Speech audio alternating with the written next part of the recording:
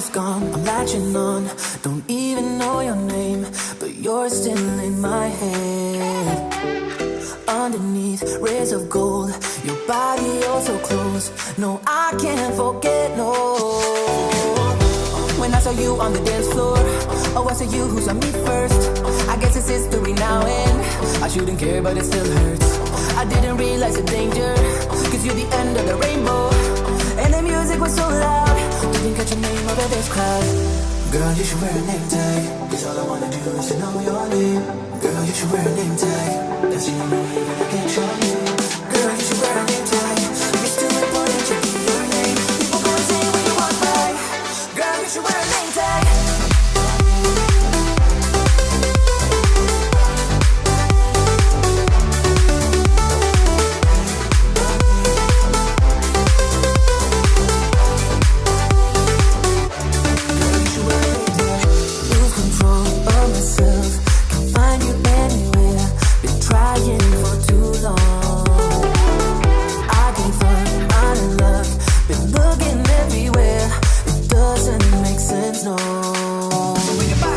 I need you on the dance floor, 4 a.m. and we go home. I guess it's history now and I shouldn't care, but it still hurts. I didn't realize the danger, cause you're the end of the rainbow. And the music was so loud, didn't catch your name over this crowd. Girl, you should wear a name tag, cause all I wanna do is to know your name. Girl, you should wear a name tag, that's the only way that I get your name. Girl, you should wear a name tag, it's too important to be your name. People go insane when you walk by. Girl, you should wear a name tag.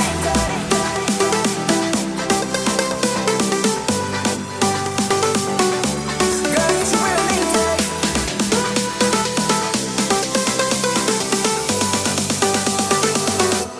Girl, you should wear a name tag.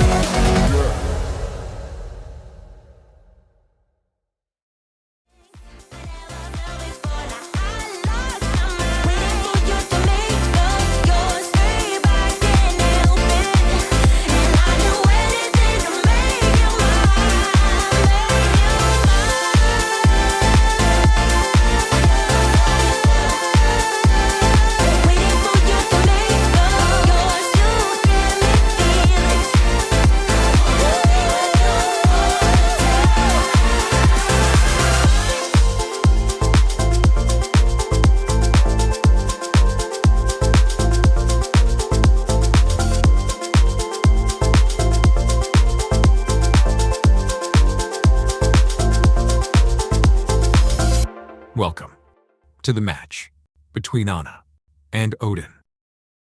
My name is Anna Cramling, and I have played chess my whole life. And at this very moment, it feels like I've played chess my whole life to practice for this match that I'm about to play. But I've played chess since the age of 3, and that's when my parents taught me chess. And my first chess tournament was at the age of 5. And so I've studied and played chess for many, many, many years. And now I have a rating of 2084, and I'm very much hoping that after this match I will finally hit 2100 again. I've really looked forward to playing against Odin because I think that he's a very good opponent for me. He is exactly the strength that I want an opponent to have, you know. My strength maybe a little bit better. I mean, he's a bit higher rated than me, and he's, I think, definitely peaked way higher than me. So it feels like I am a bit of the underdog in this match, and that makes me very, very happy. I played Odin a couple years ago in Norway. We played this exact match then, and I lost 3.5 to 2.5. So I lost by the very bare minimum. So for the last 2 years, I have studied and worked on many different openings. I think he plays his thing and, you know, he's excited about it, and then he goes on with it, and I'm the same, right? So we will see if that will be a strength or weakness. I think another thing that I'm hoping I'm able to take advantage of with Odin is that he gets really excited about different moves and tactical ideas and pushing forward. And I hope that he will overextend and maybe create a lot of weaknesses on his own side that I can take advantage of. So I've also been working hard lately with chess. In my last tournaments, I've performed really well. My last 2 over-the-board tournaments in Rilton and in Menorca, I gained rating, and I felt like I was playing above my level. So I think that if I'm able to not get psychologically distracted by the fact that I'm playing against the Norwegian Viking Odin, and if I'm not able to, and if I'm able to play just my best chess and stay calm and focused, I really think that I will have really good chances this match. Now, the one thing that scares me about Odin is his endurance. Odin used to have the Guinness World Record for playing chess the longest amount of time, over 60 hours straight. And that means that nothing can bother him. I mean, tiredness doesn't matter. You know, I don't know, losing a lot of games, it doesn't matter. Like, I feel like Odin has the brain of a Viking. Like, he can just keep pushing, keep moving forward, and nothing can stop him. And that is something that I'm a bit afraid of with Odin. But like I said, I'm hoping that he will get too stubborn and he'll get too impatient, and that I will be able to win some great games because of that. Like, I think I'm more solid than Odin. I definitely think I'm more solid, but who knows? Who knows? What I'm hoping is that we get different openings, that we get fun games, and I will say this. I don't think we will see many draws in this match. In fact, I don't think we'll see a single draw in this match. How much time I've prepared for this match? Well, that's a great question. I would say that one is always preparing for matches whenever you're studying chess. And I have studied more chess than ever because I've played so many over-the-board tournaments these last few months. But specifically for this match, I've studied 5 days. 5 days. I will keep a secret though, what exactly it is that I've been doing, but let's put it this way. My parents are involved in some deep preparation, and I'm hoping Odin falls for that preparation and that I can win some games out of the opening. So, for me, as long as the opening is fine, I feel safe. I just want to get a regular game of chess, okay? Like, make me survive the opening. Let it be my brain versus Odin's brain in the chess game, and I feel confident. I just don't want to fall for any tricks, and I don't want him to, well, I will not say this out loud, but I will whisper it. I don't want him to attack my king too much. I get stressed when they attack my king. Or maybe I'm saying it because I want him to attack my king so that he gets too impatient. Who knows? That is a question for you to try to answer. All right. This is my pre-game interview versus Odin. I'm hoping that I win this match. There's a prize pool of $10,000. It's a lot of money. And there's a lot of rating on the line. If I do a good match, I'll get over 2100, which is something I've worked for and tried for years. So this is the moment. This is the moment. And I will not let the moment slip through. Be prepared, Odin.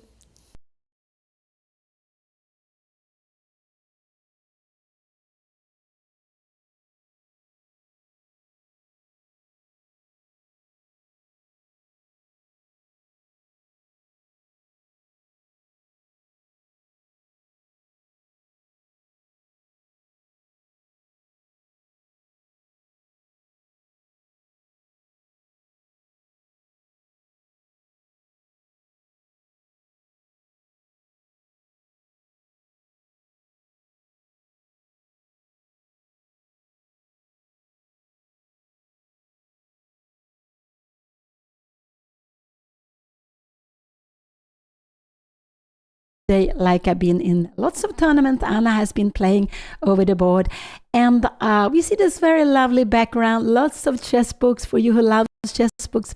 Maybe there's some ideas what you like chess books, and we also have some chess magazine, some Swedish chess magazine, and it's the match is played in the heart of Stockholm in chess bar, very popular, called Svarta Hästen, the Black Horse, really in the heart of Stockholm, where lots of people like to go, and you can go out with your friends in the evening, and you can also take the chance to play chess. So it's just a very, very beautiful place to play. This is the second match they are playing. They play already a match, is it 1.5 years ago in December, but then it was in Odin's home country in Norway, in Oslo. Now, when it is the next match, hopefully revenge for Anna. The first match, Odin won with 3.5, 2.5. They also played 6 games, like they will do here now. But now Anna, with the first win she had yesterday with the white pieces, she's up to the lead. But there is still 5 more games to go. Lots of things can happen. So it's very, very exciting.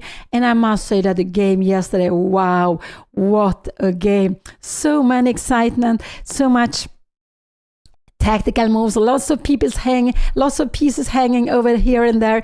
It was wow.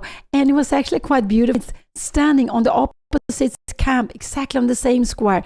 White's knight was on e6, black's knight on e3, and then black's knight came to d1 and Anna's to d8. It was just such an entertaining game. This is, they are playing classical game. Here we see Anna's opponent. He's sitting down, Odin, and Anna will be there at any moment. So they are playing classical game, the short classical game with only 1 hour each for the whole game, but they will get 30 seconds. This is very, very important, 30 seconds per move. And this is something which is only possible these days when we have the digital clocks. Back in my youth, we had the analogical clock and we didn't have this extra time, but it changed a lot. The clock helps us spend the time better, and we always have at least half a minute extra to try to win. Maybe winning. Hello, everybody. Wait. Let me close the door because I have some important information to tell you. This is live, by the way. This is not a recorded thing. We are about to play round 2 of the Anna versus Odin match, and I am very, very, very excited about round number 2 starting. I won yesterday. I have the black pieces now, so I feel good. I'm excited to see what Odin plays. But before any of that, I wanted to let you know that we are going to be doing a giveaway. And we are doing a giveaway of my beautiful chessboard, my own chessboard, okay? This is worth quite a lot of money. I mean, it's like $150, right? So this is a very good thing that you can win, and it could be yours if you, right now, type what you think the result of the game today will be, round number 2, and if you correctly guess the amount of moves that the game will be. Okay, so I'll give you like 5 minutes right now, and we will pick someone random that either is correct or very close, so we'll pick someone random, not super serious, but something around that. So let us know in the chat right now on Twitch and YouTube what you think the result of round 2 will be and how many moves the game will be. And you will have a chance of winning this beautiful Anna Cramling board, created together with Printworks. Okay? Look how beautiful it looks. It's shiny, it's shiny, it's shiny. Alright, we'll be doing more giveaways throughout this event, but this is the first giveaway, so type right now what you think will happen. I hope you think I win. Also, you can't type all kinds of results. It's one entry per person, okay? You can't type like a million different things. I will catch you then. Alright. Wish me luck, or wish Odin luck if you want him to win. I don't know. See you! Bye! My board says bye as well.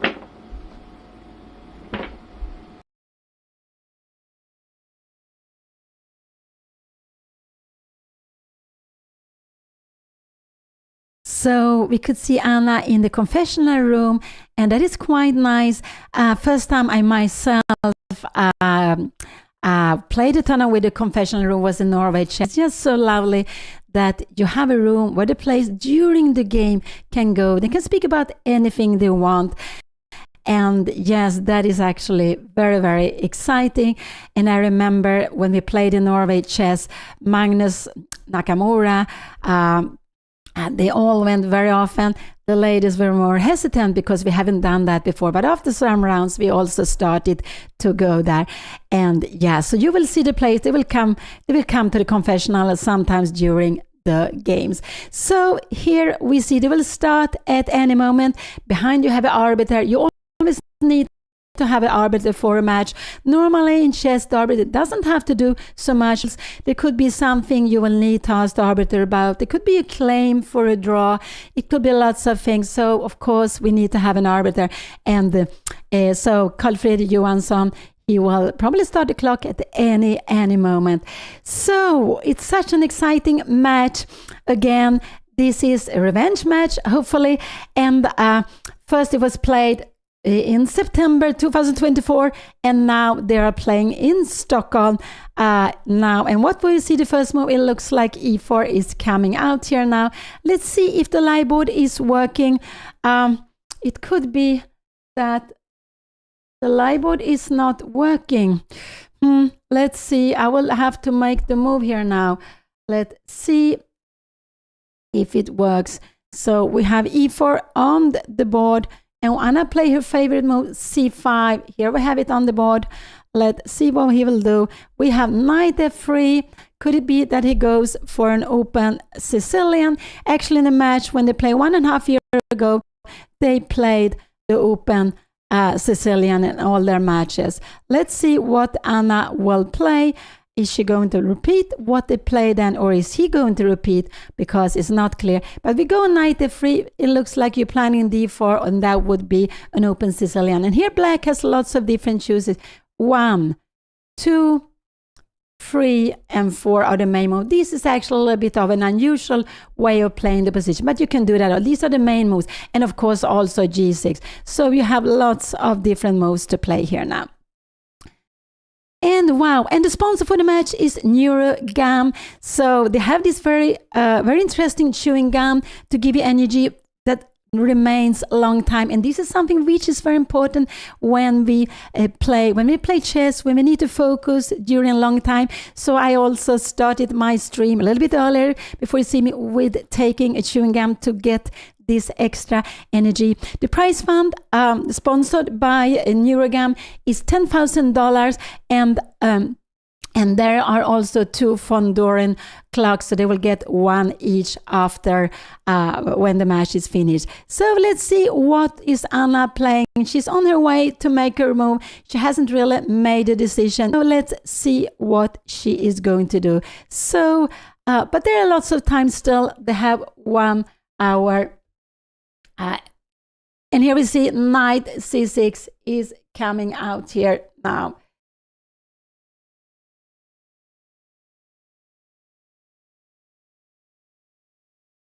So let's see.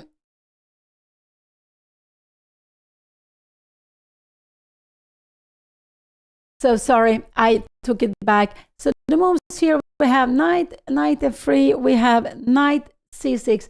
And now we have c4. I cannot see, is it c4 or is it b4? I'm not sure. What was he played here now? It is a surprising move. I think it is it b4? Or is it c4? It looks like in a dark square. It looks like b4. Wow. All right, chat. This is obviously a home preparation, so yeah, it's gonna be interesting to see what her response is. I have some nice plans. Okay, if she plays optimal, I don't have an advantage, but it's gonna be fire on the board, I'm hoping. And maybe something like here, queen f5, bishop d2, and we can always go e6. This is very long. If you try to make a fork, we have queen d8 and something like that. We will always go bishop b4, and look at this king. This is getting actually good. We can even just go away with the king. We're not worried about what's happening down there. But go back. This is very, very far. So sorry. The board doesn't work, so I will just make the no. And here we have b4. This is absolutely, wow, what a shocking move. I've been playing chess for more than 50 years. I don't recall that I have met b4 in any of my game. Not in a rated game, maybe in a blitz game, that could be possible. But in a rated game, I don't remember that. But of course, it could have happened during my youth. Oh, he was in a confessional booth. I'm sorry, I got... So I didn't see that. So b4, that was a big surprise.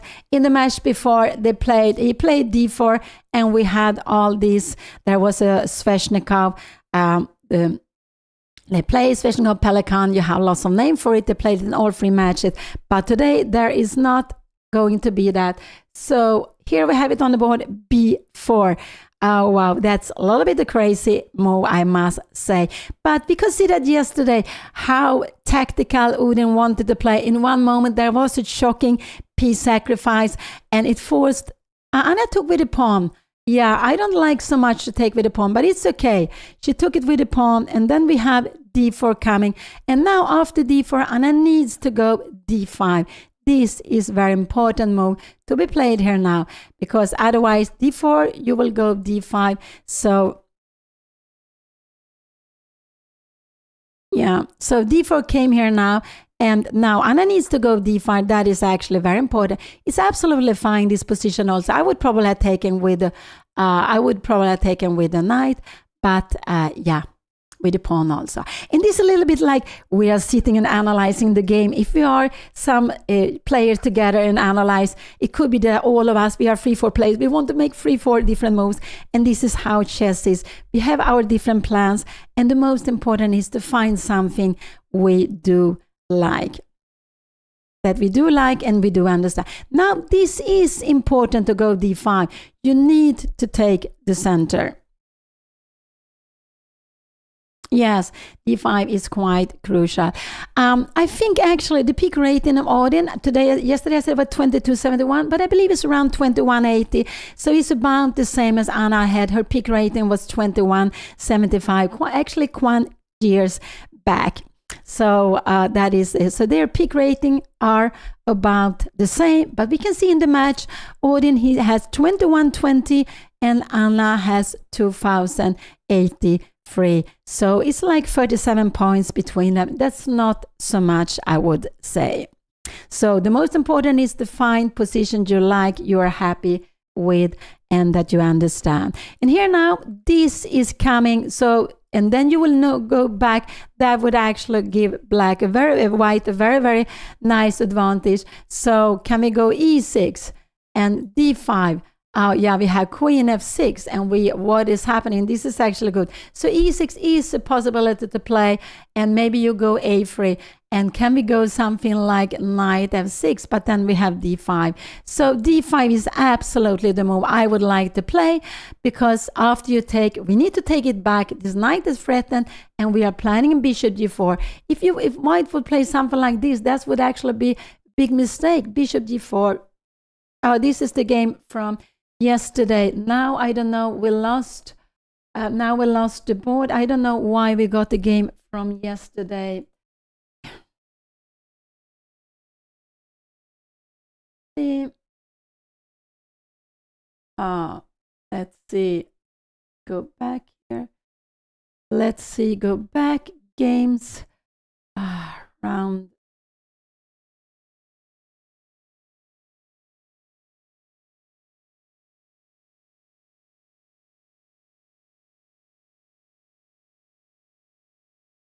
Yeah, I'm sorry. Yes, now I cannot get the board, but we will get it at any moment. At any moment. So let's see if Ala, what will she do? Here we have it. She played d5. So here we have it on the board. We will just, thank you so much. We have it on the live board also. That is very good. And we will see it from black side, because we are seeing from Anna's side. And she played this d5, very, very important move. Now he will absolutely take on d5, and Anna needs to take back with the queen because the knight is just under attack. So here we have it on the board. And what could her opponent play now? Now maybe c4 is the logical way of playing here now. So he's just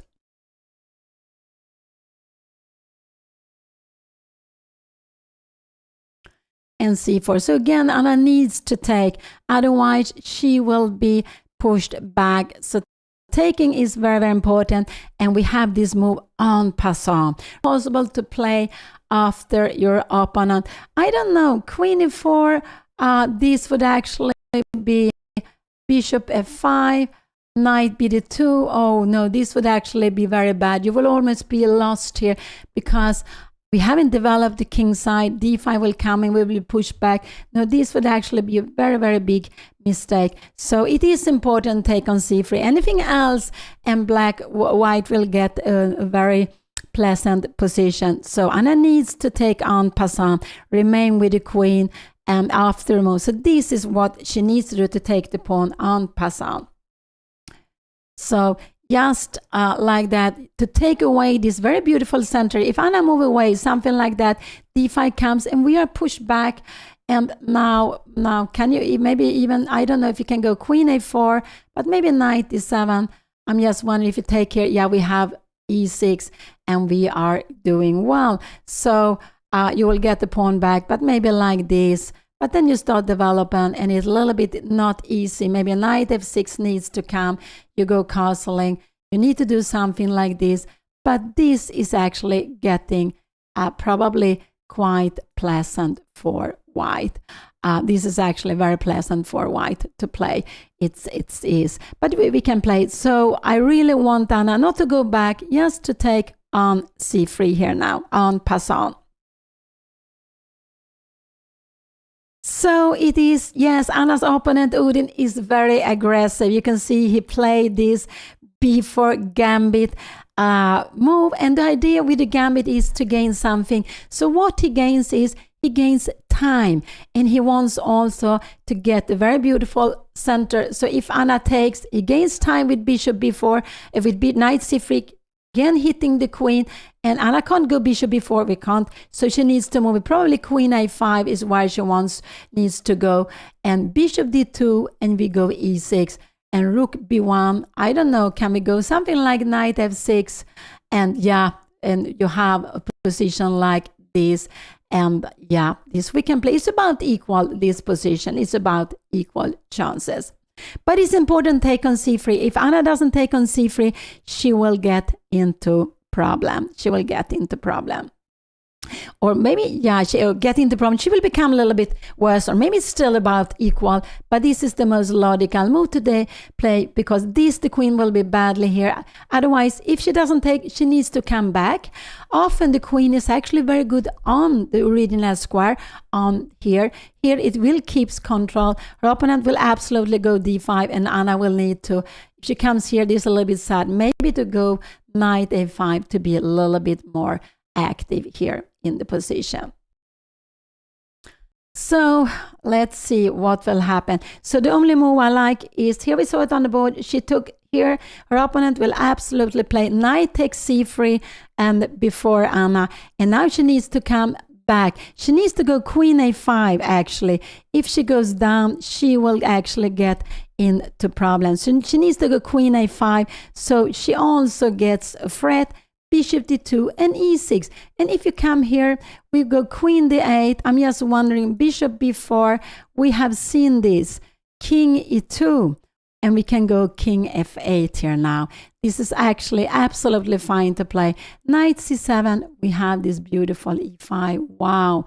But that is not maybe so easy to see. And the idea, if you take here, yeah, we will just take the bishop, and this knight is trapped. So when we take the knight, we will get 2 pieces for a rook, and this is absolutely marvelous. So queen a5 is a must move for Anna to play here now. Let's see if she plays. She's on her way to play. And here we have it on the board, queen a5. We can see her opponent has been blitzing out. Anna has spent like some 10 minutes. This is absolutely fine. And now she's coming. Let's see if she is going to go to and speak with you and tell a little bit about her ideas. Okay. I don't know if you can hear me, but Odin definitely tricked me in the opening. I've never seen him play this move before. Yeah, I hate when people play this kind of b4 moves. Like, it's literally what I hate the most. When I say that I hate an opening, it's literally all these wing gambit things, and he knew it. So he's definitely played something that I'm very uncomfortable with, but I hope that I survive. I hope that I just get myself out of this opening and it just becomes a game, you know. I just don't want to lose out of the opening. That would be very unfortunate. So, but I don't know what I'm doing right now. I have no clue what I'm doing. But fingers crossed. Okay. Also, shout out to neurogum. I'm right now having their energy and focus neurogum, and it's very good, and it's giving me a little bit of caffeine. So I'm energized, very excited. Okay. Shout out to neurogum. Thank you for sponsoring the match. Bye.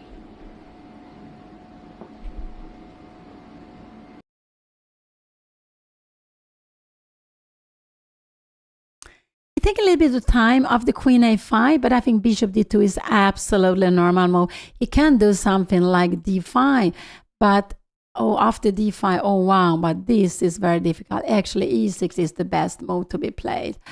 E6 is the best move to play. But the idea is after this, we hit the queen, and you need to go maybe queen f5, and you take, and we play this position.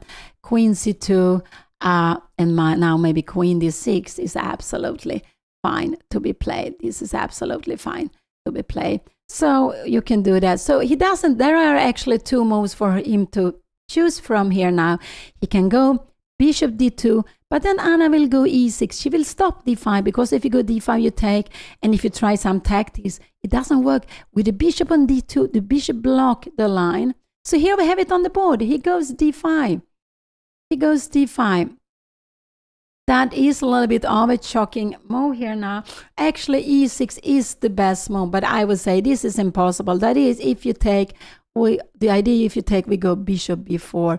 Wow, here, and we can even take back here. This is just fantastic development, and bishop d2 will take it, and we will have an extra pawn. So this is actually, but find e6 impossible. That is, after bishop d2, we take on d5. After queen d2, can we go bishop b4 here, maybe also bishop b2, and we take here. This is absolutely very good. But now we have a3, so maybe, yeah, so e6, but I would say e6 is absolutely impossible move to be played here now. But the idea is she can go, I think we will see queen takes c3. This is logical. But the idea is actually after this here, and wow, another incredible strong move. And look at this. All these pieces are standing in the box. We need to develop them. And then, so black, instead of taking on c3, you go out here. But to see these 2 moves, I would say a grandmaster would find them. But if you haven't seen this plan before, it's not at all easy to see. And I just want to show that they're of course not possible to go queen a4 to change, because the knight is pinned. You can't change the queen, it's pinned. So it wouldn't work to try to win a piece. And this is just very good for white. We have, for black, we have an extra pawn, and you are knight f6 and you are castling. We're getting the piece back like this. And what you want to do is you want to exchange pieces. This is actually a big threat also to be played here now. So go back. d5 came. So let's see what Anna will do. But I expect Anna to go queen take c3. e6 is absolutely incredible, difficult move to be played. e6, queen d2, take here. Knight take d5. And how is this position? And now you have rook b8. Yeah, so why do we don't take bishop take? Looks so normal. We go just bishop d6. This is the reason, and this is absolutely fine. The idea with this is that after bishop d6, we will have some knight c4, and you need to go back here. And it's difficult to get out with the pieces, maybe bishop a3, and we are, but okay. Again, this is just very, very far away. I just keep on. Oh, this is actually already bad. We need to go knight g7. I'm very, very far away, and then to go castling. Next move is castling here now. So let's go back. This is very, very long. But so e6 is a fantastic good move, but I don't think it's not at all easy to see e6. And the idea is simply we want to take on d5, and after that, this next. This could be actually, maybe this is also fine to be played. I'm just wondering here now, and now we can even go bishop c5. It looks a little bit scary, but after queen d7, yeah, we have even bishop a3. We just want to go into an endgame. Here black has 2 pawns more, so it is. So the best move is e6, but wow. But I guess we will see this on the board. This is what I think we will see on the board. So this is the very exciting match between Anna and Odin. They already played 1.5 years ago in Norway, in Oslo. Now it's time to play. Then it was at Odin's home country. Now it's time to play at Anna's home country, in her hometown, Stockholm. And it's played in the heart of Stockholm in a very beautiful chess bar, Svarta Hästen, the black horse, in the heart of Stockholm. And here you can see some old, well-known chess books, and there are also some Swedish chess magazines. And yeah, actually where I played the match with Levi Rosman, we got them chess like 1.5 years ago too. We were also playing in the same place. And they are playing classical. This is rated, FIDE rated. And so they play classical, but very short classical. We could see this for those who was here yesterday following the game, that the time passed extremely quickly. Yesterday they were down to I think they had less than 20 minutes when they made like 15, 16 moves. So it is classical with 1 hour each, but that is not a lot. And they will always get this very, very important half minute per move. So that is very, very good. So the first game Anna played with white pieces yesterday evening. She won that. Today will be match round number 2 and 3. Anna is facing black here. It's a Sicilian, very rare Sicilian, a gambit. White has given a pawn just to get Anna out of theory here now. So she cannot move the knight. This would be knight b8 would actually be not good. Bishop d2, knight f6. This would actually be very, very scary. Knight c3, and now knight b5 is coming. This would actually be queen d8. So we have, I don't know what's happening, but this is very, very scary. Castling, how are we getting out with the pieces? Can we go g6? We have this coming. Wow. Knight c3, knight d6, bishop c3. Wow. And after f6, wow, we have d6. Wow. This would be just a killing game. This would absolutely be a killing position. e5, and wow, queen d5. Yeah, you see, and now it's threatening mate here. Oh no. So she cannot move the knight. She has 1 and 2 moves. This is the best move, but very, very difficult move to find. But sometimes with tensions, these are actually Then, yeah, the chess book, it's a book, Schach 67. I think it came out 67. I actually have it at home, but I haven't looked at it for a long time myself. I'm a little bit unsure who are the authors, but I think the book came out 1967, or it's from a tournament held or during 67. So it is just a quite well-known book from my youth. So it's quite old. Wow.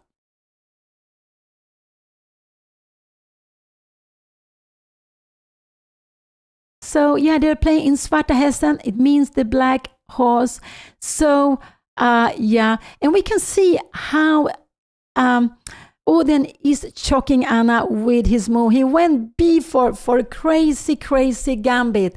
And I believe I haven't met it in a classical game myself. And I've been playing chess for more than 50 years.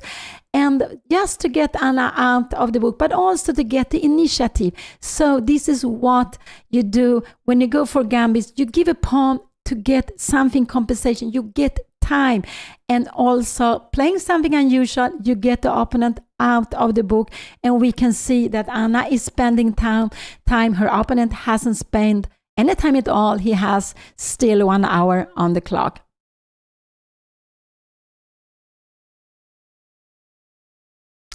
And Odin, and he's also well known for playing a chess marathon together with his friend Askild Bryn. I think it was in May 2024. They were playing chess for more than 61 hours, blitz. I think there were about 383 games. And so it was a chess marathon. Wow, take to go easy. And the idea is after bishop do something else. We can even go bishop b4, rook c1, and we can go e take. And if you go a3 here now, we can even go like this, because knight b5, we have actually time to come back. And we have even a check here. Wow, wow, wow. Remember, we always want to change the pieces, and like this, knight f6. But this is very, very far away. So e6 is a tremendous, beautiful move. But if you haven't seen the idea before, I would say it's just very difficult to find it. But we can see this is a very sharp position.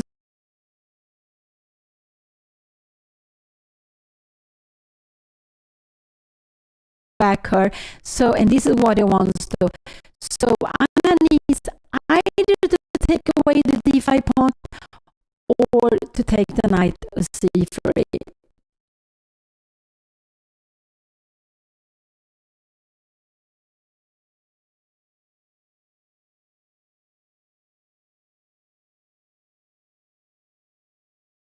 It's so exciting, but it's also so scary, because if she goes wrong, there will be a difficult position. But if she plays one of these two moves, she's absolutely fine in the position.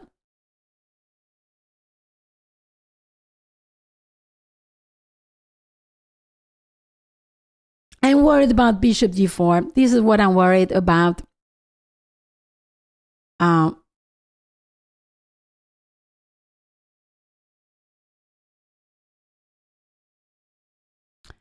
Because after bishop g4, bishop d2, you take here. Can we go queen takes? No, even this is just fantastic, because we have the check here now.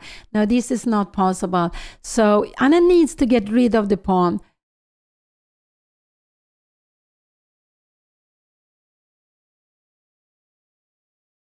But take on c3 is also fine. So yes, I just hope Anna takes on c3.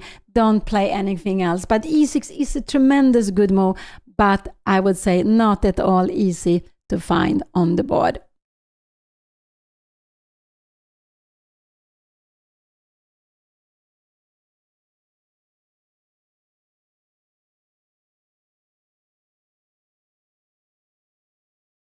Oh wow, always so exciting with these positions. But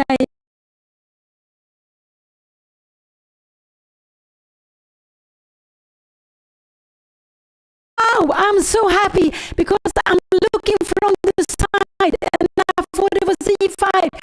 And I was, wow, she played e6. Wow. I do not know if Anna has had this position before. I don't think I ever have had it. But she finds this very, very beautiful move e6. And now the best is if her opponent take here, actually it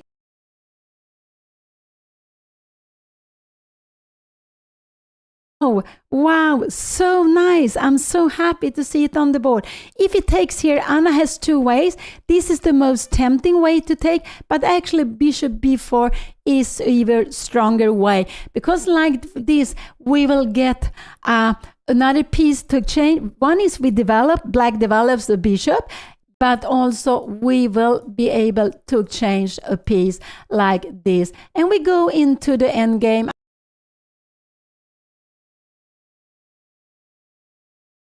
And we can go, yes, 97, we get this out. And look, we have a healthy extra pawn. Oh, this is fantastic. We have a knight to d5, and black will just be very, very happy here. This is a dream for black to play.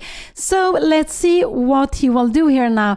The best could actually be queen d2, and the idea is after queen d2 that if we take, you will be able to take. But now we have this, and knight take d2 is the best way of playing here now. And now rook b8, if you go something like knight c4, we can even go knight f6, just getting rid of it. So let's see, here we have the position. Let's see what will happen now. No, we don't have the position here. Here we have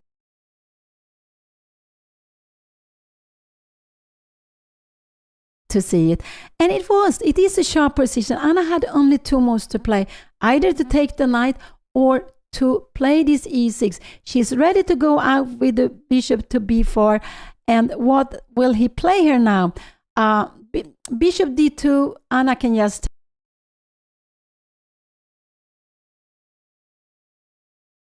plays very, very tricky. So he's absolutely prepared this. And now the best is to take on d5. This is the best, is to take on d5 now. Yes, to take here.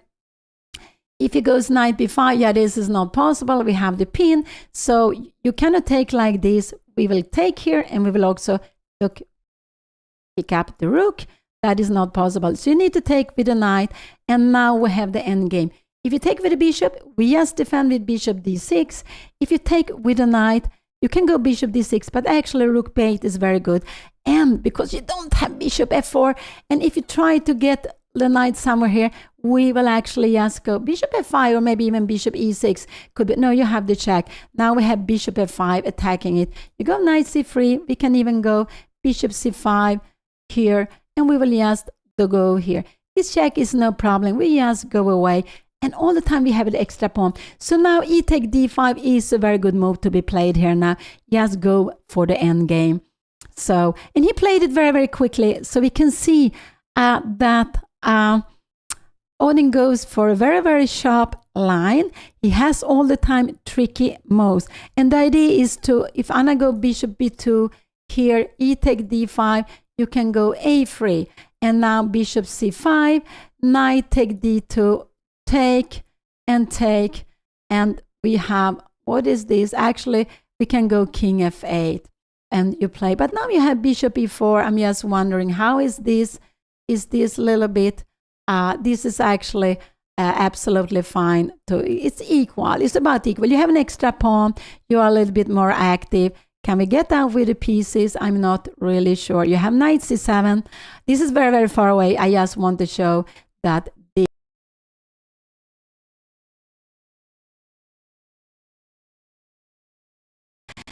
very, very far. So Anna on the board, and that's what I would prefer. So queen d2 is a little bit a way of encourage Anna to go bishop b4, and I think we'll see it on the board because it's very, very tempting. But taking on d5 is a better way to get into the end game immediately, and she does that. She takes on d5. This is very, very good. Her opponent needs to take back only with the knight. And here we have it. And now Anna gets to go for the endgame here now, just taking on d2. And I think we will see knight take d2 here now. So it's important. He take back the pawn and bishop b4 here now. Here, this would actually be, yeah, you can play this. How is this position? Bishop b2, no. Bishop b2, you can even go. We need to go knight f6, because I just want to say that this would actually probably, I'm not sure what is happening. This is just getting crazy now. So let's go back here. Let's go back. But this is the position. Taking on d2 is, you can go bishop b4 also. Yes, here now.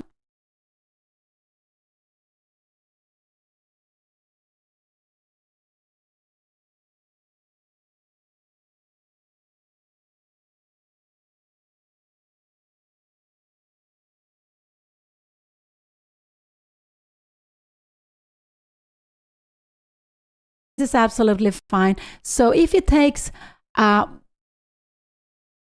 yeah, so he has 1 and 2. What did he do? He took with a knight. He took back with a knight. So we can see he has prepared this. Now rook b8.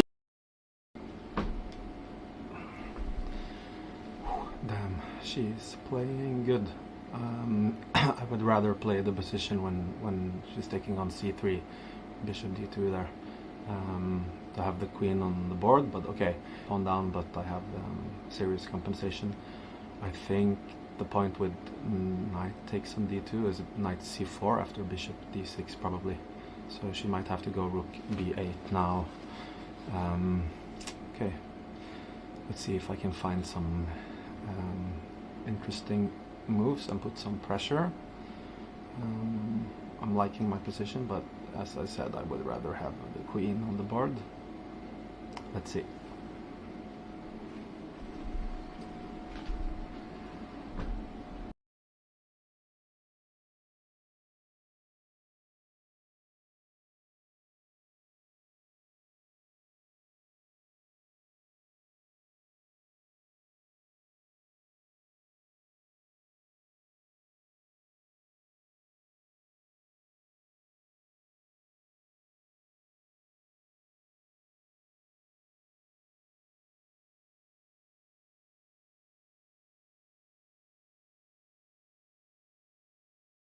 So now Anna spends some time. Knight take d2 was a surprising move. I think we will see bishop d6 on the board, but rook b8 is a very good multiple play.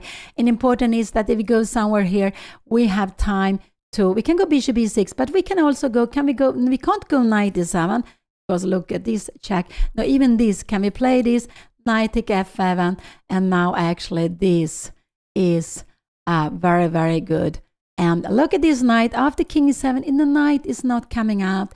And these things, we go bishop e6, and we will pick up the knight. And remember, these are equal pawns. Let's say you take here, we take with the knight.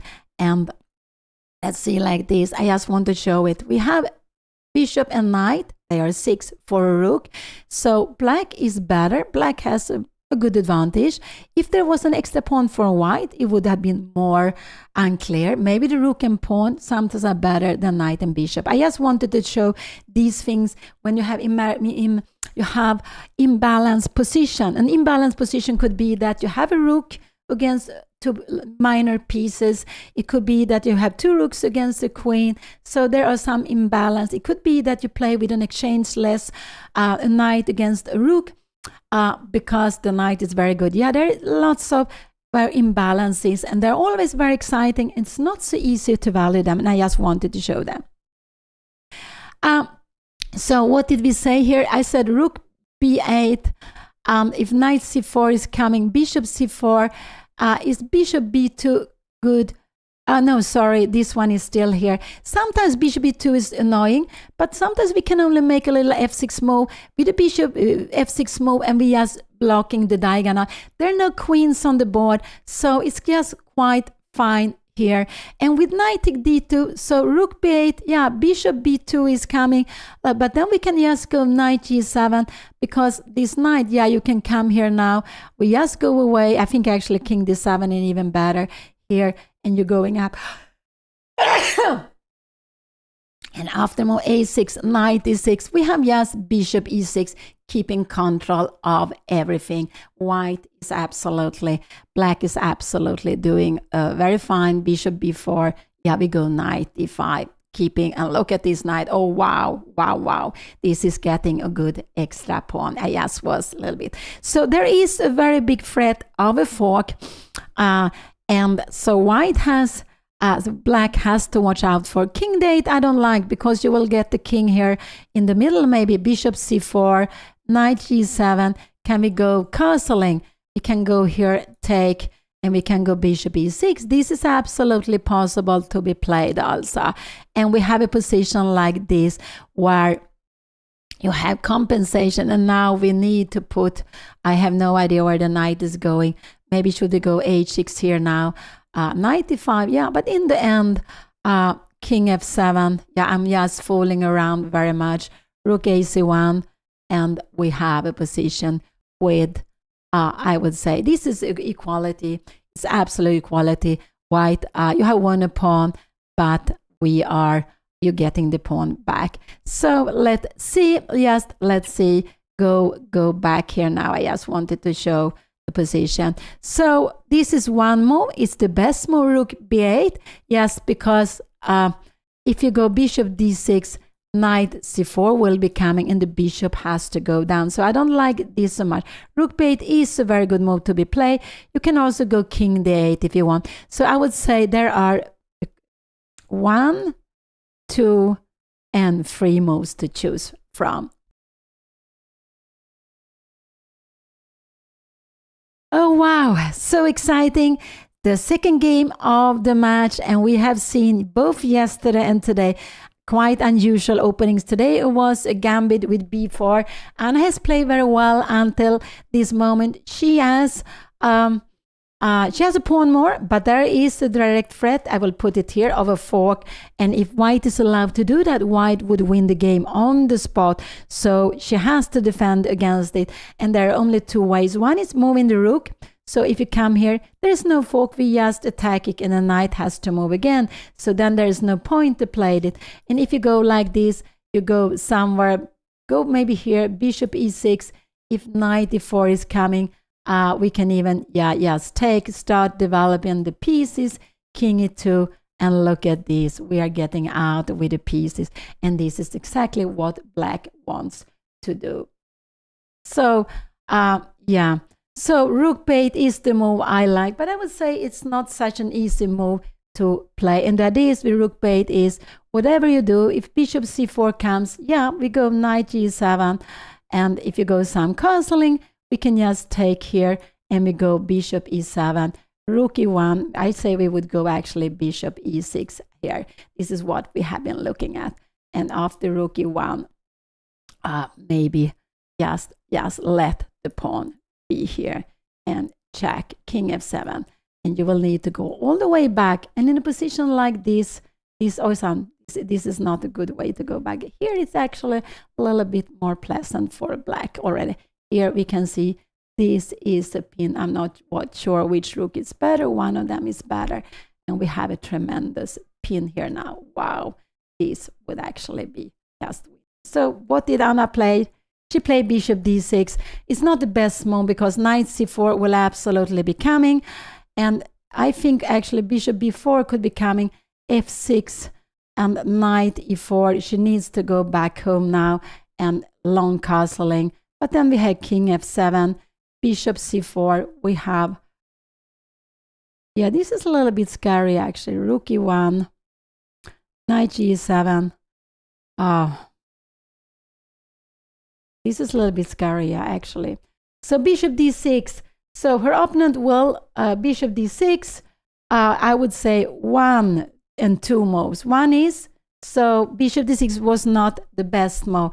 Because now, because her opponent, now that we see the point with knight d2.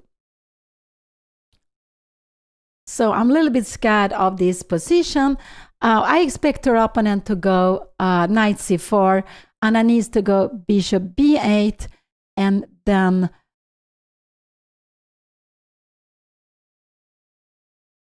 yeah, this is what I expect. And this was the point we're taking with the bishop. That was the point we're taking with the bishop.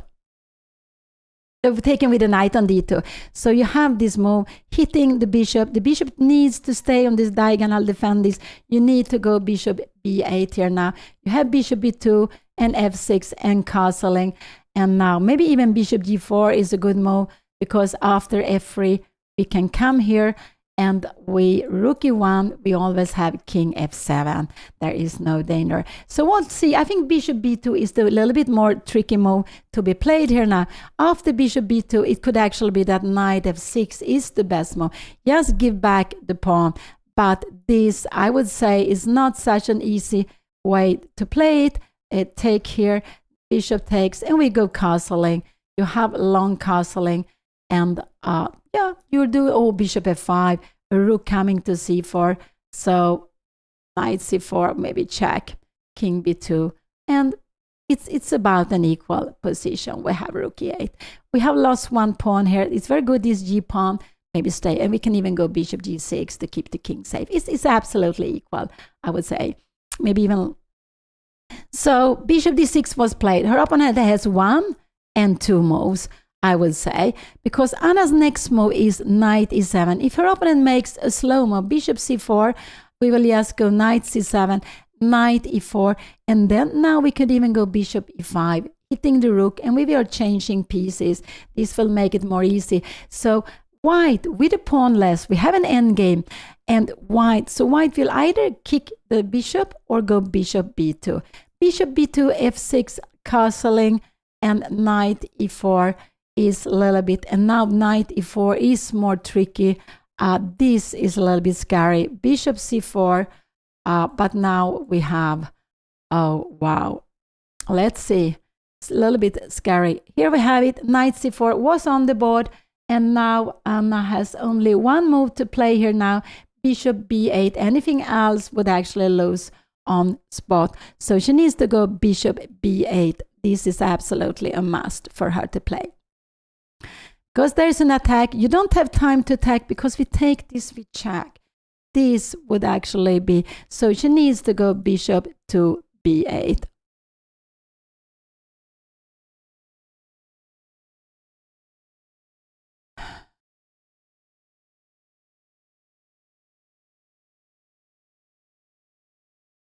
Oh, so exciting. It's always so exciting. Anna is down to 28 minutes, so I'm a little bit, she's absolutely no, don't go bishop b4, because we have this issue. We can even take, and rook b1. You will play with the two bishop pair. These dog squares are crazy. No, I don't want to do this. Check, king here, maybe bishop a3, knight g7. Now this is just, you have the two bishops to play with. Maybe this was too quickly. So bishop b8 is the only move to be played. Anything else, she will get into problem. Now king d7 I don't like, because we just develop pieces, f6, and we will go long castling maybe. So look at this. No, we can't go king. We need to move away the bishop. This is very, very important. And so knight c4 was coming. So now bishop b8 is absolutely the main move to be played here now. Anything else will get her into problems.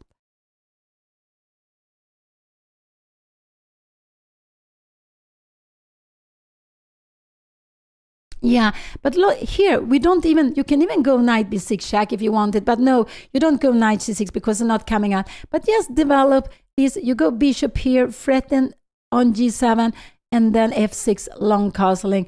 This is just losing on the spot.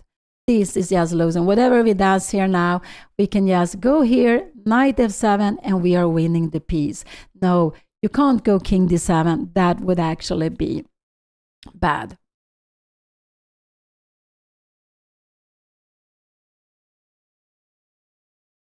Bishop b8 is absolutely the only move, and a little bit concerned she takes time here now, because anything else, you need to keep the You need to keep the bishop. Absolutely. You need to keep the square on c7. If Anna had time for bishop e6, yeah, she would actually just take on d5. Absolutely. That was different, but she's missing one move. She's absolutely missing one move. What I mean, she's missing one move is that she is behind with developing the pieces. She is behind with developing the pieces.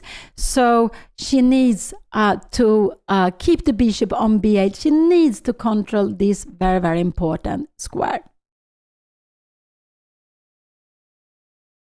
And she has to be careful. Don't give the dark square bishop, not easy. Only to give this for white dark square bishop. That is important.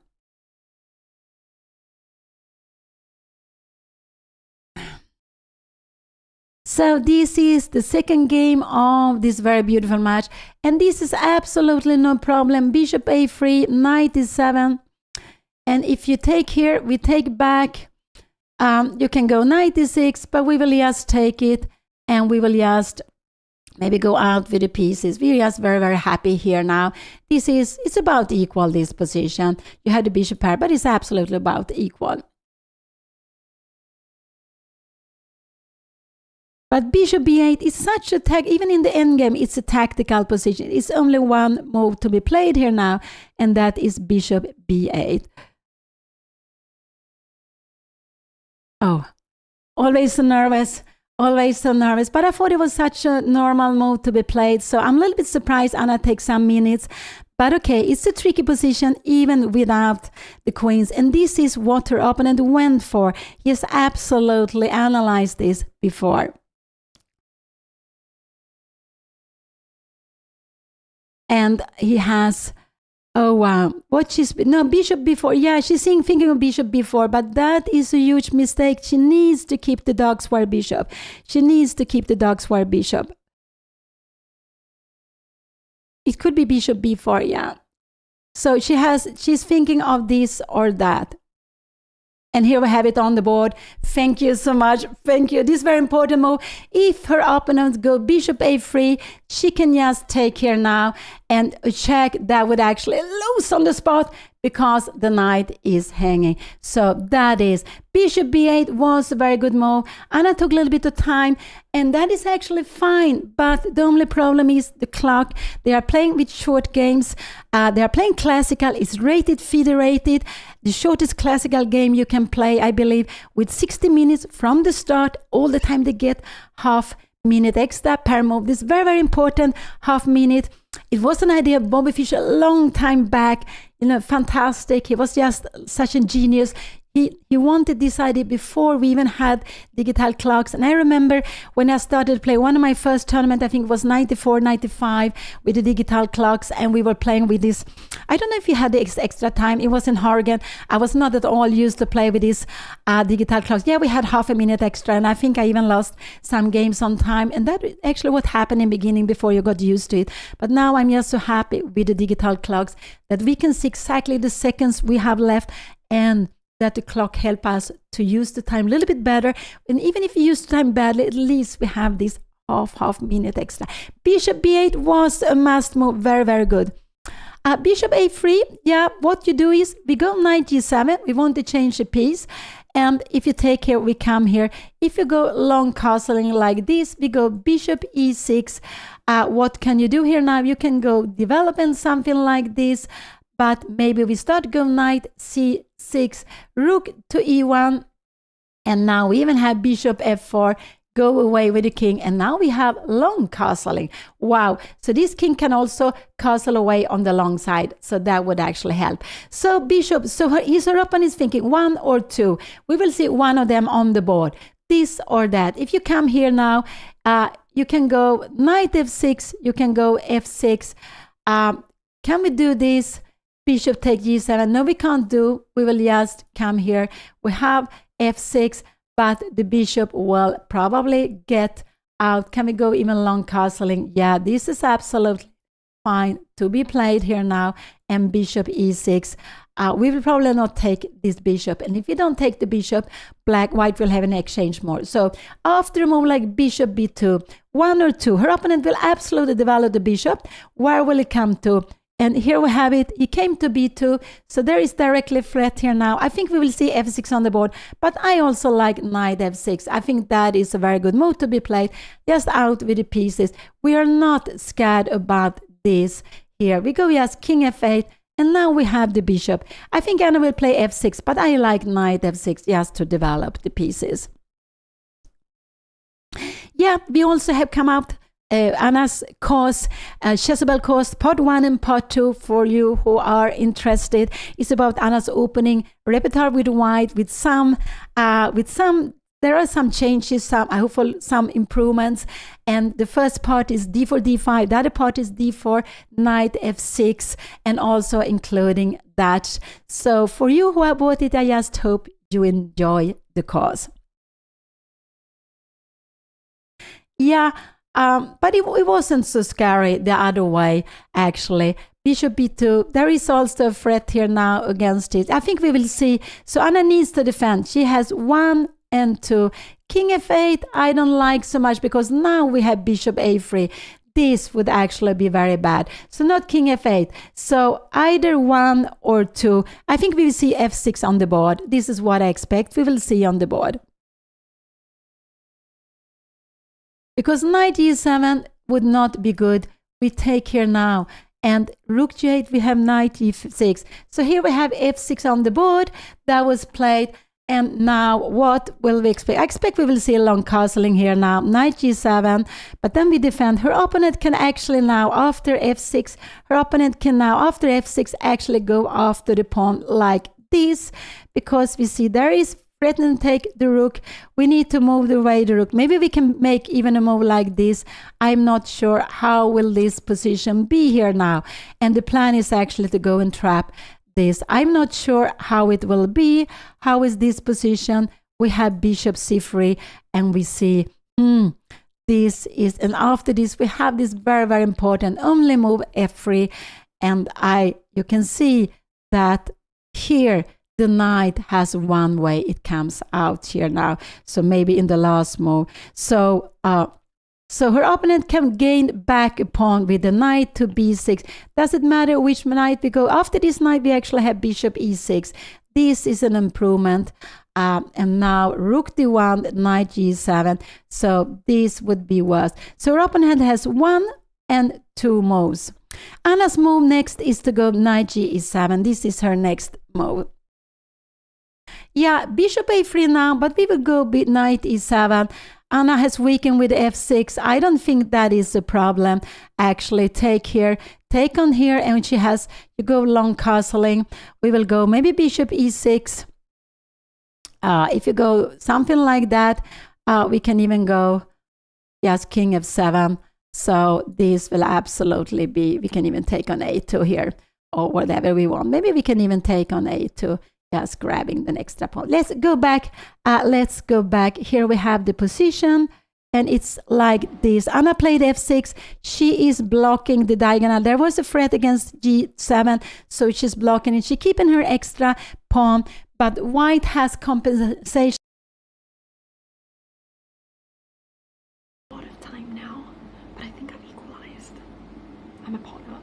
Sure, he has a better position because his pieces are more active, and my king is really bad, but I'm a pawn up in an endgame. I don't know. For me, the main issue right now is that I only have 25 minutes and he spent like no time. But I think that if I lock in and I just play good moves, I don't see why I should have losing possession. I think I'm fine. Okay. I don't know how many more confessionals I'm gonna do because I'm getting very low on time. He definitely tricked me in the opening, but yeah, I'm gonna save this. Maybe I'm even gonna go for a win. Who knows? Who knows? Okay, bye.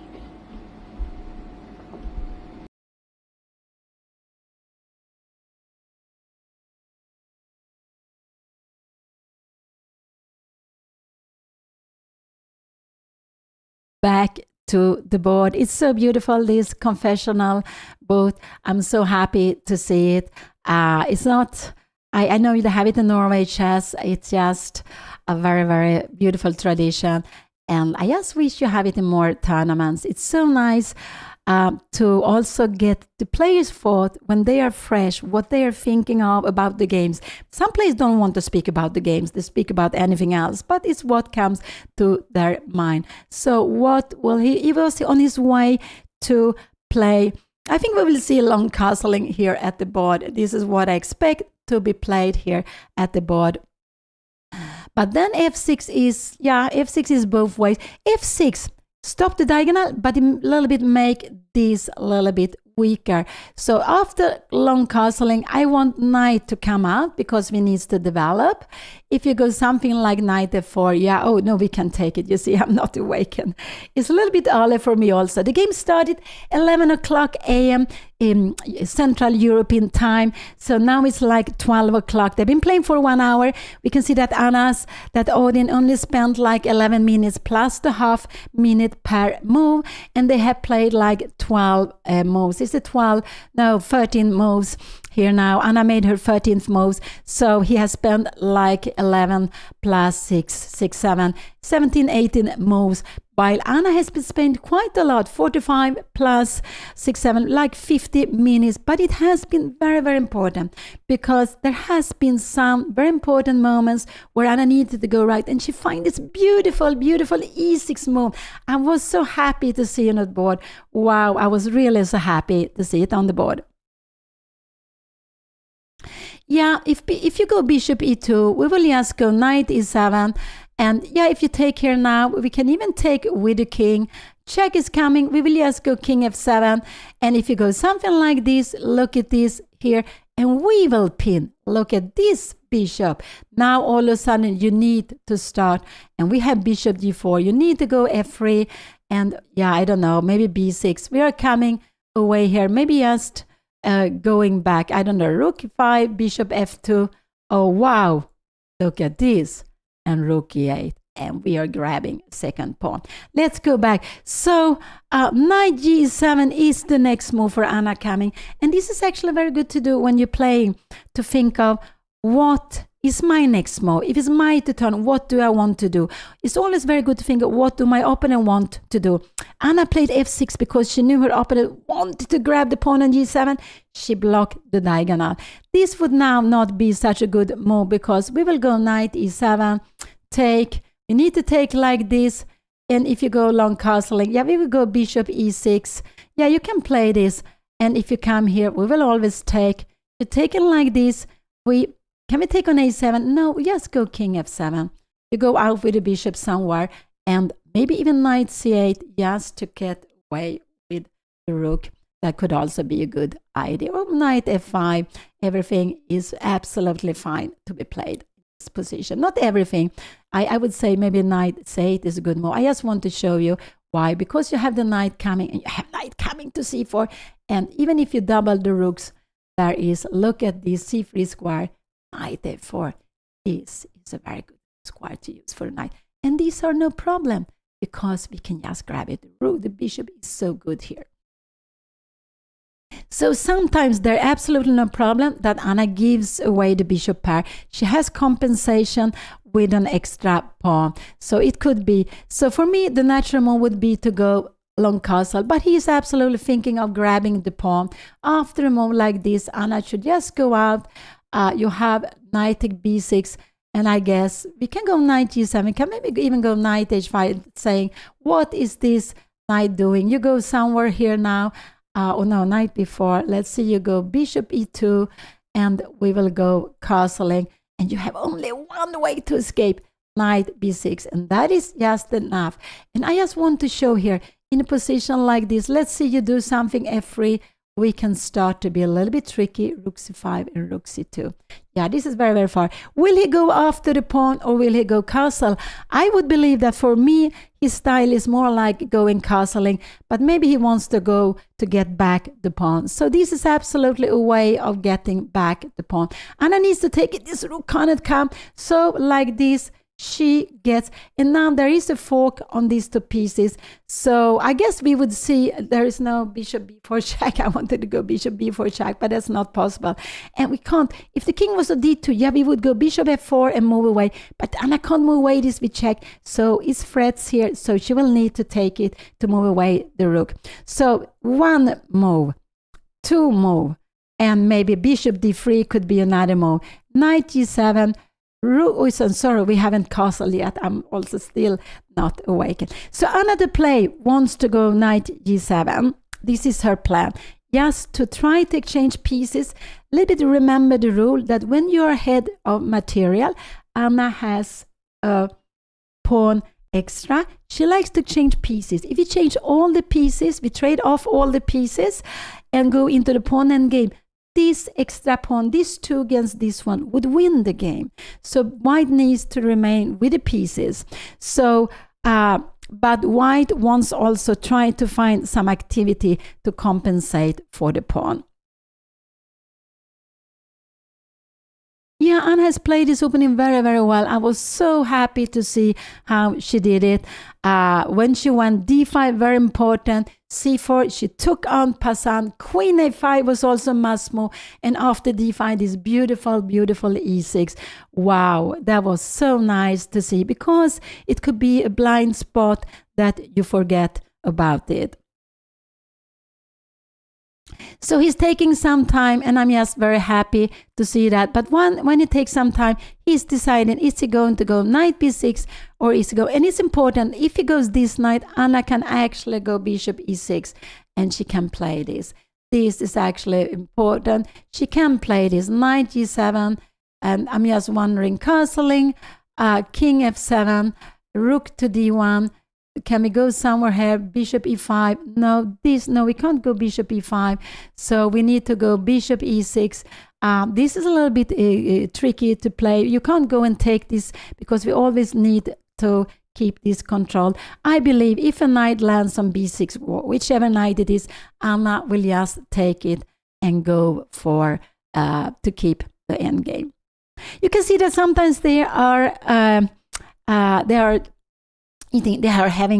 take chewing gum, and actually the sponsor for the match, Neurogum, is their chewing gum to give energy for the game, and energy is actually what we really need when we play chess. So you can have them with or without caffeine. I have tried them without coffee and with ginseng, and I would say that they really help me. I also like the taste, and they also have, they're the sponsor for the match. They have provided a very beautiful, good prize fund of $10,000.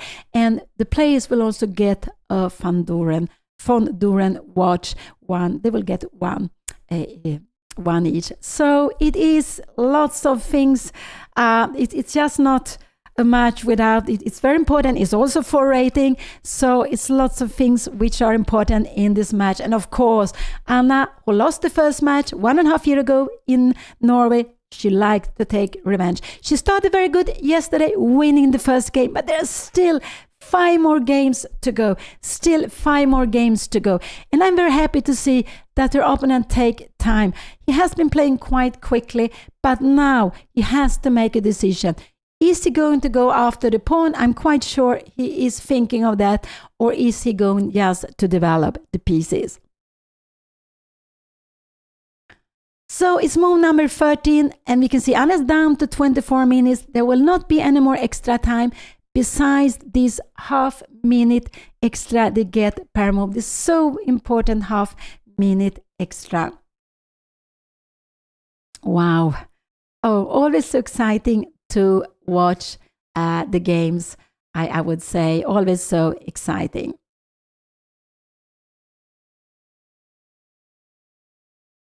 And Anna's open Odin, he's born 84, so he's 42.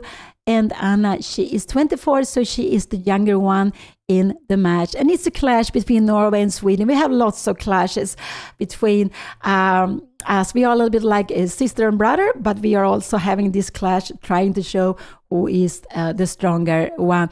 And in my youth, Sweden was actually the strongest country for chess among the Nordic countries. Sweden was a very strong country if you're going back like 100 years. But now Norway with Magnus Carlsen has passed us. And so Norway is the strongest country for chess among the Nordic countries.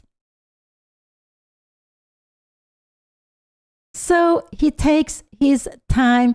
Will he go after the pawn, or will he just develop? There are the two choices. I would say bishop d3. Yeah, this is not so good because sometimes we can hit it with knight e5. Yeah, he can come here, but we go knight e4. And what if you come here? Yes, we can even go bishop f5. Wow. Because if you take, we are getting away with the pieces. And now, castling, I just want to say king f7. And look at this king. The king is better on f7 in castling. It's closer to the center. And for those of you who saw Anna playing in the endgame, she had a bishop against 2 pawns. And their opponent had only the king. So they had each king, of course, and Anna had 2 pawns against 4 pawns.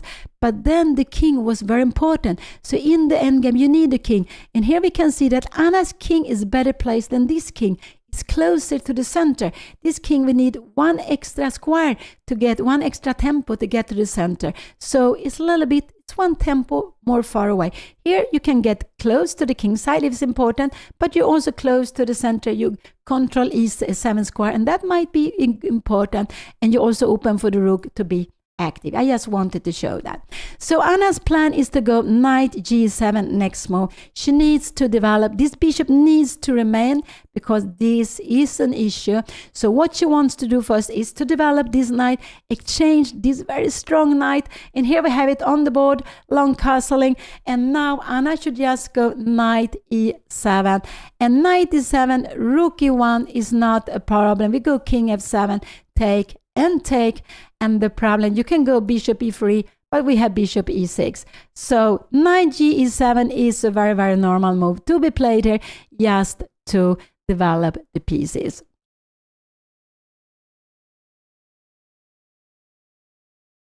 Oh, is Anna on her way to move already?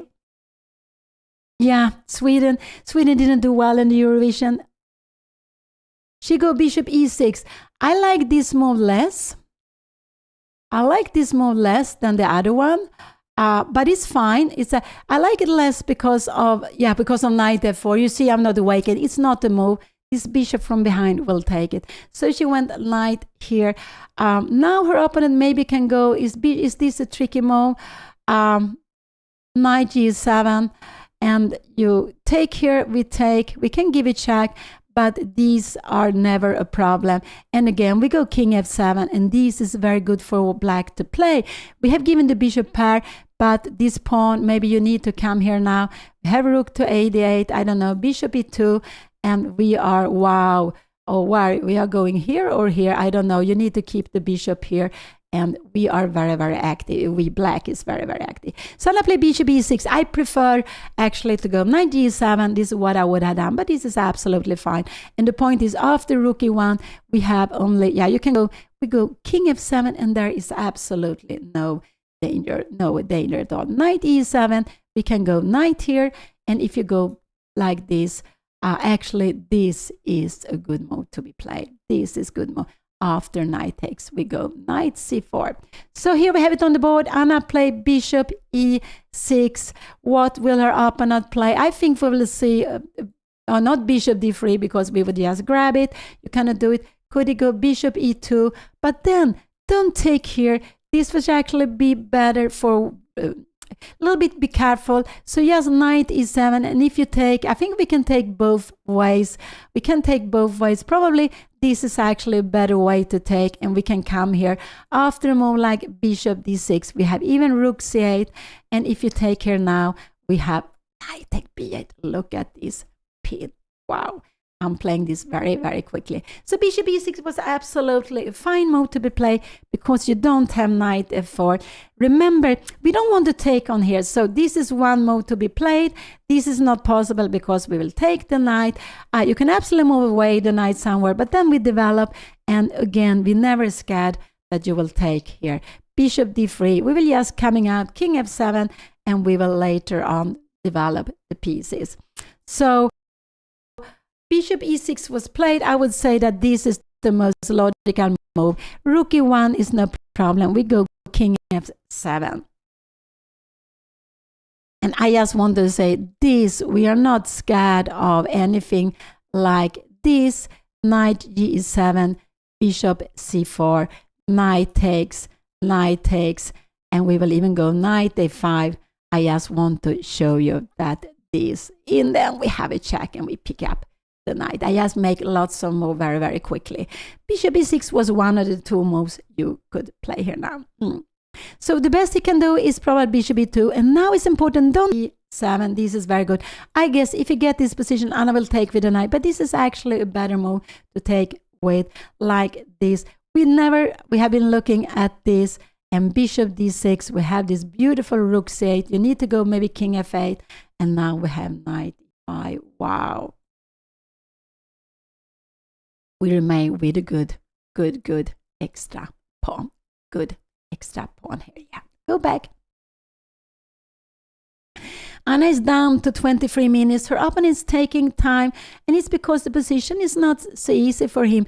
He wants to prove that he has, because now knight b6, I just want to show this is of course no problem because the bishop is out. Now we can go rook a5. So what is he going to do here now? I think we will see bishop a3 on the board, but then knight e7, he played g3. Wow, he played g3. Now I like knight e7. This would be a very good move to really play now. Knight g7. So don't take on d5. This would actually be a little bit more pleasant for her opponent. King f7. Oh yeah, no, this I don't want to play, so don't take on d5. g3 was coming. I want to go knight e7. Probably he wants to come here. Can we take this? Maybe this is this here and here, and now we can even go long castling. He has this d5 move, but we go rook f7, rook d1, and we have something like b5. I'm not really sure of what is happening here now, but I'm just making all this move very, very quickly. Rook c8, king b1, and rook, even king e7 we have, because bishop a3, we will go e4. I was blitzing out. g3 was coming. Don't exchange the like square bishop. Remember, the bishop is good. So knight e7 is a very good move to be played here now. Knight e7 is a very good move to be played. We want to exchange this knight for the other knight, not for the bishop.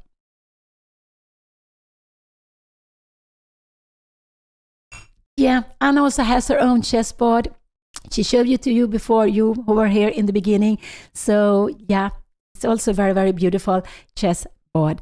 And wow, this is the second game in the match between Anna and Odin. Anna is down to 22 minutes. It has been a very tactical Sicilian with b4. Her opponent offered a pawn in the opening, a gambit, just to get activity, maybe a little bit to get Anna out of her comfort zone. But Anna was playing very well. She found this beautiful e6 move, but also very good moves before. And that is very important with lots of gambits. If the opponent knows exactly how to navigate, the opponent can get a good position. But there are always so many traps, and it has been traps also here in the endgame for Anna. But she is doing very, very well.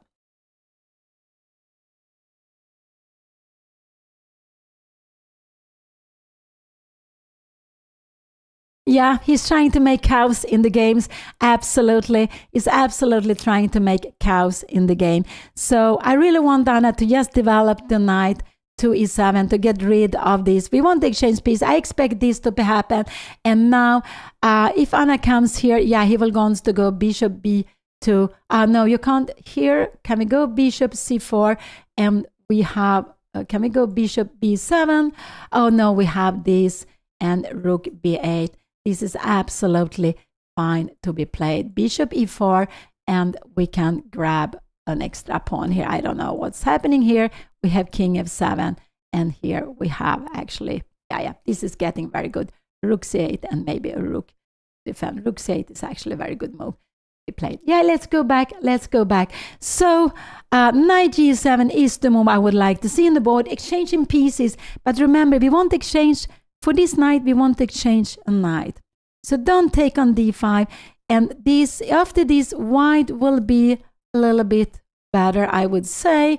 Here, maybe rook take d2, castling, bishop g2, and we can go short castling. So maybe here, bishop, maybe bishop a3 could be a move here now, and to go rook d8. Yeah, but this is difficult.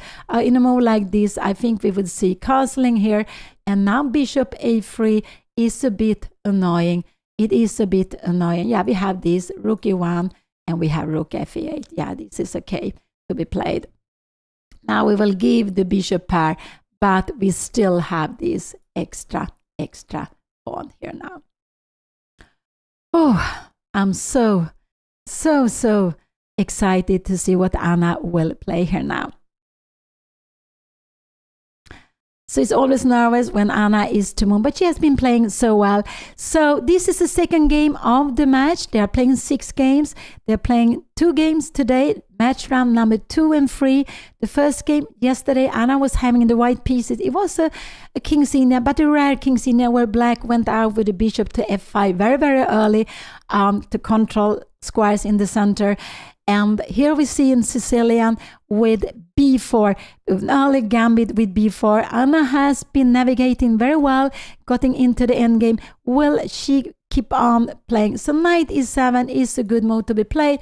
After this, just take here, just grab, take, and here, and now just go castling. You can go king f7, but I don't like it castling, and you're absolutely fine. So let's see what Anna will do. But a little bit scared she will take on d5 to win time. But the bishop pair, remember, the bishop pair is a static advantage. It's something we want to keep for a long time. The 2 bishops, again, bishop and knight, can be very, very strong. And actually this, with f6, if Anna keeps a bishop, she better keeps the light square bishop, because f6 make this e6 square more, let's see, she's on her way to move. She is on her way to move. What will she do? Oh, so exciting. It's move number 15. Here we have this logical, very good move on the board. Anna wants to exchange pieces. Remember, she's a pawn up. She wants to exchange pieces. She wants to also to exchange the knight against the knight, the bishop against the bishop. And if she needs to change any bishop, it's actually better to exchange this one. This one with the king on f7, this bishop is very good because it keeps control of the light square. It's also stop any rook to come on the e line. It blocks the e line, but also any rook to come to d7 because it keeps control of d7. So if Anna needs to give away a bishop, she better give away this bishop. If it takes here, let's see if Anna will take with the king. This would be a very good move to be played. Oh no, you can't play it. We can just grab this. Sorry, I went. So I don't think he will take here like this. Yeah, maybe he can give a check, but this, we have been looking at this. Bishop d6, but then this is actually a very good move. Can we go even b5 here now? Yeah, the idea is after this, we will actually go b takes c4 I wanted to play, but again, this is better.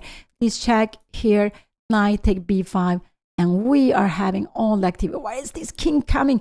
You need to come to d8, and we look at this. There are a hole everywhere.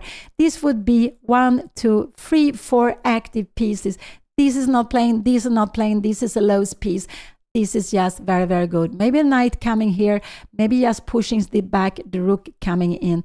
So remember, when you have an extra pawn, you're ready to give it back if you get something. It could be activity, it could be exchanging a good piece, letting the opponent play with a weak piece or with a passive piece. There are lots of things. So when we have a pawn extra, so sometimes we keep the pawn, but sometimes we are ready to give it back because we are getting something else. Maybe lots of activity, lots of initiative. So what will he do? Knight g7 was a very, very good move to be played. Maybe he will go knight de3 here. Yeah, that could be a possibility. And now I like king f7, bishop g2, and we can even go, can we go rook c8? Yeah, maybe bishop c7 is a good move. And what will he do? Yeah, he can, but these are, remember, we have rook to c8, king to b8, maybe even rook to d8. Just take away one of the rook like this, And I just think we can even, grab a pawn here now. So let's go back. Here we have the position. Knight e7 was very good, very natural, because look here, the rook and knight are not playing. Here it's come out, and also Anna wants to trade this very, very strong knight. This knight that has been standing here for such a long time, having threats against c7, forcing Anna to put his bishop, put the bishop very passively here on b8.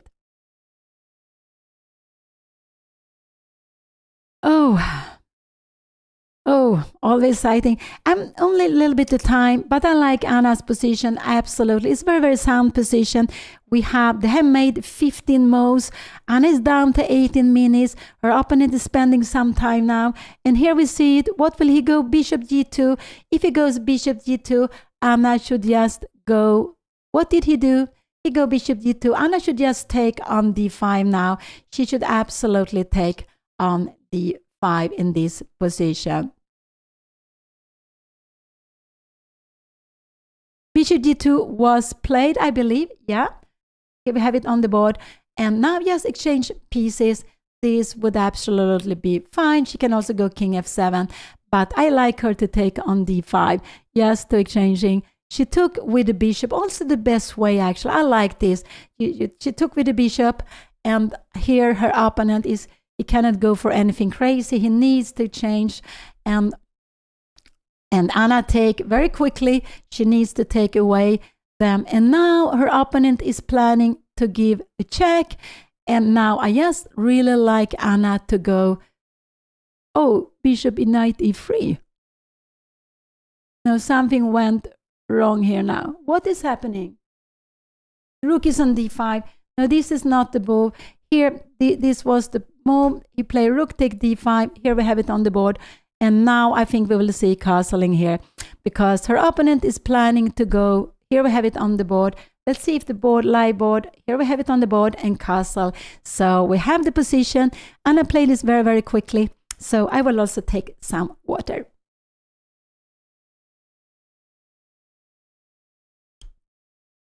So this was a very good move to be played. So we will probably see rook here, king f7, and now rook d1 could be played. What has he played yet? No, he hasn't. And in a position like this, he's planning to give a check, but now we have b5. Wow, taking and taking. We have been looking at this before. But this is actually very nice for Anna to play. Knight e3. We can even go a6. Can we go something like king e6? Even like this, f4. We go, maybe we need to go knight g5, but now maybe it's getting something. So maybe even a6. But this could be a little bit tricky. Is check here now, and we go king to g6. If f4 is coming, we are just going rook a7 and check here. We can just start walking up. Look at this king. It might, if the knight moves away, it will look at this. There is absolutely no mate. We have king here, and look at this pawn. So go back. This is very, very far away. So I think absolutely we will see, it could be, if you go rook here, we will probably see rook, bishop c7, rook d7, oh sorry, not rook e1. So I believe we will see rook d7 on the board. I think so. He needs to give some activity. And after this, Anna can even go b5 here already now. At this position already now, she can go here knight e6. We will just take this. We will go, I don't know, knight e5. Look at this square. This is a beautiful square. Remember, the knight, they like to be outpost. You go somewhere, I don't know, this would actually be a big mistake. Here we have it on the board. Rook d7 was played. So this is a good move. I expect rook d7. So here we can see one or two moves. These are the moves to be expected to play here now. She can also go rook c8 if Anna wants to, king b1, and now maybe bishop c7. But now maybe her opponent will get some activity here now. This could actually be a little bit, because she wants to have this position. You could go rook f7. So rook c8 I don't like so much, because it's the wrong rook to c8. But the idea with rook c8 is that if you make something like this, we have knight e5. Oh no, you have check. We don't have this, but we have b5 here. We have b5 and knight e6.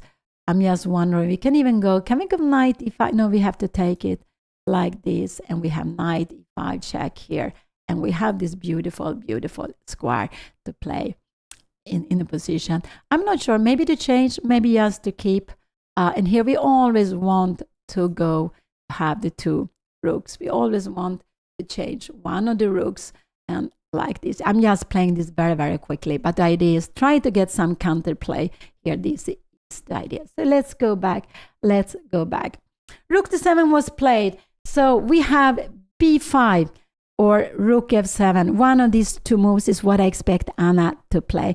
She's down to 70 minutes. It's absolutely fine with the clock, but her opponent has some activity. Yeah, I like also Anna's position, but this is the move I would like most because it forces the knight to go back, to go somewhere. And if you come here, yeah, we will just take it and we bring rook, maybe knight a5. Wow, rook d7, knight c4. And if you go away, where are you going here now? We go rook a6. This is very, very scary to have king knight here now. And oh wow, now we have a move like this. I'm just making the moves very, very quickly. So rook d7 was played, and the reason he wants to go here, remember rook on 7 is very strong, but he wants to grab the pawn on b7 also.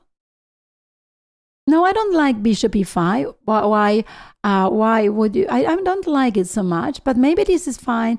Coming here and rook to c8, this could be possible, but I don't like so much this. Let's see what we'll do. I think Anna will go rook f7 or b5. She went b5. Anna chooses most of the time the most active move. And this is, after a move like this, can we now go bishop e5? We could do that. And rook d1, this could absolutely be. And now actually a6 is a good move to be played. Just a little bit waiting. What are you going to do? And we have rook f7. Wow, wow, wow. We have rook f7. Just being so... and the idea is if you take like this, knight b6, we always have a rook to d8. And we want to go into an endgame, play with this extra pawn and to exchange pieces. So Anna went for the most active way, b5. That is a good move. She didn't spend so much time. She spent some few minutes for playing this. And her opponent, what is the best her opponent can do is to keep the pieces. I would say knight e3 is the best he can do. Can knight f5? This is not the problem because we have rook f7 and we are keeping it here now. So if Anna goes, so I think knight e3, I think this will be played and maybe we will have this. And now I guess we will have a rook here. What did he do? He went knight e3. He's keeping the pieces, and I expect Anna to go bishop e5 in the position. She can also go knight e5, but knight e5 takes, bishop takes, yeah, rook d1, and now her opponent is having maybe a little bit of activity. Also with f4, you are a little bit restricting the bishop here. King b1 and bishop c7. This is a little bit, could this be a little bit scary? Have a check here now. And now again, we need to play for activity. In a position like this, we have lost the pawn. But yeah, and we will go h5, h4. It's close. This is about equal. But we have the bishop and we have pawns on both sides. So let's see, he played knight e3. Not knight e5. It could be Anna go knight e5. I like more, if you go bishop e5, what could actually be rook f7 is also a good move to be played. Rook f7 is also a good move to be played here now. But I like bishop e5. I think that is a fine move to be played, just to get out with it. So maybe rook f7 could be a good move. Rook d1 and now a6. But wow, this is not so easy to see. And take. You have a check here now. And now we go out with the king. We have been seeing this.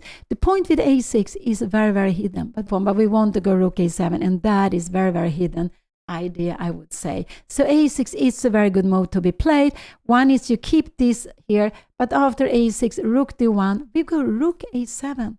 Or if you go knight f5, we can also go rook a7. We can go both of them, taking here now. And I guess we take with the bishop, we're putting some pressure here now. And after the move, like rook d1, I'm not sure, can we come here, rook d7, rook f7, because you don't have to check the knight. Fancy. So let's go back. I just made this very, very quickly. So Anna is down to 14 minutes. She's down to 14 minutes. It's still fine. I guess we will see rook f7 on the board or bishop e5. I don't like so much knight e5 because her opponent should trade this. This is actually, and it's because he is a little bit dominating the pieces. If f4 comes, maybe can we give a check here now? I'm just wondering, king b1, rook c7, but you just go back somewhere. I'm not sure where is better. And no, now we have knight e5. So you go back like rook d1, you go back like rook d2, and we have bishop c3. So here rook d5 would probably be a better one, and you have rook take b1, and we can just, yeah, this is very, very far. This is about equal now when you lose the pawn. So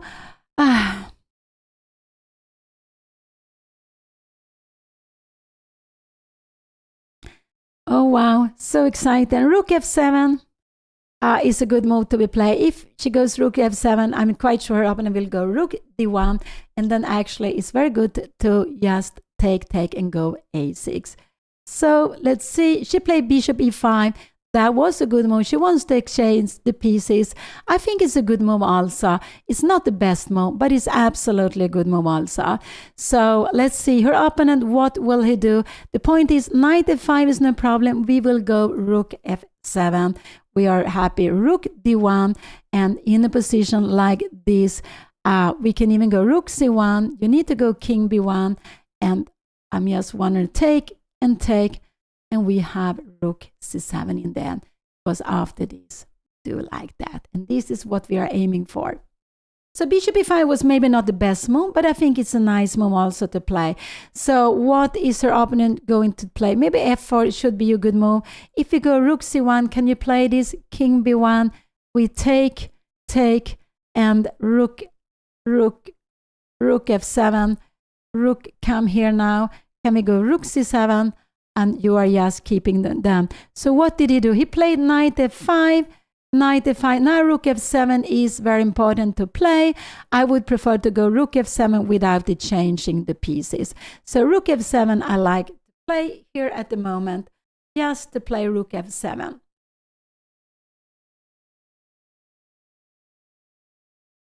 So now there is a threat to take here. You remember a knight on f5 is always very, very strong. She cannot go g6. This would actually be, this would not be good. This would actually be a perpetual if white wants to immediately. So g6 would be, so rook f7, I'm quite sure we see it on the board. And that is why it's such an important move. And now it's very important, there are no light square bishop. A light square bishop, imagine light square bishop here somewhere could cause a lot of harm. But the light square bishop has come off. And Anna does the good way. She doesn't exchange the pieces. She does like this. She's keeping the tension. I think we will see rook d1 now on the board. And now actually rook c8 is a very good move to be played here now. It is a very good move to be played. And after king b1, we can trade this. No, we can't trade this. We just need to play like this and rook c7. So there, this is a little bit, actually a bit scary. Rook d1 will absolutely be on the board. Rook b1 will absolutely be on the board. And I'm a little bit concerned if Anna, but she did the right thing to tip. Here we have it on the board, rook d1, and now rook c8 is a very, very good move to be played. It could be that Anna here will go check here and knight e5, and if you take here, king takes, you go f4. Yeah, we have knight c4, king is coming, and we have what is happening here now. I'm a little bit rook c8. We have a check here now, and this is not possible. King e6. Wow, you see this and this is under attack. So let's see. This is what I expect Anna to play. So let's see. He played rook d1. He's planning to take and go rook d7. Not really. Now I like rook c8. This is the move I like more than anything else. Just because after rook c8, after rook c8, I just want to show you cannot take it. We take with the check, and it's also threatening the rook. So I like to put this rook very active. You can take here if you want to. We take back. But again, this is not a good move. We have king e6 threatening 2 pieces. So I like the rook to see it. Just keep the tension. This is what I would like to see on the board. Oh, wow. Just to see it on the board. Rook c8. King needs to move, and then we take the second rank. So this is what I'm hoping Anna will play. After this, if her opponent go knight e6, we can just take this, and we go king e7. You need to be careful. You need to go with the rook, maybe to d4, but we give a check, king b1, and maybe knight c4. You have rook c2, and look at this, rook c6. The rook is coming out, and you have this beautiful, beautiful knight. You can't even go here. We have a fork like this. So go back. So rook c8 is the move I would really like to see on the board. And it's because with the rook, we put the king here immediately. So, no, she took on b2. Yeah, this was not the best. She took on b2 because she will go knight e5 next move.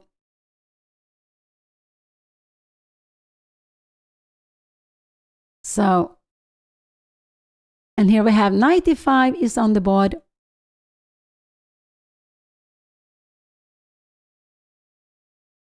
And it's because her opponent, yeah, she wants to go knight e5.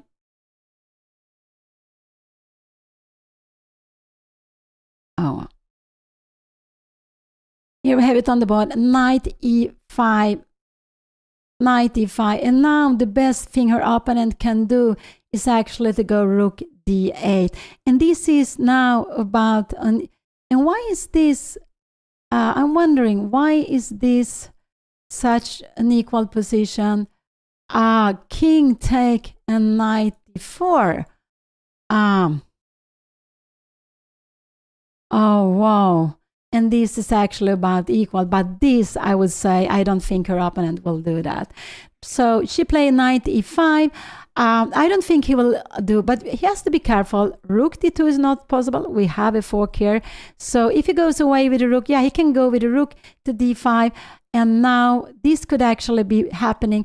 Now maybe rook b8 could be played, and he go f4. We have a check here. You're going away with the king to b5 here now. And now maybe rook c7, rook d7, and we have a position like this. Check, and here, and this is absolutely fine to be played. It's about equal because we're never worried about this.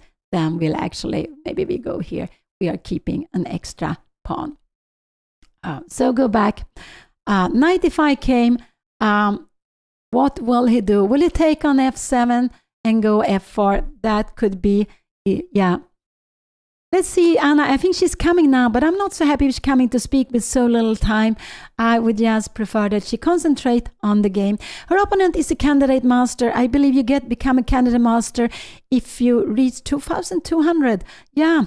I'm not sure, but he's a candidate master. I'm not sure about the rules. And Anna is a woman FIDE master. So remember, there are titles in the open class for everyone, but there are also female titles. So you can become a woman FIDE master, a woman international master, and a woman grandmaster. But all the female players can also become international master, FIDE master, candidate master, and grandmaster. So there are both titles, and it is a way to let's say, just, so I think actually he will take on f7. I think he will take on f7 like this and go f4. We have a check here now, king b3, and he wants to go, and now, yeah, Anna can go rook c8. And the point is, you can't go here because we have this move. And if you give a check, yeah, we will play a rook endgame. And here actually a5 is a good move. You're coming somewhere here, we go a4, check. And Anna will absolutely rook b6. And we are coming down here with the pieces. I just want to show you that this is just very, very good. H5, you will just run away with the H pawn. So these 2 against 1 are much more important than this extra A pawn. Has he played? No, he hasn't played. He's taking some time. Yeah, woman FIDE master, you become when you are. He took on f7.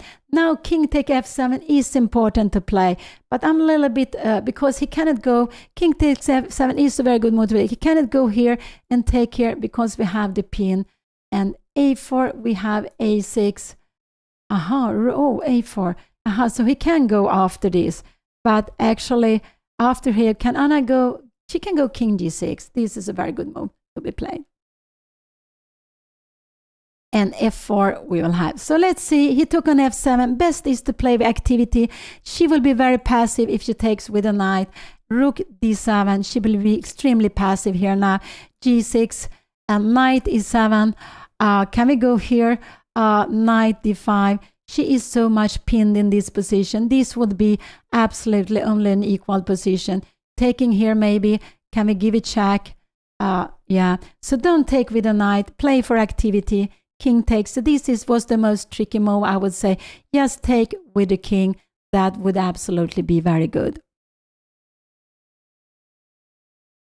Remember, the king is important to use in the endgame. We saw it yesterday when Anna was playing this endgame with a bishop against 2 pawns. Bishop against 2 pawns and nothing else. So you need activity, because if she takes with a knight, white will have 1, 2, 3 active pieces, Anna only 2 active pieces. So that is quite an important thing to do. So this is the second game out of 6 in this very, very beautiful match, Anna against Odin. And they are having, this is the second game. Anna won the first game. It was a very, very tough, exciting game. So let's see what she will take. Take with the king, Anna, needs activity. And she takes with the queen. I'm so happy to see that. That's so important. I believe we will see f4 on the board and knight c4. This is what I believe we will see on the board here now. So she took with the king.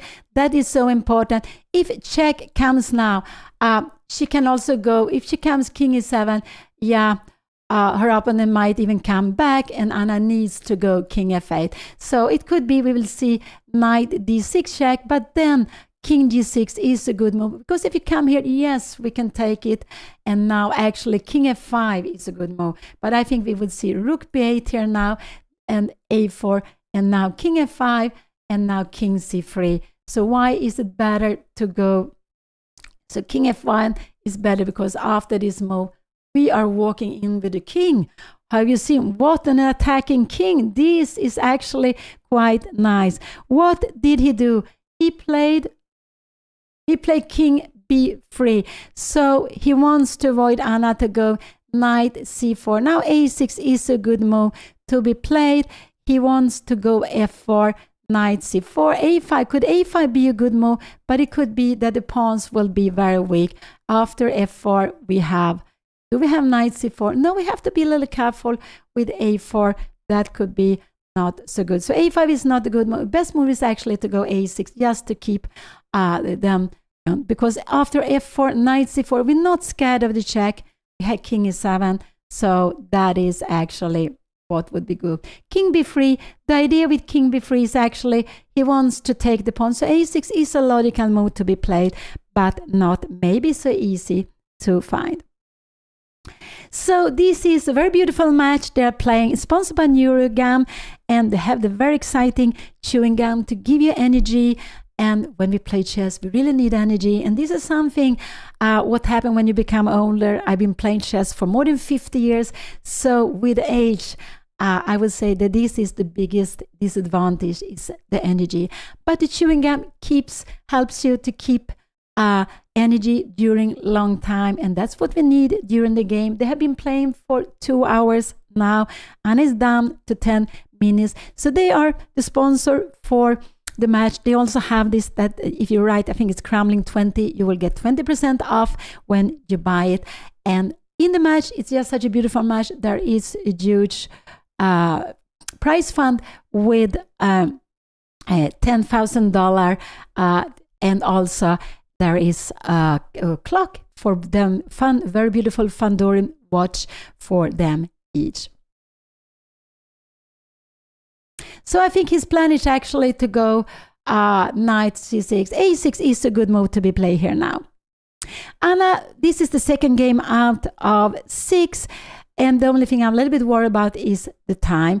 Anything else is fine in this position. Her opponent is more active, so yeah, and now her opponent is planning to go knight d4 and take the pawn. A g6 move, he will absolutely go like this, and he will take this move, and Anna can go king f5, and this is absolutely equal. What that would be a pity. So a6 is a very good move to be played. Will Anna find a6? Yes, to keep the pawn here alive. Rook b8, I don't like. f4, you go and take. So a6, you will do two things. One is you keep the pawn on b5, and also it will not be hanging if you allow the rook to come in here. So king b3 was a tricky move. It was absolutely a tricky move. Yeah, knight e6. So a6 is the move I would like Anna to play here now, just to stay with the extra pawn. And yeah, of course, the clock. The clock is, could Anna go knight g4 here now? It could be possible that she will play it. Can you go rook e1? This could actually be a little bit scary move, rook e1 here now. And can we go knight g6? You have knight e6. We need to go king f8. And you will go, can you go knight b8? Now, maybe can we even take the pawn? But this is absolutely about equal. This position is absolutely about equal. There is some activity, but Anna stays with the weak pawn. So let's see what she will do here now. He wants to go knight e6 and pick up the pawn. What am I guessing? I'm guessing one move. I am also guessing one move. Yeah, what else could she do? She's a little bit down with the time. That's the only problem. Oh, and this is the second game. Yeah, so let's see. Anna is on her way to move. And she played a6. Wow. Again, Anna played this very, very good move. She has 7 minutes on the clock plus the 30 seconds extra you get for every move. Oh, wow. Such a beautiful move. And it's actually two ideas. Also, you have the idea to go rook a7. I think we will see f4 now on the board. But after f4, knight f4, you go maybe c4. I'm just wondering, can we go knight f5 check, king b4? Can we come here? No, you have king c5. So you shouldn't do anything like this. So I think we will see f4, knight here. Can you go a4? Absolutely. And now we should just kick away this knight. If you take here now, we will actually, we will just take back. I think knight f5 could be, because this, yeah, that could be, yeah, that could be. So let's see, he plays very quickly, knight c4, f4, knight c4 was played, and now it's very important to see that this is not a good move. You can go rook e1 if you want to, but then Anna has rook a7, so you see another advantage with this very, very important a6 move. So a6 did two things, defended the pawn on b5, but also open up for rook a7.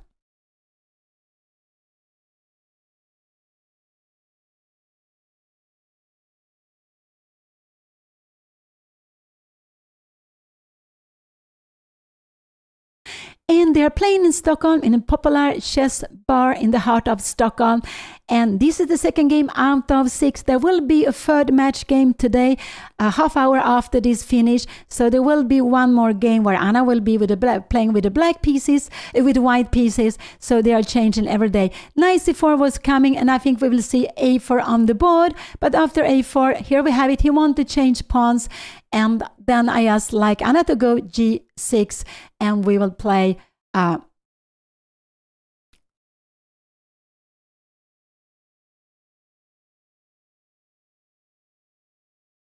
yeah, I think they have earplugs, and it's because when you have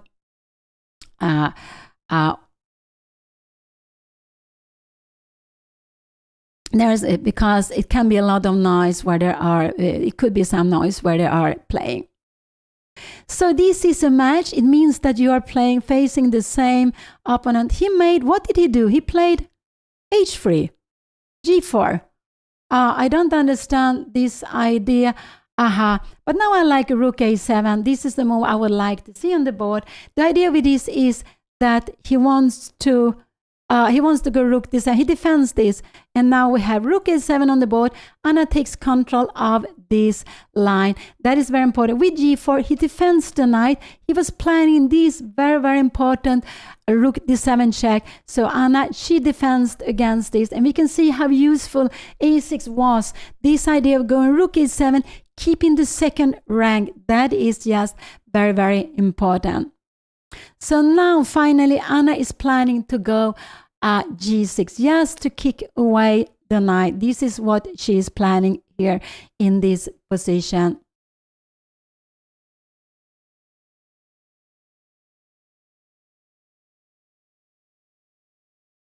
So it looks like he wants to go king b4, just to keep on attacking. But after king b4, I just like d6. I like g6 just to get rid of this knight here. So, or maybe he will go a4. That could also be a possibility that he wants to play a4 here now. Here we have it on the board. A4 was played, and now I just like g6 to be played here. Let's see what he will do. But g6 looks like a very, very good move to be played. After g6, where are you going?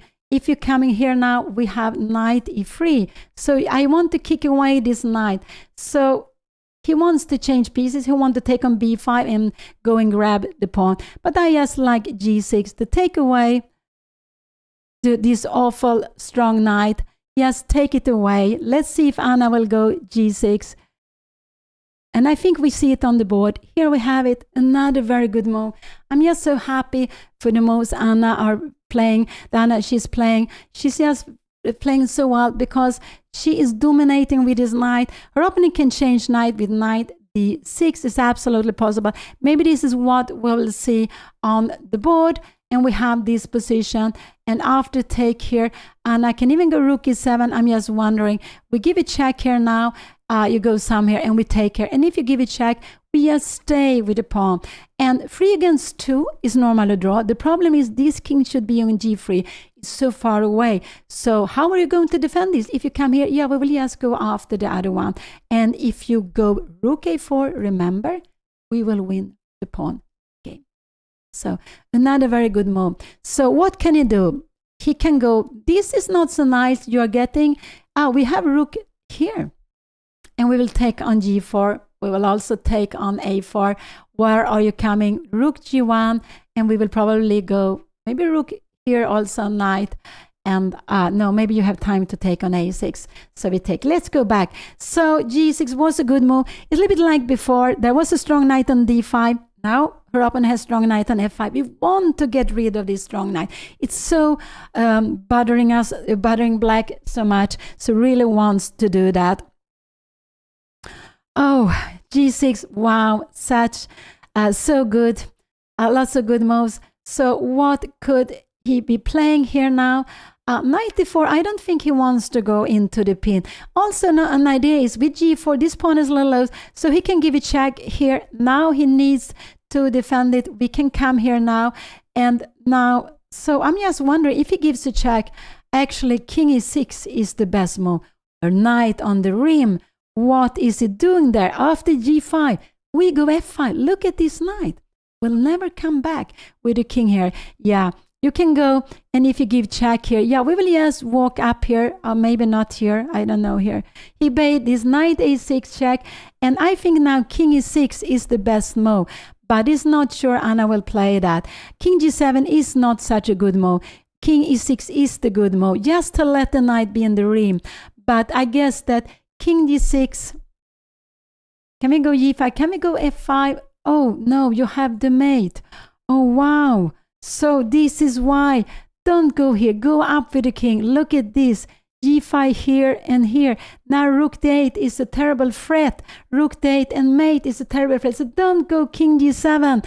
Oh, I'm getting worried. Don't go king e7. Just up with the king somewhere. Where you want. King f8 is also possible if you want. Wherever, but not g7. But king e7, king e6 is the move I like. Yeah, if you give check, yeah, we were just walking up with the king. If you give check, oh, look at this king. is just attacking. So up with the king. Remember king activity. How can we speak to ourselves? Use the king activity. What is this knight doing? Nothing. Only way to come back is here and here. Yeah, if you hear, yeah, you can go knight g8 if you want to. And yeah, this is actually what you can do. I'm a little bit scared of king g7. Oh, a little bit scared of king g7. Don't go king g7. Any other move is good, but not king g7. This is a tactical idea of playing for mate here now.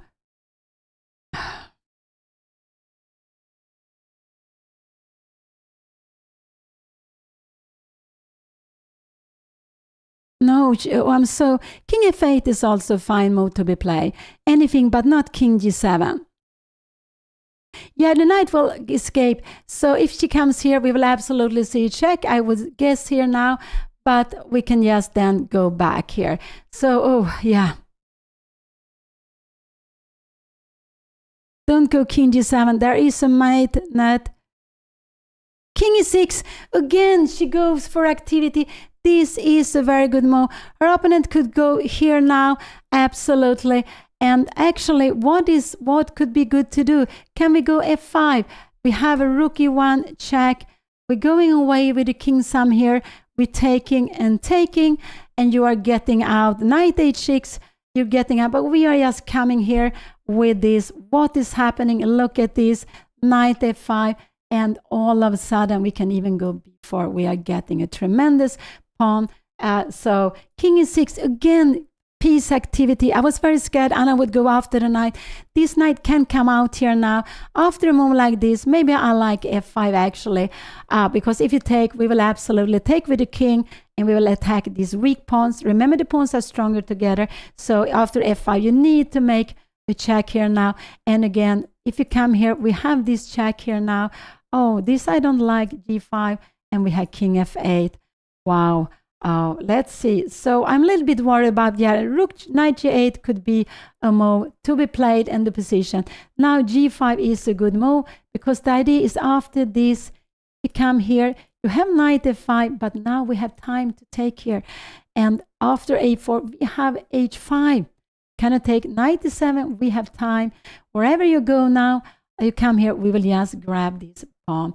And this h pawn, look at these two pawns together. I'm just playing everything very, very quickly. So king e6, remember, piece activity. Anna has now 1, 2, 3 active pieces. Her opponent has 1 active piece. It's also active. This one is on the rim. It needs to come out either on g8 or could her opponent go here? That could absolutely be possible.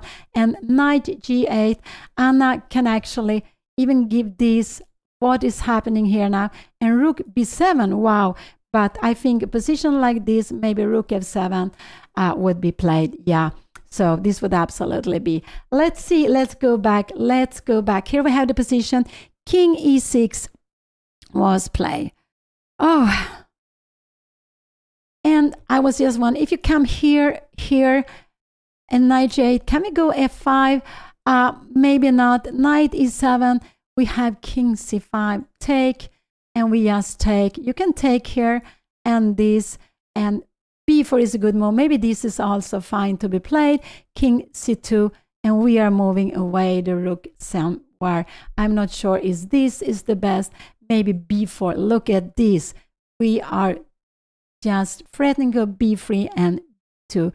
I just want to show if you move something here, check here, and we have rook a1. Wow, this. And after rook b1, we can just pick up the rook like this. And this is winning. Because of this h pawn, also the knight is very, very far away. Like yesterday, Anna was winning because she had a pawn remaining. Again, piece activity. So happy to see it. I'm so glad to see lots of very good moves Anna has been playing in this match. So happy to see it. If g5 comes, Anna should, maybe f5, knight g8 could be a possibility. And here, what did he do? He did play g5. I think this, he played, did he go, what did he do? He played f5. But now I like king e5, just walking in with the pieces. Just walking in with a piece. Don't take on f5 because you give the knight here.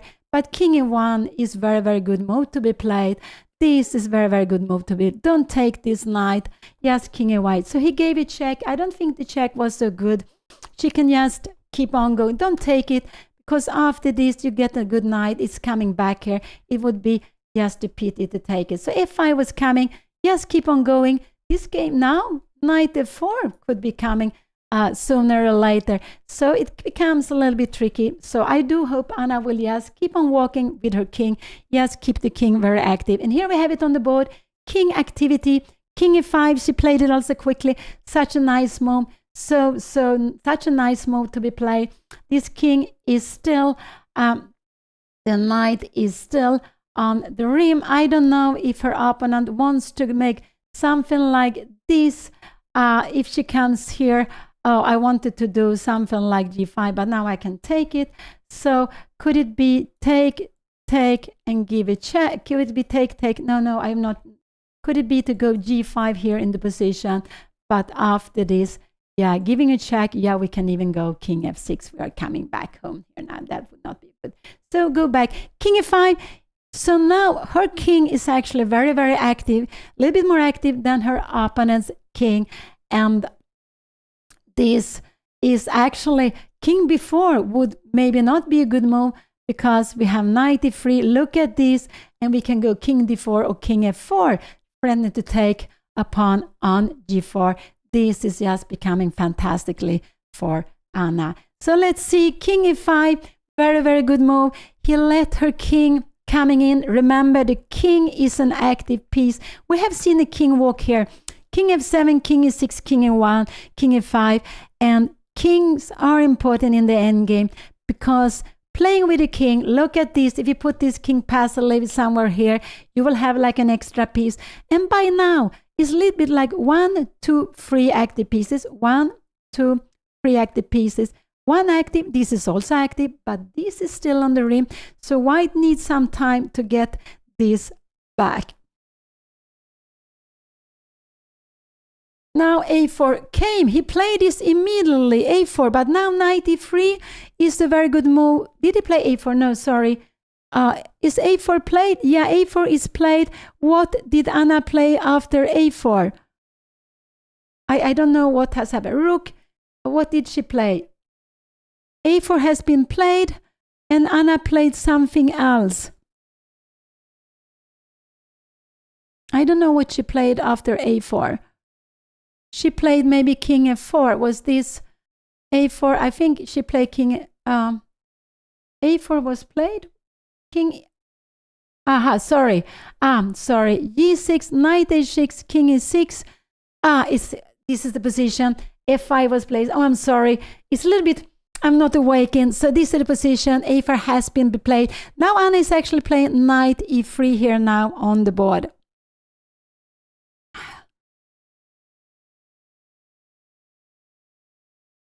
I don't know what happened here. We had g6. Yeah, this was a4. g6 was played. Check. King e6, f5, king e5. I'm a little bit confused here now. And it's her opponent. I think absolutely her opponent will take on b5 now in the position. This is what I think he will do. And take maybe on g6. But he still has this knight, which is a little bit passive. And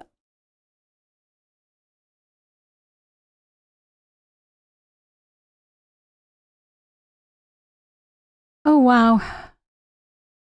Yeah, it's on the fifth line. It's on the fifth line. So probably he will take on b5. Anna to play would go knight e3. So the last move was king e5.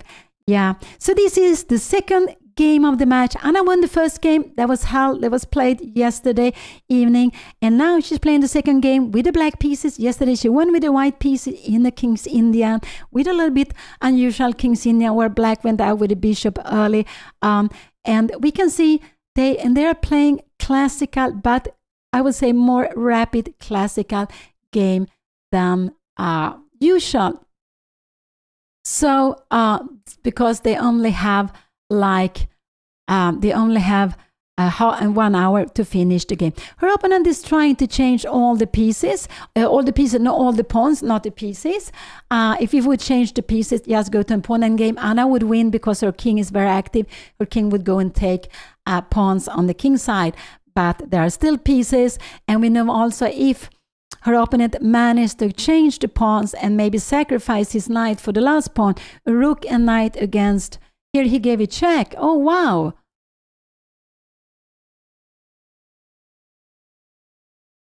Yeah, actually, the best move is king d5, but that is not easy to see.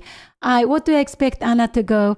I expect her to go king f4, but it is probably better to go to the D line.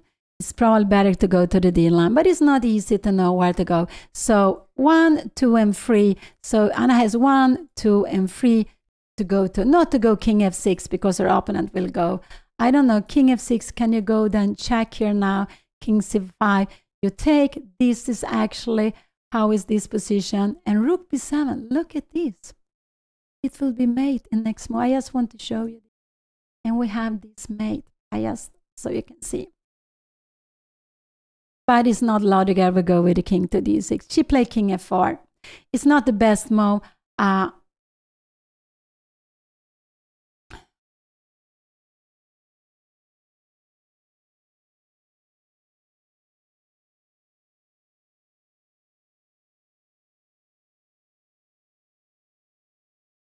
So I think he will go rook e6 now.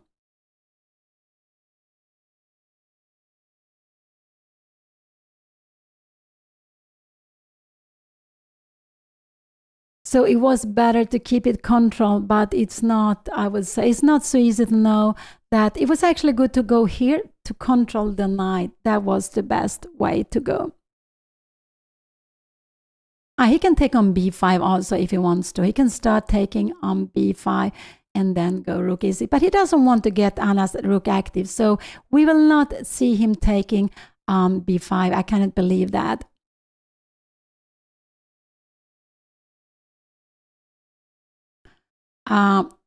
Because it will make Anna's rook active. But okay, if he wants to exchange pieces, this looks like he is just taking. If you go rook e6 immediately, can you do that? We have a check here now, king b4 and taking on a4, and he had rook a6. So he played this rook e6. Now knight d2 is a very good move to be played.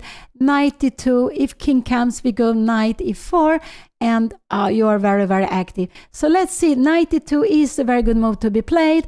Let's see if she will do that. And after a move like this, king b4, just take the pawn. Rook take f6.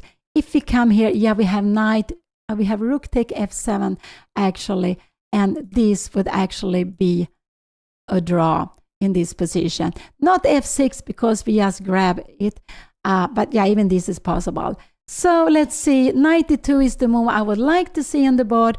What can she do? She can also go king g5, but I like more knight d2. Let's see, to go knight d2, knight e4.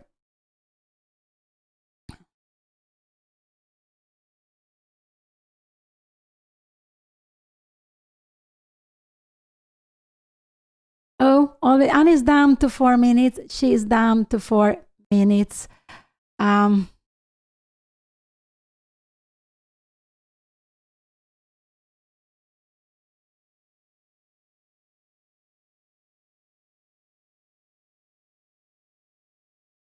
Oh, wow. A little bit worried about the time, but it should be shouldn't be any. It should be fine. It's just a little bit better for Anna. It's not more than that. So let's see what she will do.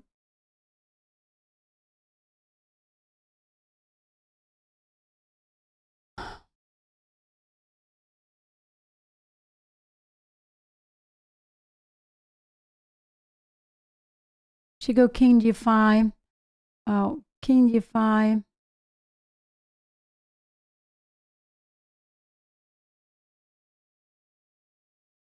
Her opponent can actually take on g6.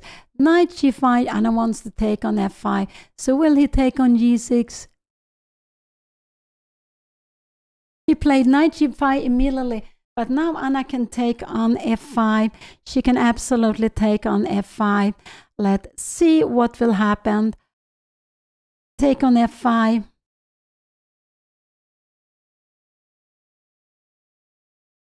Oh, wow. Wow, wow. He played it immediately, but taking on f5 is a very good move to be played. After this is fantastic. Knight take f5. We have king take f5. Where is this rook going?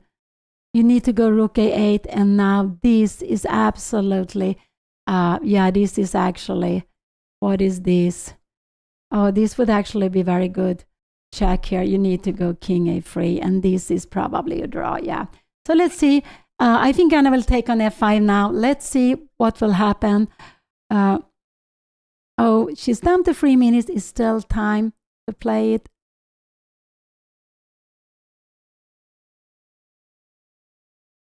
Oh, wow. So this is the second game of the match. They are having, oh no, don't take too much time here. So he wants to take on f6. So I like to take f5 now when it's possible. Yes, to take the pawn on f5. It looks like this is going to go for a draw. There will not be so many pawns left soon.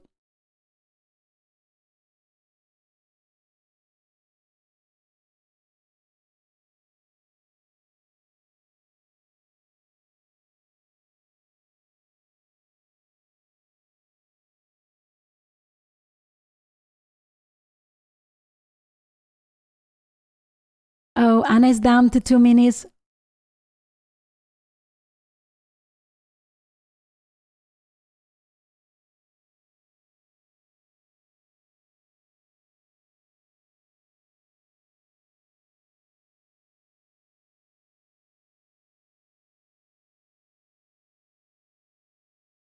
She took on f5. She took on g4. So the idea is she wants to take on f5 next. And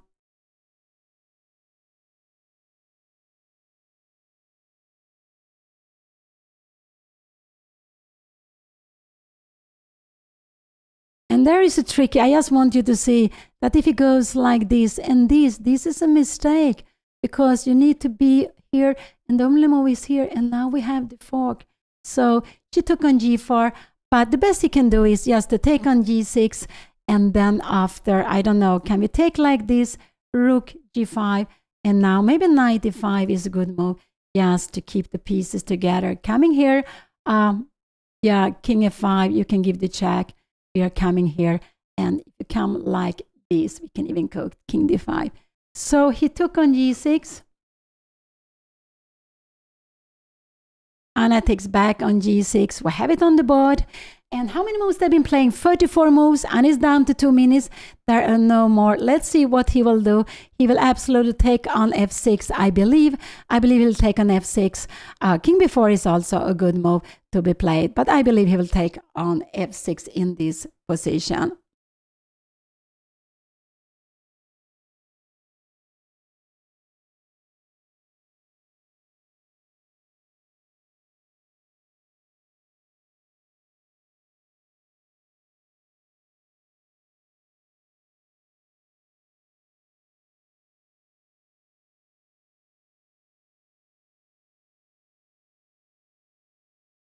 Oh, king b4 a little bit tricky more actually. King b4, but after king b4, I just like knight e5, just to keep everything. And now, if you want to come like this, rook d6, this you can do, because when we are hitting the bishop, you have all the way, you have all the time the moves to go to. So let's see what he will play here now. This would be a losing move, but this is absolutely, he will take it with a rook. He took it with a rook takes, I think, and now I like yes, knight e5. And we see there are not many pawns left here now. So knight e5 looks like a very logical move. You are just defending the pawn. You're just defending the pawn on g6. Oh, wow. But we see there are two little pieces, two little pawns left on the board. And black's extra pawn will soon be gone on the queen side. And then there's only this g6 pawn to try to win with. And if Anna goes, she can go king g5, absolutely. Then her opponent probably will go, yes, rook e6. and we can play. So this could also be played. But you need now, he took on f6 with a rook. That was important. King g5 or knight d5 are the moves I expecting her to play. She played rook g7. Oh, this was a move I didn't like so much, actually. Now her opponent can actually even go knight e7.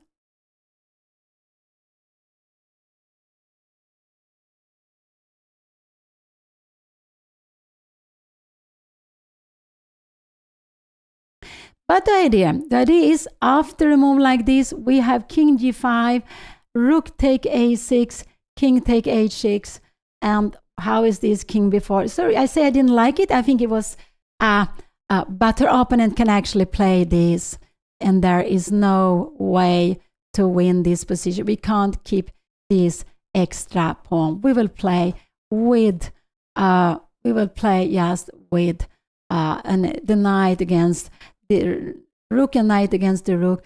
But the rook and knight are not such a good tandem.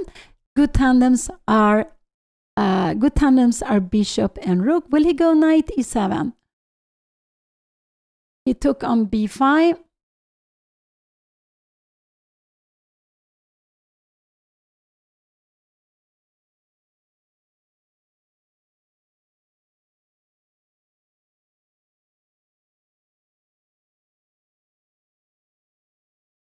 She should take back the pawn. Just take back the pawn. Should just take back the pawn. And Anna will do that. Yeah, she takes back, and that's very good. Yes, to keep it. And now you see this knight is a little bit trapped. What is there? I think we will see knight e7 on the board, and he will just go. Or rook f8 he can play. He can actually go, yes, rook f8. So probably this is what we will see on the board. Anna will maybe go king h3 and king b4, and she will just take the pawn. But this g-pawn will not be winning. So probably we will have rook f8 here on the board, or knight e7. He played rook f8. We had this on the board. Now rook f8 was played. I think we will see king h2 here now. This is what I think we will see on the board here. And Anna will just go after the pawn on h2.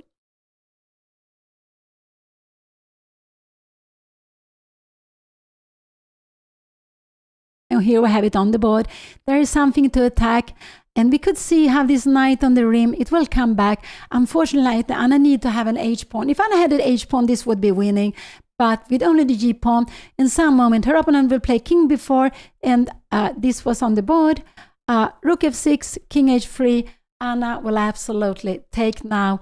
Next move, she will take the pawn. So the knight will move away somewhere. Maybe knight f6, I don't know, wherever. But you can see this pawn is gone. So what will her opponent play? He played knight f6 here now. Yes, out with a knight. Knight to f6 was played. And I guess Anna will just go and grab the pawn here now.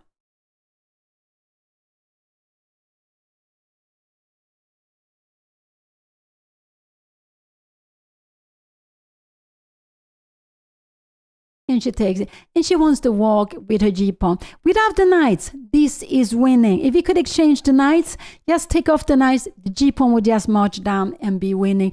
G and b-pawn in rook and games are very good pieces. So I guess now Anna will just go, I guess she will just start walking with her, I think she will just start walking with her pawn.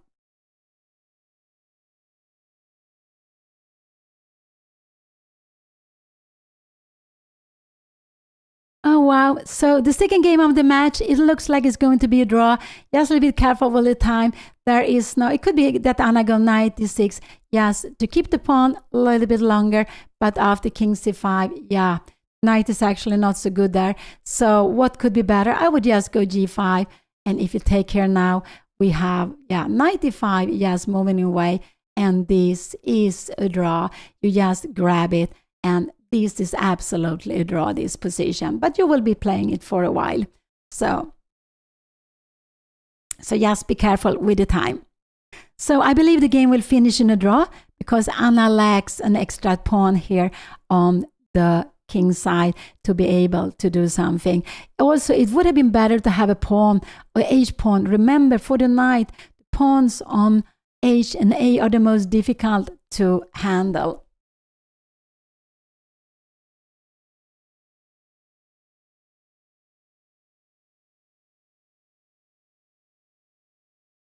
So yes, don't forget about the time. That's the only thing.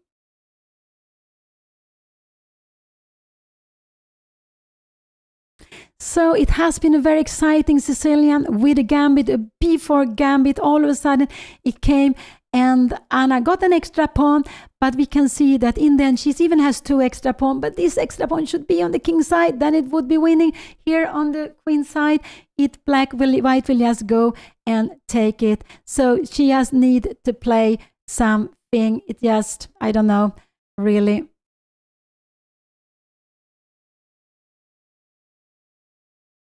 Knight e6, I guess, will be coming, but she go knight to e3.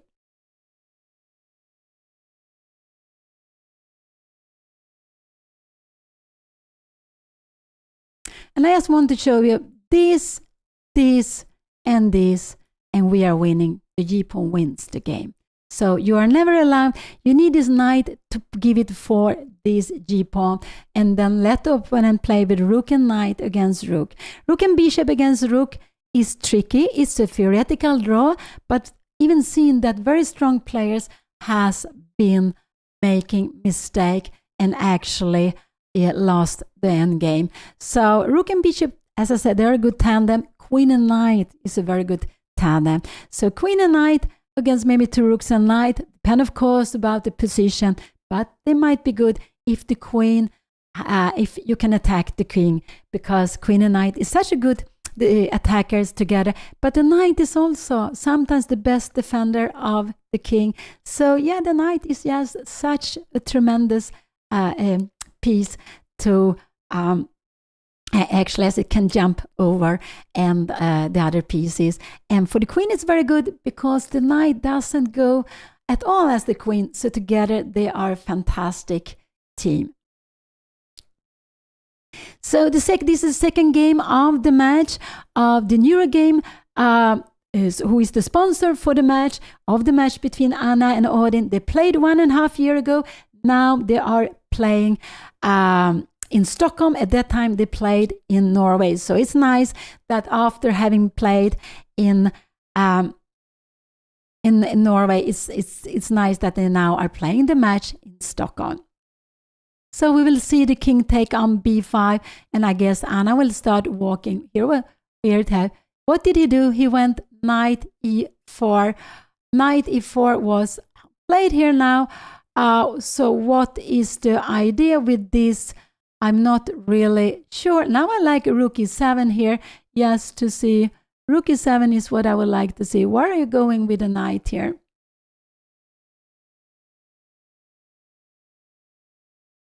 But it's still, oh, Anna played g5. Okay, yeah.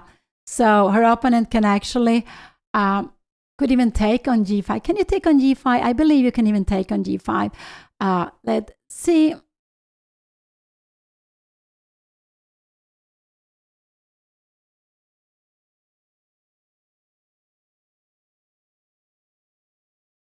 So it's only 1 pawn. It should have been a pawn on h7 too. Then it would have, of course, been a completely different story. But it's 2 little pawns on the board, and we know that rook and knight together, they're not really able to cause such a harm for the opponent against a rook. And if you take away the rook, yeah, of course, a knight, it's not enough to win. So Anna won the first match, the first game of the match. This is the second game of the match. It looks like it's going to be a draw, but there are still more 4 games to go. It looks like it's going to be a draw, but it's still more 4 games to go. Anna has to be a little careful with the time. She has 47 seconds, but remember, for every move she does, she will get an extra half minute. That could be valuable to have.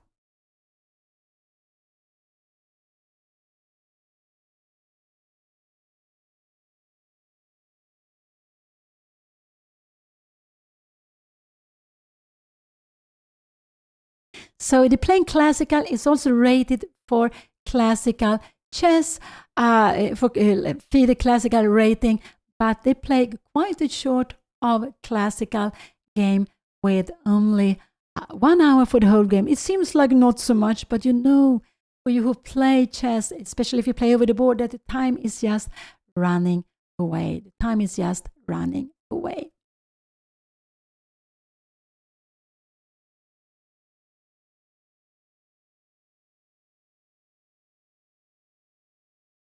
So they have been playing for 2.5 hours. They started at 11 o'clock a.m. European Central Time. And so they'll be playing for 2.5 hours. It sounds quite a lot, but you know, classical game you can play for 3, 4, 5, 6, 7 hours, maybe even longer. So chess can be a very long game, but also very fascinating. But it can also be very quick. If you play blitz games, you have only 3 minutes plus 2 seconds per move. Then it's one of the quickest game, I would say. And of course, you can play even quicker than that. So this is the second game out of 6. There will be one game half hour after this finish. Then it will be the second game today, and after that there will be 3 games tomorrow. Yeah, 3 games tomorrow. So 1 game yesterday, 2 games today, and 3 games tomorrow. So it will be a 6-game match, and that is just very, very beautiful to see.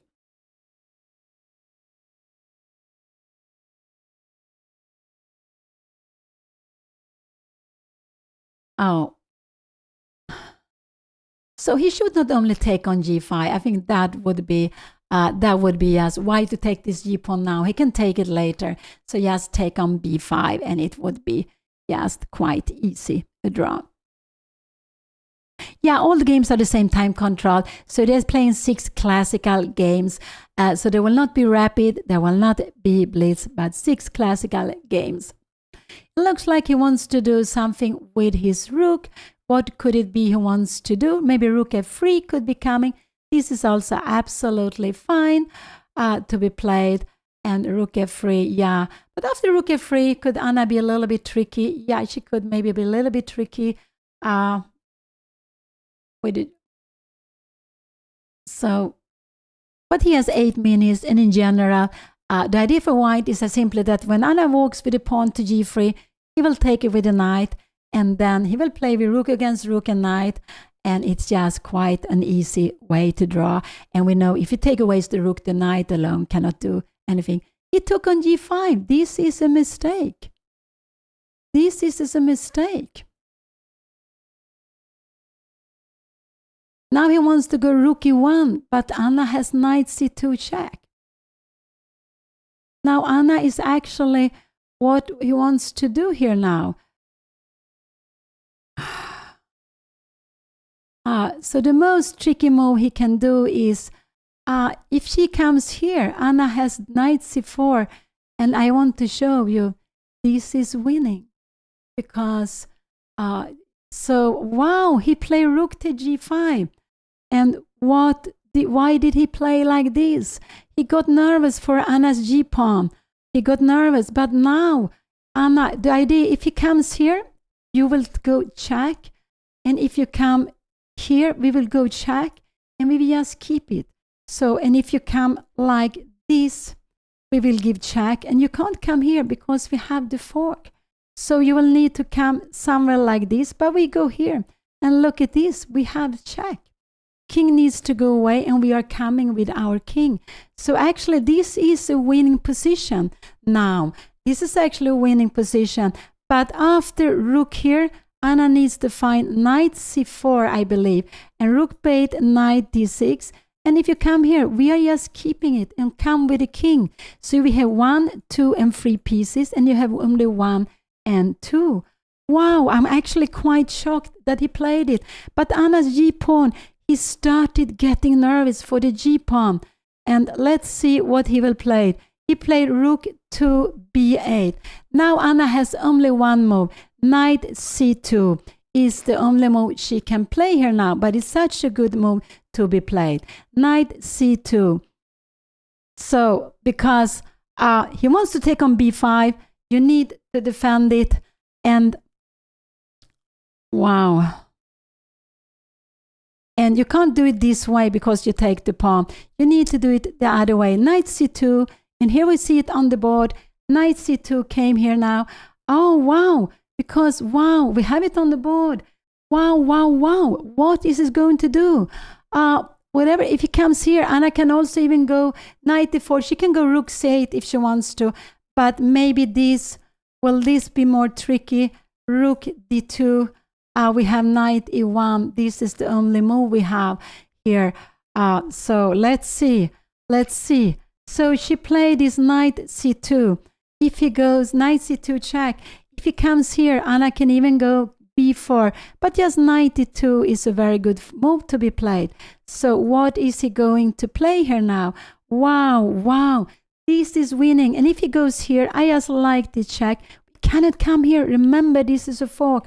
The rook is just in such a bad square. I'm just shocked that he played it. But he must have got nervous for it.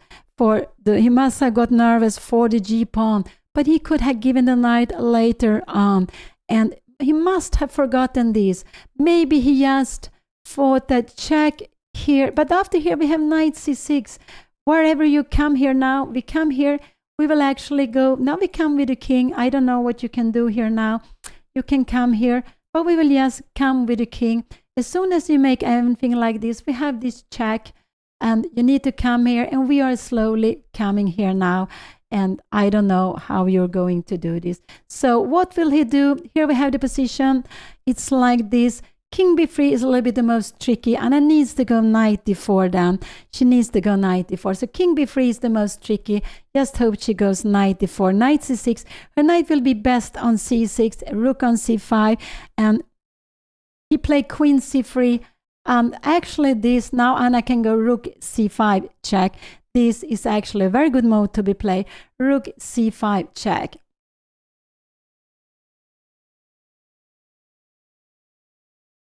Oh. And here we have it on the board. Rook c5 check. So she defends she defends the knight and she defends the pawn, and there's no way for the king to attack it. So he will need to go king d3. Anna will, and he has no way to go and attack the rook. So these three pieces are just having lots of harmony. Anna gave the good, very good. Here we have it on the board. This check is very, very good. And what will he do here now? King d3, Anna should just start. He played king to b3. After king to b3, I like knight d4 check here now. But you can play this differently. But I would like knight d4, but also king g3. But I would actually go knight d4 here.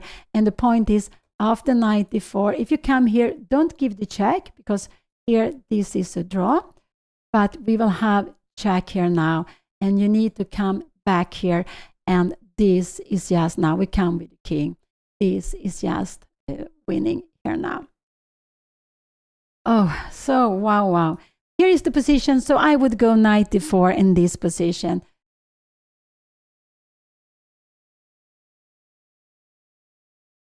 She played here now. I'm just wondering, can we go rook d8, king e3? Can we come here now? But we have even knight e3, king b4, and we have rook e5. There is just no way for you to try to get. We have king e4, and after rook b7, again, knight c2. We have seen this before. So Anna played king d3. This was absolutely a very good move to be played. Her opponent can try to go maybe rook f8. That could be a way for him to play this. But then he went rook to f8, just cutting the king. But now I like the idea with this is that you can't get closer with the king. Anna can she also go, can she go b4 is also fine to be played. She can go b4. I like knight d4 to get this more active. And after a move like this, king b4, we give this check. You need to go king a5, and we can even start walking with the pawn. This is just tremendous. So let's see, what did Anna play in this position? Has she played? I think she played. What did she do? She played b4. This is absolutely fine also.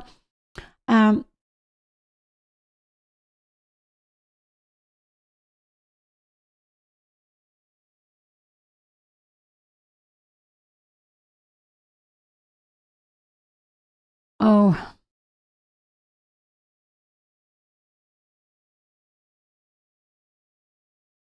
Here you go, rook c1 now. That's what he played. And after rook c1 now, I just like Anna to go rook c3 check and then move out with the knight. This is how I would play this. Here we have it on the board. Rook c3 check was coming. And what is he going to do? Anna's b pawn is just moving down very, very fast here now. He needs to go king b2, but then Anna can just go knight d4. She's just getting out with the knight. He has to try. And now Anna should she can go knight a3, knight c4 check also. Everything is fine. Maybe knight e3 is actually the way I would do. You get it with tempo. Knight e3 and knight c4. And this pawn will absolutely march down. Wow, what a shocking. But don't forget, Anna is down to 50 seconds. Not so much time, but she has such a winning position. And it is, here we have it on the board, knight e3. It's just, knight c4 is coming, and then the pawn will just keep on going. There is no way for her opponent to defend against the pawn. Is no way. So when Anna managed to keep the pawn, he will go back there, but Anna will just keep on walking. Knight c4 check is coming. I would say this is the easiest way of playing it. Here we have it on the board.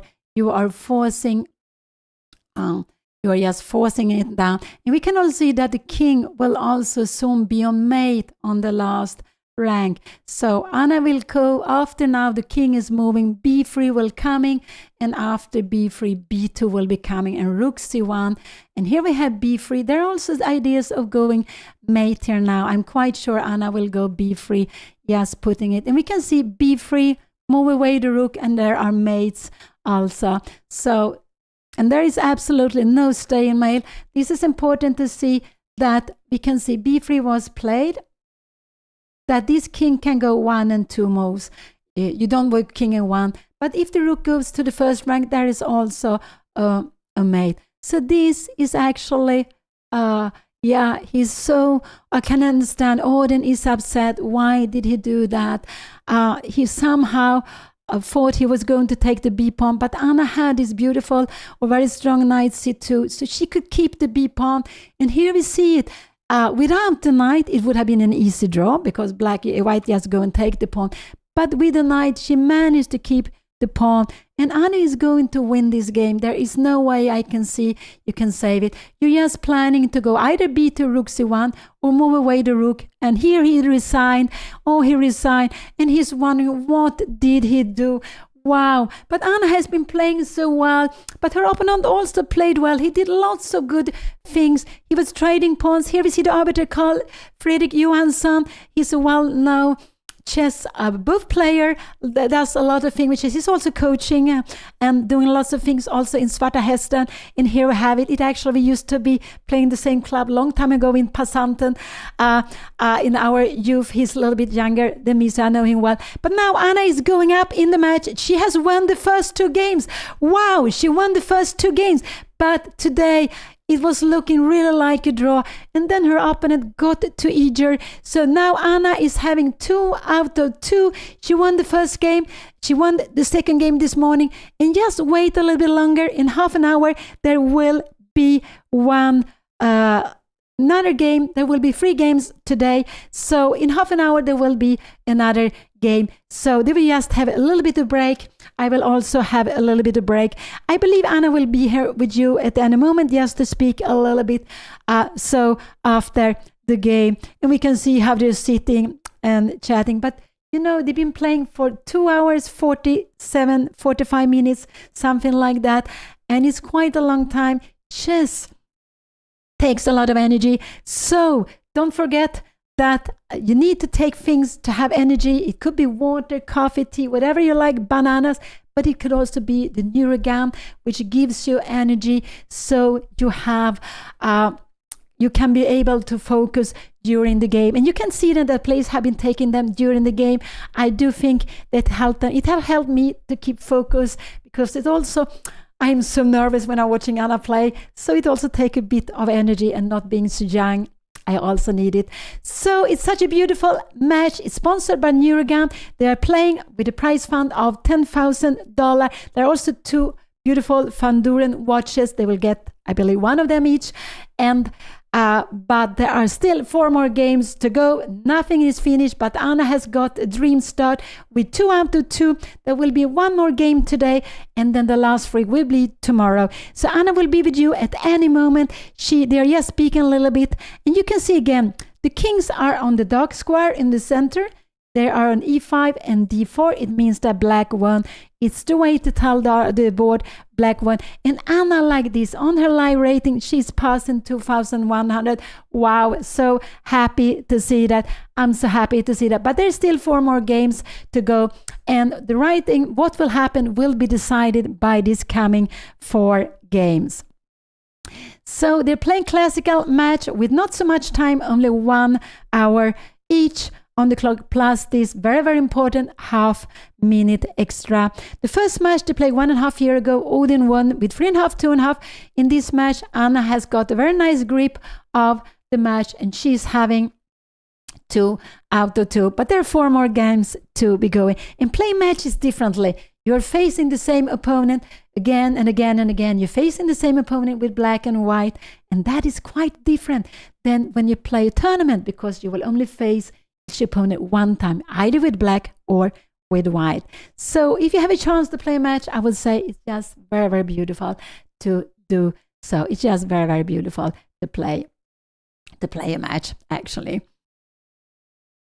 So,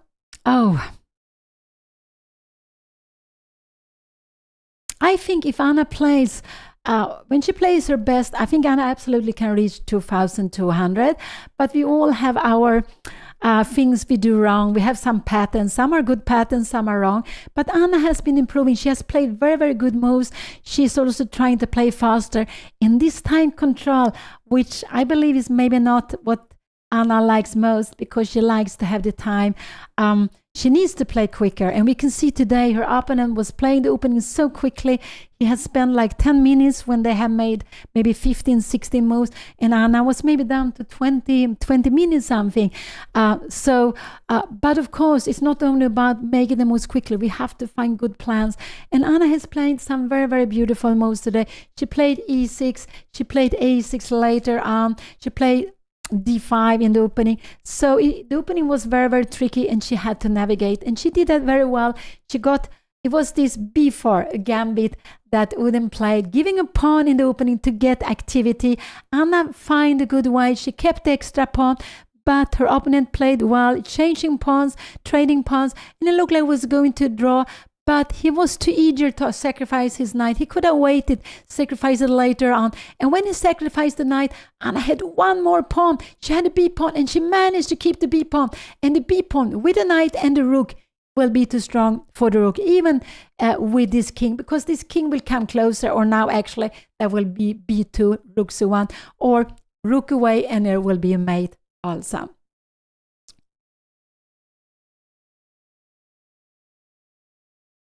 Yeah, so they will need, after the game, you can see they're sitting and analyzing. So sometimes you can see they're pointing at some squares. So they're analyzing blindfold. And that is quite common to do after the game.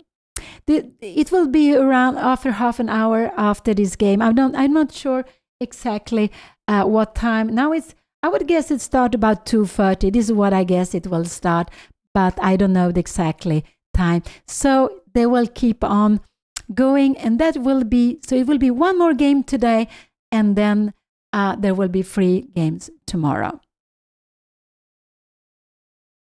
So Anna won the game yesterday with white pieces. Today she won the game with the black pieces, and there is going to be another game where Anna will be with the white pieces in about half an hour.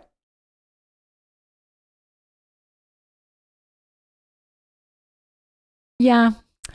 But it was a blunder by her opponent. He had the draw in his pocket, but he sacrificed his knight too quickly.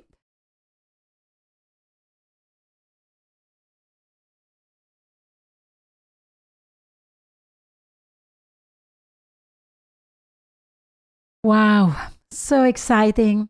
So exciting. They are going to take a break with 45 minutes. I'm very happy to hear that. I think that will be very, very important for them to have this 45 minutes.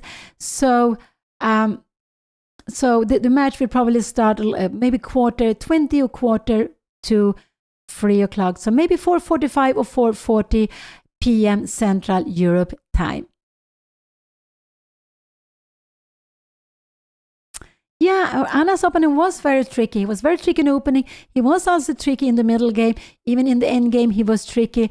But Anna, she kept control. He was active, but she played very, very nicely and kept control. And in the end, he made a mistake. It was going to be a draw, but he made a mistake. And now Anna has 2 after 2. Wow, that's great. I believe Anna will be with you at any moment. I believe so. So, and then the match will start in about 45 minutes. So I will say bye for me. And I do. Okay, everybody. The game is finished. I won. I feel like I'm playing well. This game, I don't know, after we traded queens, I knew I was very passive, but I also kind of felt like I was always able to get myself out. So it felt pretty good. I don't know if I missed anything, but yeah, I mean, I was thinking that, you know, it'll probably be a draw, but I was happy with the draw as well, of course, because then I would still be leading the match. But now, a 2-0 lead, it's a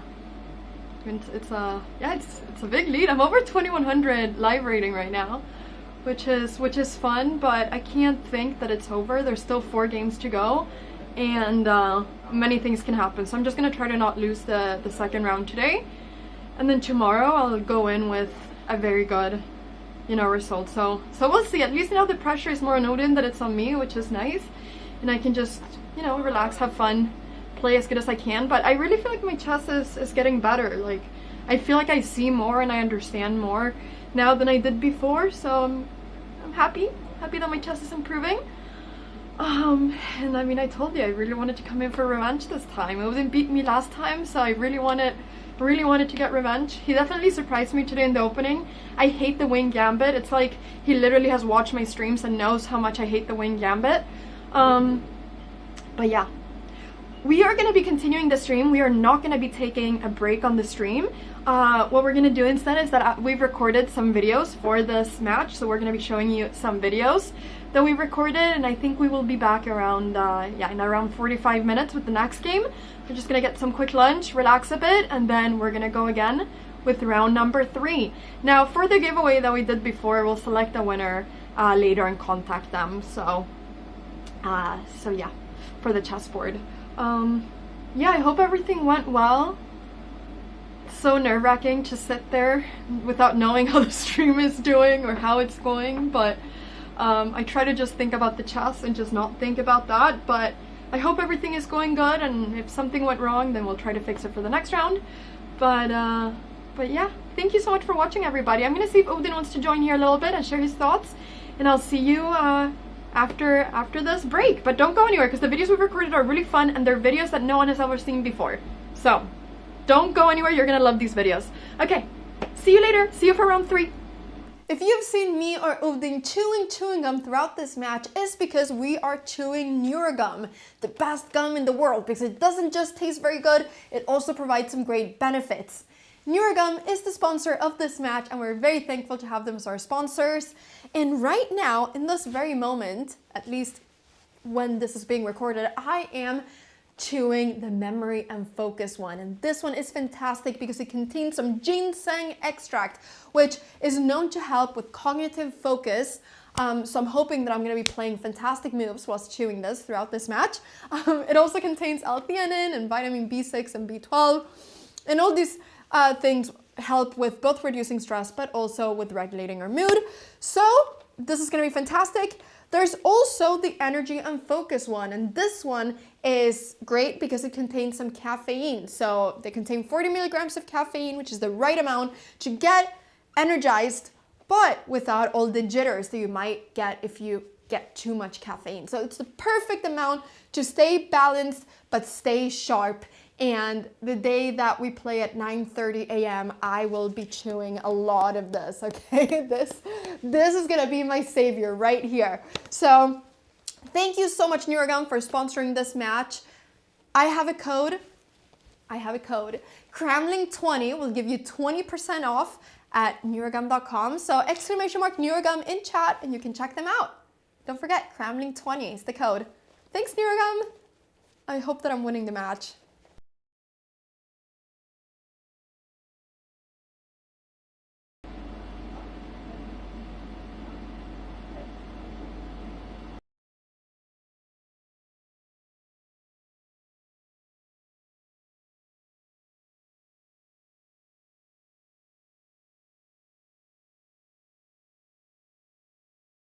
On b5, and then try to jog over with my king, which is cut off, and then sooner or later I will be able to, I think, to sacrifice the knight for the pawn, and then rook versus knight should be trivial, although the way I'm playing, maybe not.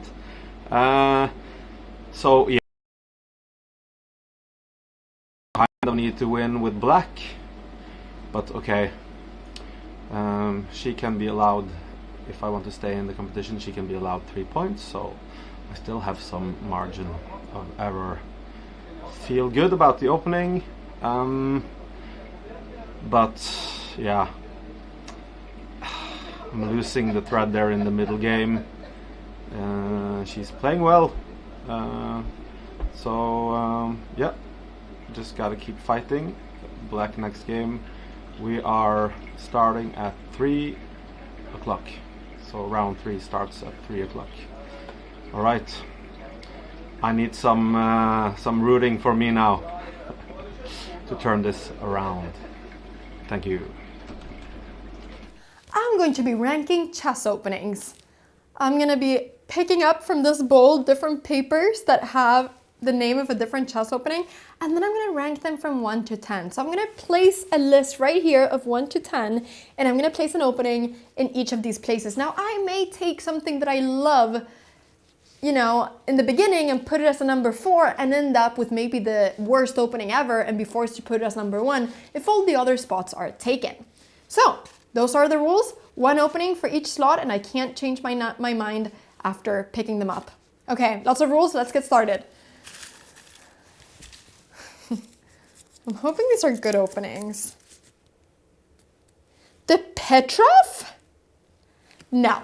You know what? The Petrov, there's nothing wrong with the Petrov, but it is such a boring opening. It just leads to a bunch of draws. This is as anti-Anna Cramling as it gets. So even if objectively this is good, it's gonna get a bad spot for me. This is gonna get like a 7, because I maybe have to put worst openings under, but I'm gonna put it as a 7. Yep. Okay, let's go for this one.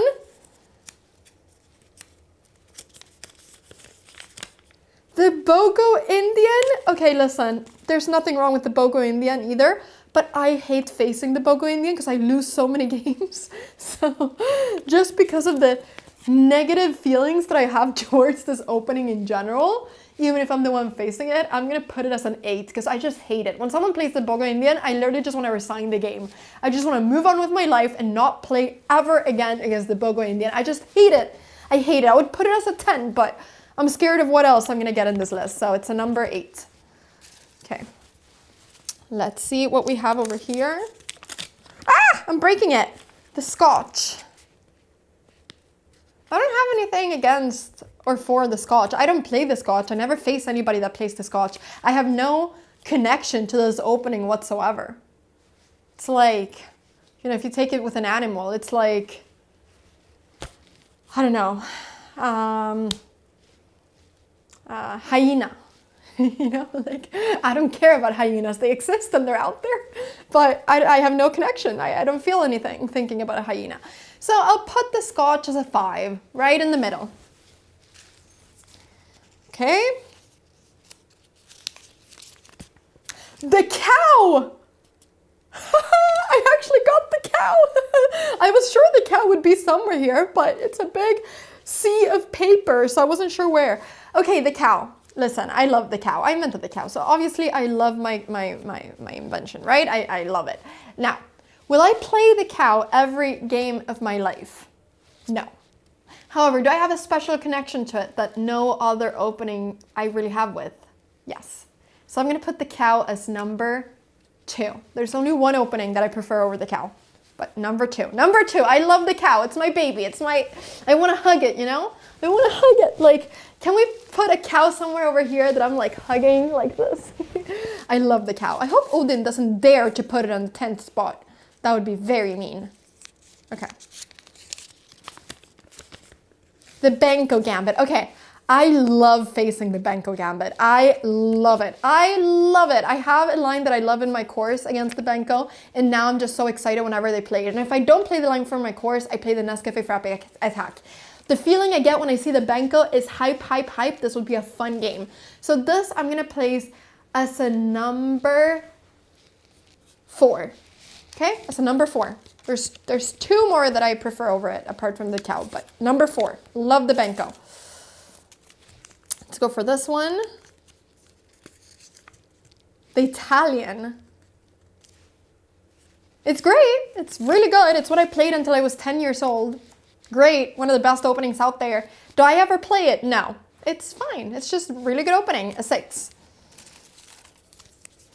Come on. I'm hoping I'm getting the 2 I really want to put at the top. Because I now only have 1 and 3 and 9 and 10. So now we have a situation. The birds opening? F4? No, I hate F4. F4 there's nothing good with. If I'm facing it, I'm like, why are you moving that pawn right now? And I would never play it myself. Even when I play it, I get a few like, ugh.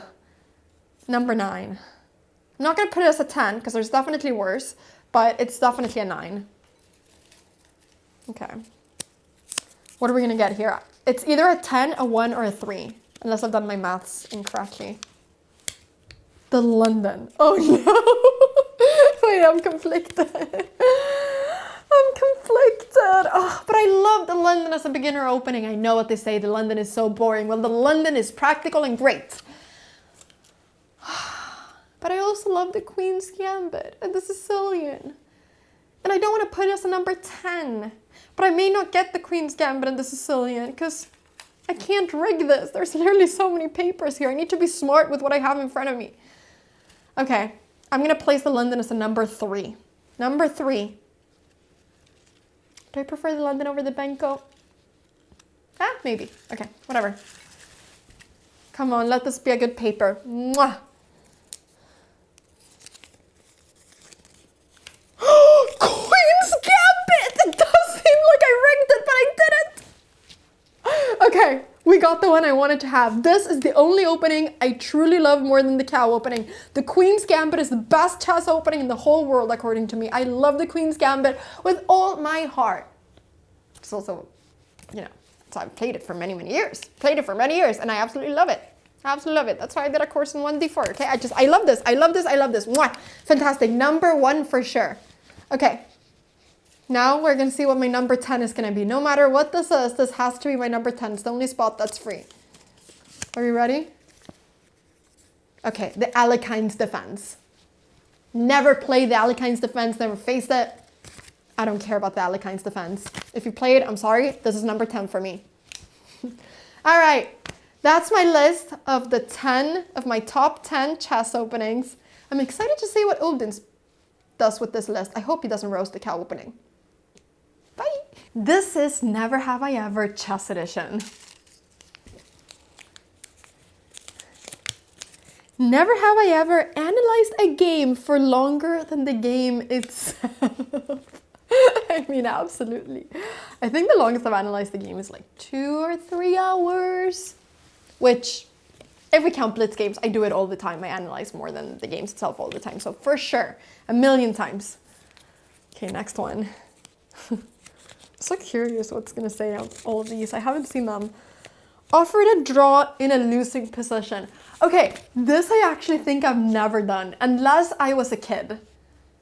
Which, I don't know what age I was, but I don't think I've ever done this because I have a clear memory of being like 15 years old and a kid offering me 10 draws when I thought he was in a losing position, and I got so annoyed that I told myself I'm never gonna do this. So I actually don't think I've ever done it. Promising, promise. This is not a lie, it's a promise. Okay. Never have I ever thought I was winning, but the engine said 0.00. Every other game I think I'm winning. And if I'm lucky, it's a 0.00. If I'm unlucky, I'm dead lost when I think that I'm winning. So yeah, all the time.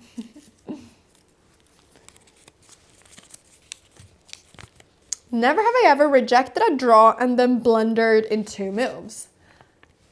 I've blundered in 1 move. I've blundered the move after in 2 moves and 3 moves. Yeah, but I don't like when people offer me a draw because then I feel pressure. Feel like, should I have taken the draw? And then I think for so long that my time starts ticking down. So I actually put myself in a position where objectively I should take the draw because I have so little time. So I don't like the psychological thing behind my opponents offering me a draw. Because then it's like, I could have had a draw. But then it's also more fun to play out the games, right? I don't like taking a draw in the middle of a game when anything can happen. That's not chess, that's just chickening out. So, yeah, I don't know. But this one, yeah, I've definitely done it many times. I've also won many times after rejecting a draw, though. That must be said. Okay. Never have I ever played one more game for 2 hours. Guilty! Yes, I have many times. In fact, probably also for 5 hours. Probably for more. Chess is one of the most addictive games out there in a great way. And one more game never means one more game. Because if you win, I could be gaining a rating if I just play one more game. And if you lose, well, you want to play one more game because you lost. You don't want to end on a loss, but you also don't want to end on a win. I don't know. There's no solution. Never have I ever lost because I forgot about en passant. No, there's no way. I don't forget about en passant. Maybe when I was a kid. When I was a kid, I was sometimes a bit afraid of doing it because I wasn't sure if I was doing it correctly and I was really scared of being embarrassed by doing it in the wrong moment. So maybe then, but no, I don't think I've lost because of that. No. Okay, I'm gonna do 2 more. Never have I ever rage quit online. What does rage quitting online really mean? Like rage quitting a tournament? I've never rage quit a tournament. Actually, no tournament, like either over the board or online, never. Because my parents always installed in my brain when I was a kid that if you start a tournament, you finish the tournament. The results don't matter, it's a respect thing, you just finish it. So I've never rage quit. However, have I thought that I'm gonna play a lot of online chess and then I start losing and then I just rage quit, like I just stop? For sure, for sure. But I don't call it rage quitting. I call it knowing what is the best thing for my rating. It's a calculated move to keep my rating. No quitting, just stopping, just taking a pause. Okay, final one. It's gonna be this one. Acted confident after playing a move I didn't understand all the time. I try to do some stuff with my face when I'm playing, okay? Like I try to a little bit play some psychological game, some poker game when I'm playing chess. I mean, maybe you're seeing it in my match versus Odin now, I don't know. But for sure, maybe I'll look very confident after making a move that I think it's really bad, or I'll make a really good move that I know is really good and then I'll look like I blundered so that he makes the move faster and then bam, he falls into my trap. Okay, this is my version of Never Have I Ever, Chess Edition. I'm excited to know what Odin replied to all of these ones. I'm going to be ranking chess openings. I'm going to be picking up from this bowl different papers that have the name of a different chest opening, and then I'm gonna rank them from 1 to 10. So I'm gonna place a list right here of 1 to 10, and I'm gonna place an opening in each of these places. Now I may take something that I love, you know, in the beginning and put it as a number 4 and end up with maybe the worst opening ever and be forced to put it as number 1 if all the other spots are taken. So those are the rules. 1 opening for each slot, and I can't change my mind after picking them up. Okay, lots of rules, let's get started. I'm hoping these are good openings. The Petrov? No.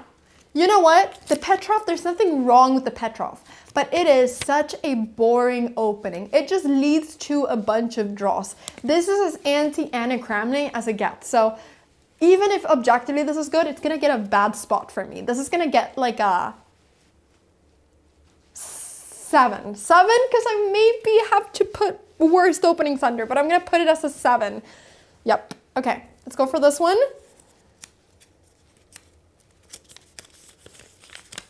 The Bogo Indian. Okay, listen, there's nothing wrong with the Bogo Indian either, but I hate facing the Bogo Indian because I lose so many games. So just because of the negative feelings that I have towards this opening in general, even if I'm the one facing it, I'm gonna put it as an 8 because I just hate it. When someone plays the Bogo Indian, I literally just want to resign the game. I just want to move on with my life and not play ever again against the Bogo Indian. I just hate it. I hate it. I would put it as a 10, but I'm scared of what else I'm gonna get in this list. So it's a number 8. Okay. Let's see what we have over here. Ah, I'm breaking it. The Scotch. I don't have anything against or for the Scotch. I don't play the Scotch. I never face anybody that plays the Scotch. I have no connection to this opening whatsoever. It's like, you know, if you take it with an animal, it's like, I don't know, hyena. You know, like, I don't care about hyenas. They exist and they're out there, but I have no connection. I don't feel anything thinking about a hyena. So I'll put the Scotch as a 5, right in the middle. Okay. The cow! I actually got the cow. I was sure the cow would be somewhere here, but it's a big sea of paper, so I wasn't sure where. Okay, the cow. Listen, I love the cow. I invented the cow, so obviously I love my invention, right? I love it. Now, will I play the cow every game of my life? No. However, do I have a special connection to it that no other opening I really have with? Yes. So I'm gonna put the cow as number 2. There's only one opening that I prefer over the cow, but number 2. Number 2, I love the cow. It's my baby. I wanna hug it, you know? I wanna hug it. Like, can we put a cow somewhere over here that I'm like hugging like this? I love the cow. I hope Odin doesn't dare to put it on the 10th spot. That would be very mean. Okay. The Benko Gambit. Okay, I love facing the Benko Gambit. I love it. I love it. I have a line that I love in my course against the Benko, and now I'm just so excited whenever they play it. And if I don't play the line from my course, I play the Nescafe Frappe attack. The feeling I get when I see the Benko is hype, hype, hype. This would be a fun game. So this I'm gonna place as a number 4. Okay, as a number 4. There's 2 more that I prefer over it, apart from the cow, but number 4. Love the Benko. Let's go for this one. The Italian. It's great. It's really good. It's what I played until I was 10 years old. Great. One of the best openings out there. Do I ever play it? No. It's fine. It's just a really good opening. A 6. Come on. I'm hoping I'm getting the 2 I really want to put at the top. Because I now only have 1 and 3 and 9 and 10. So now we have a situation. The birds opening? F4? No, I hate F4. F4 there's nothing good with. If I'm facing it, I'm like, why are you moving that pawn right now? And I would never play it myself. Even when I play it, I get a few like, ugh. Number 9. I'm not going to put it as a 10 because there's definitely worse, but it's definitely a 9. Okay. What are we going to get here? It's either a 10, a 1, or a 3, unless I've done my maths incorrectly. The London. Oh no. Wait, I'm conflicted. I'm conflicted. Oh, but I love the London as a beginner opening. I know what they say, the London is so boring. Well, the London is practical and great. But I also love the Queen's Gambit and the Sicilian.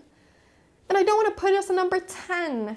But I may not get the Queen's Gambit and the Sicilian because I can't rig this. There's literally so many papers here. I need to be smart with what I have in front of me. Okay, I'm going to place the London as a number 3. Number 3.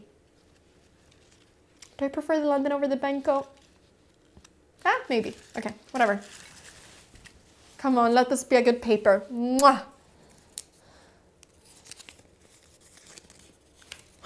Queen's Gambit! It does seem like I rigged it, but I didn't.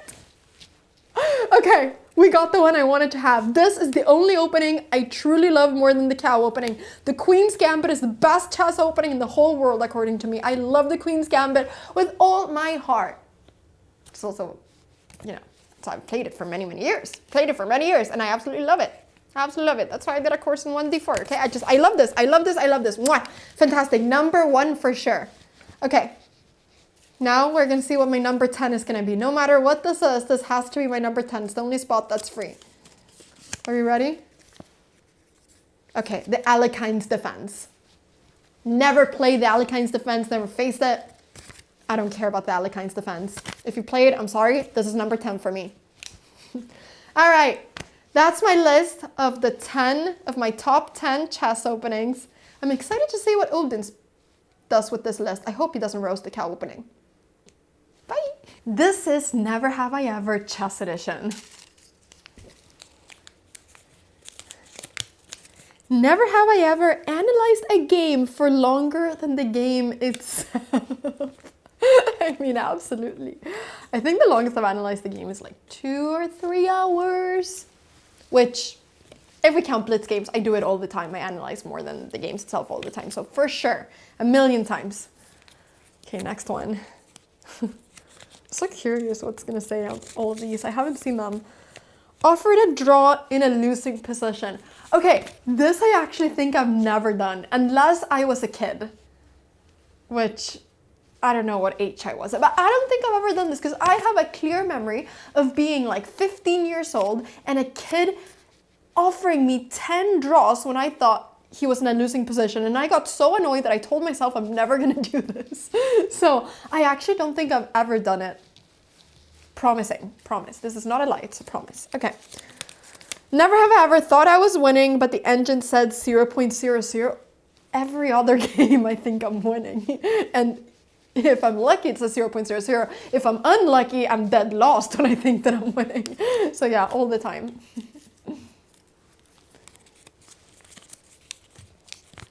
Never have I ever rejected a draw and then blundered in 2 moves. I've blundered in 1 move. I've blundered the move after in 2 moves and 3 moves. Yeah, but I don't like when people offer me a draw because then I feel pressure. Feel like, should I have taken the draw? And then I think for so long that my time starts ticking down. So I actually put myself in a position where objectively I should take the draw because I have so little time. So I don't like the psychological thing behind my opponents offering me a draw. Because then it's like, I could have had a draw. But then it's also more fun to play out the games, right? I don't like taking a draw in the middle of a game when anything can happen. That's not chess, that's just chickening out. So, yeah, I don't know. But this one, yeah, I've definitely done it many times. I've also won many times after rejecting a draw, though. That must be said. Okay. Never have I ever played one more game for 2 hours. Guilty! Yes, I have many times. In fact, probably also for 5 hours. Probably for more. Chess is one of the most addictive games out there in a great way.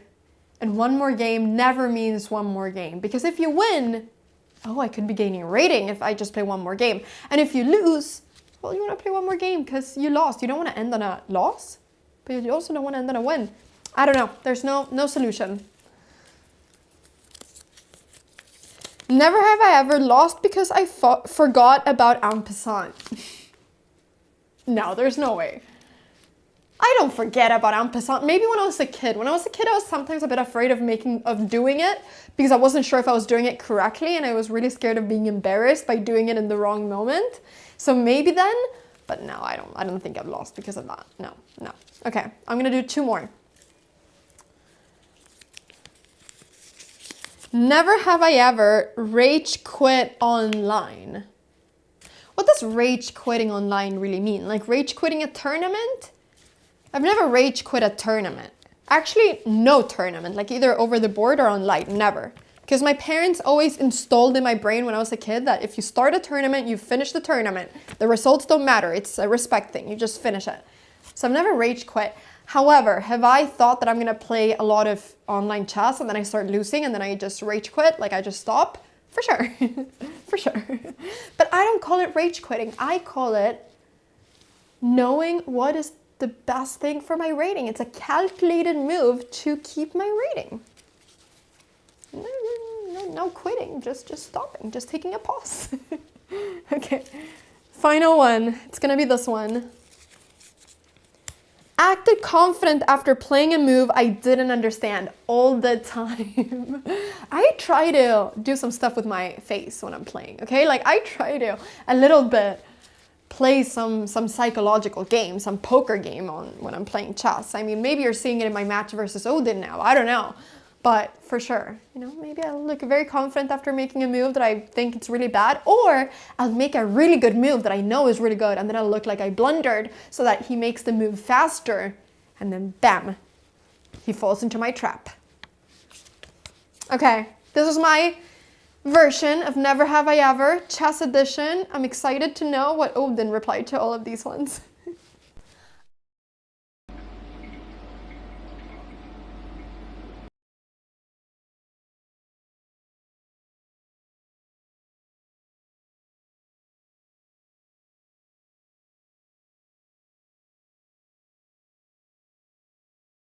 Because yeah, I've prepared a little bit. I'm gonna get some food now. So I thought maybe we could do a bit of a mukbang, you know? Cause I'm happy. I feel great. Look at this. This is fantastic. I'm inside a fridge right now, and I'm gonna eat some warm food. So what am I having? You might ask yourselves. Maybe not the healthiest food ever, but I am having a burger.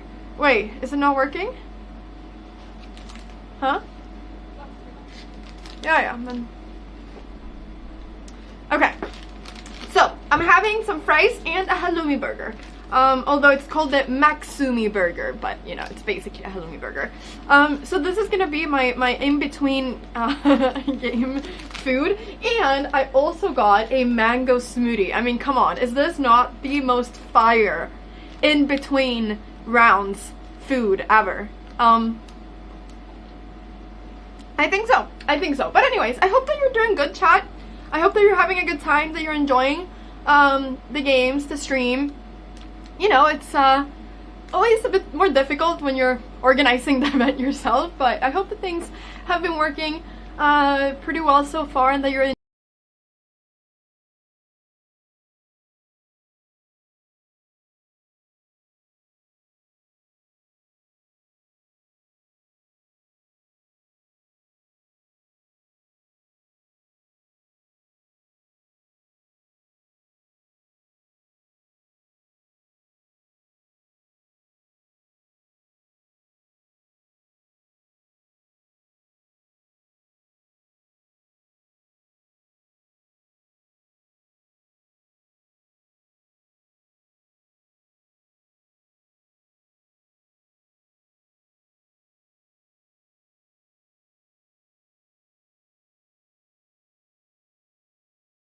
spend so much energy, you know, thinking.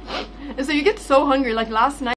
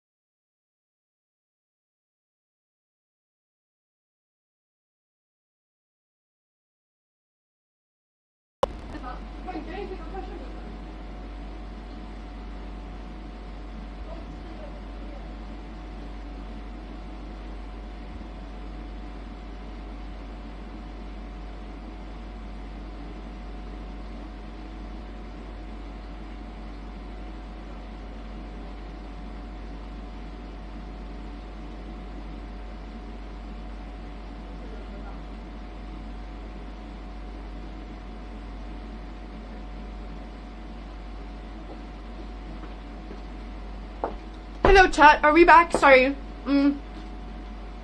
Sorry, we things went down for a little bit. Are we back? Do you see me? I just brought you up so that I can read what you're saying. And we're doing a bit of a mukbang over here. So I'm hoping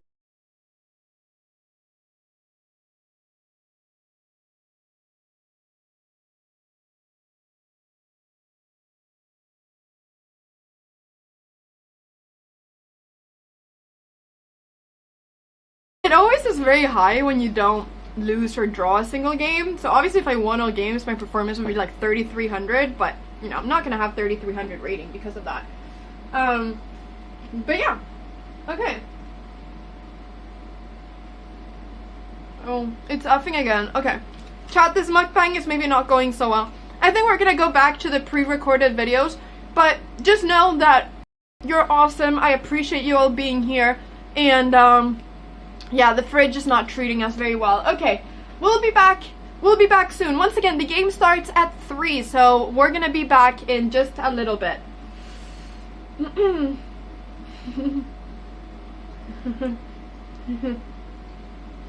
luck in the match, Anna. Thank you. I'm gonna have my burger now, and I'm gonna have my incredible mango smoothie and my fries. It's kind of hard to eat inside a fridge anyways, but I just wanted to say hi.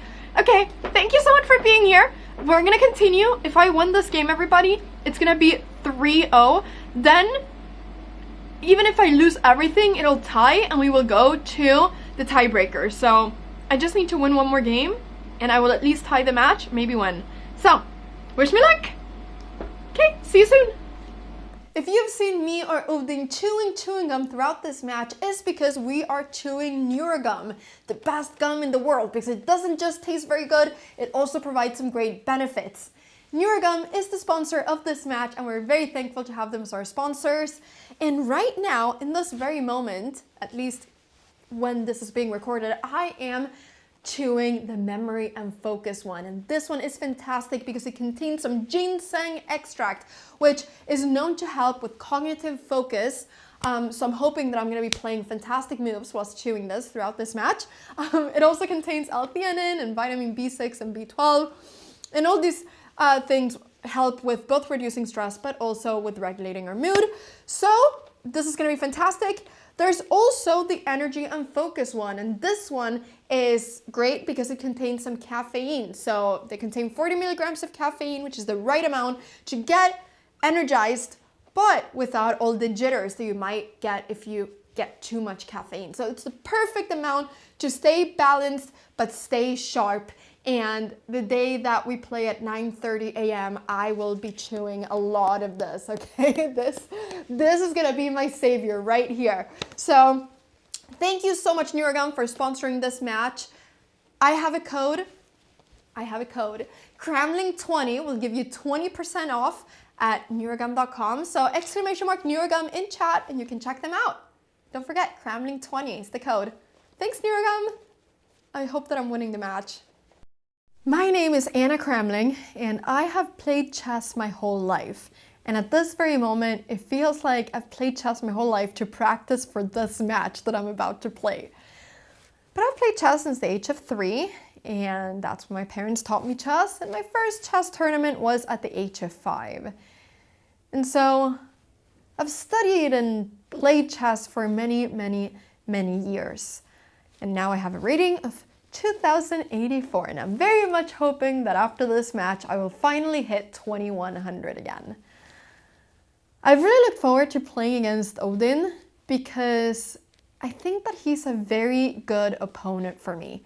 He is exactly the strength that I want an opponent to have, you know, my strength maybe a little bit better. I mean, he's a bit higher rated than me, and he's, I think, definitely peaked way higher than me. So it feels like I am a bit of the underdog in this match, and that makes me very happy. I played Odin a couple years ago in Norway. We played this exact match then, and I lost 3.5 to 2.5. So I lost by the very bare minimum. So for the last 2 years, I have studied and worked hard to try to beat Odin, because revenge is sweet. That's what they say, right? So I'm hoping that I'm able to win this match. I think that both me and Odin have strengths and weaknesses. I think both of our weakness is that we play the same thing.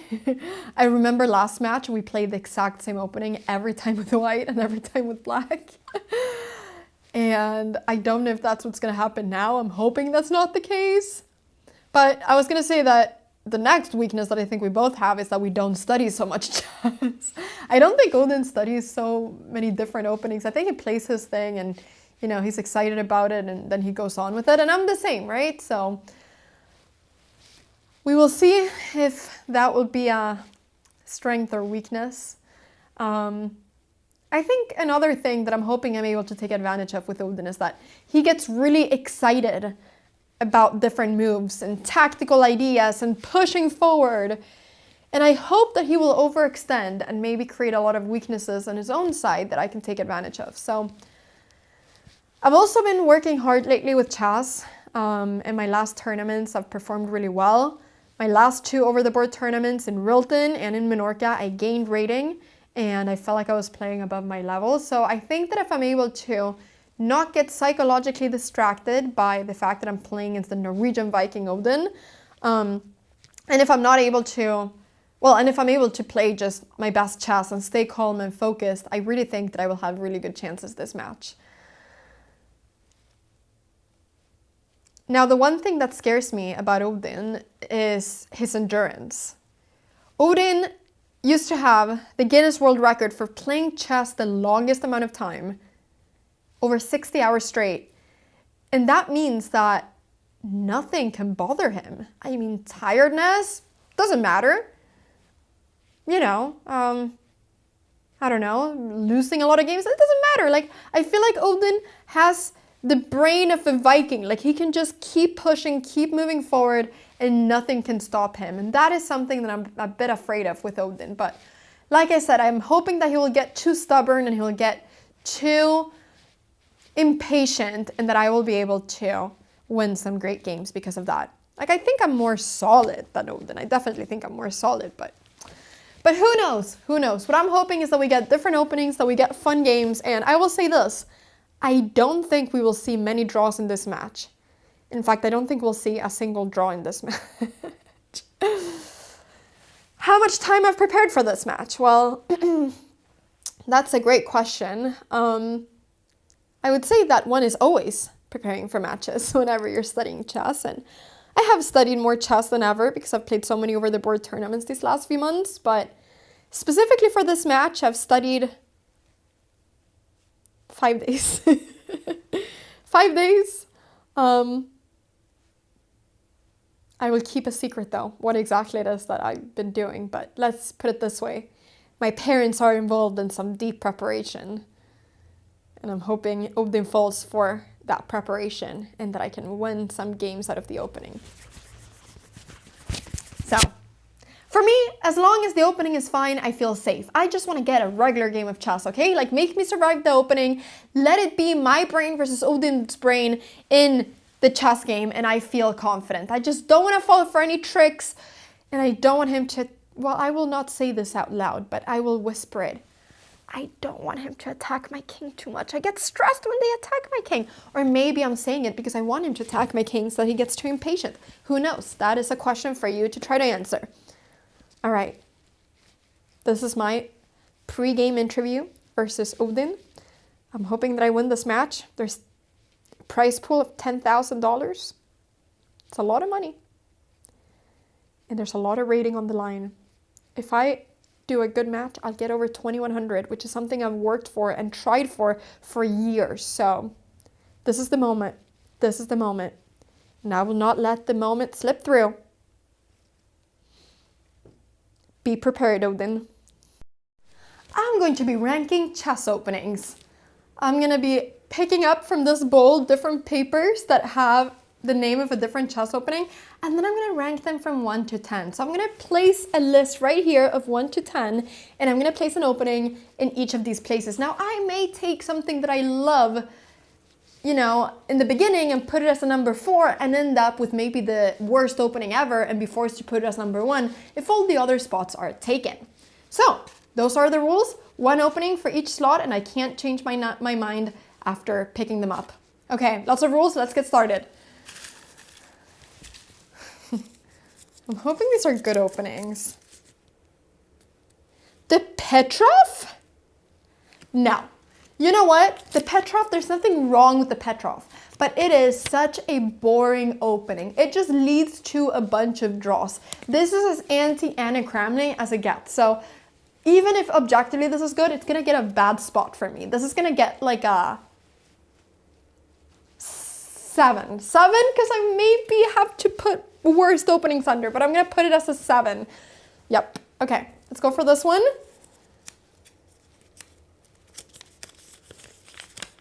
The Bogo Indian, okay, listen, there's nothing wrong with the Bogo Indian either, but I hate facing the Bogo Indian because I lose so many games. So just because of the negative feelings that I have towards this opening in general, even if I'm the one facing it, I'm gonna put it as an 8 because I just hate it. When someone plays the Bogo Indian, I literally just want to resign the game.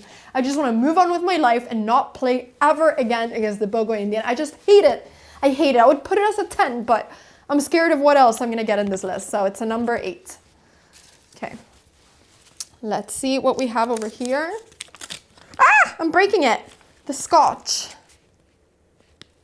I don't have anything against or for the Scotch. I don't play the Scotch. I never face anybody that plays the Scotch. I have no connection to this opening whatsoever.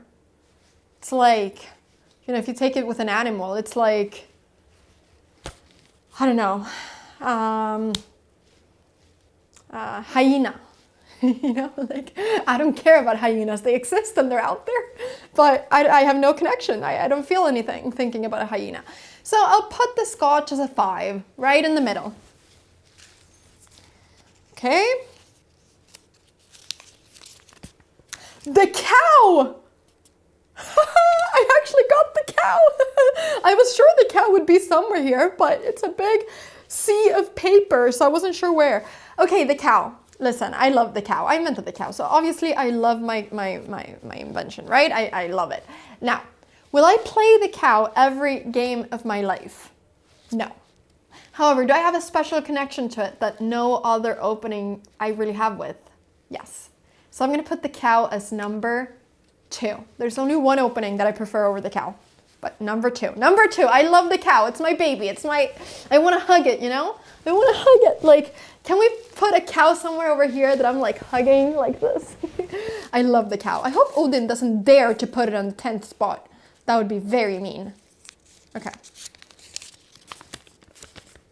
The Benko Gambit. Okay, I love facing the Benko Gambit. I love it. I love it. I have a line that I love in my course against the Benko, and now I'm just so excited whenever they play it. And if I don't play the line from my course, I play the Nescafe Frappe attack. The feeling I get when I see the Benko is hype, hype, hype. This would be a fun game. So this I'm gonna place as a number 4. Okay, as a number 4. There's 2 more that I prefer over it, apart from the cow, but number 4. Love the Benko. Let's go for this one. The Italian. It's great. It's really good. It's what I played until I was 10 years old. Great. One of the best openings out there. Do I ever play it? No. It's fine. It's just a really good opening. A 6. Come on. I'm hoping I'm getting the 2 I really want to put at the top. Because I now only have 1 and 3 and 9 and 10. So now we have a situation. The birds opening? F4? No, I hate F4. F4 there's nothing good with. If I'm facing it, I'm like, why are you moving that pawn right now? And I would never play it myself. Even when I play it, I get a few like, ugh. Number 9. I'm not gonna put it as a 10 because there's definitely worse, but it's definitely a 9. Okay. What are we gonna get here? It's either a 10, a 1, or a 3, unless I've done my maths incorrectly. The London. Oh no! Wait, I'm conflicted. I'm conflicted. Oh, but I love the London as a beginner opening. I know what they say, the London is so boring. Well, the London is practical and great. But I also love the Queen's Gambit and the Sicilian. And I don't want to put it as a number 10. But I may not get the Queen's Gambit and the Sicilian because I can't rig this. There's literally so many papers here. I need to be smart with what I have in front of me. Okay, I'm gonna place the London as a number 3. Number 3. Do I prefer the London over the Benko? Ah, maybe. Okay, whatever. Come on, let this be a good paper. Mwah. Queen's Gambit! It does seem like I rigged it, but I didn't. Okay, we got the one I wanted to have. This is the only opening I truly love more than the cow opening. The Queen's Gambit is the best chess opening in the whole world, according to me. I love the Queen's Gambit with all my heart. It's also, you know, so I've played it for many, many years. And I absolutely love it. I absolutely love it. That's why I did a course in 1D4. Okay, I love this. I love this. I love this. Mwah. Fantastic. Number 1 for sure. Okay. Now we're going to see what my number 10 is going to be. No matter what this is, this has to be my number 10. It's the only spot that's free. Are you ready? Okay, the Alekine's Defense. Never played the Alekine's Defense. Never faced it. I don't care about the Alekine's Defense. If you play it, I'm sorry. This is number 10 for me. All right. That's my list of the 10 of my top 10 chess openings. I'm excited to see what Odin does with this list. I hope he doesn't roast the cow opening. Bye. This is never.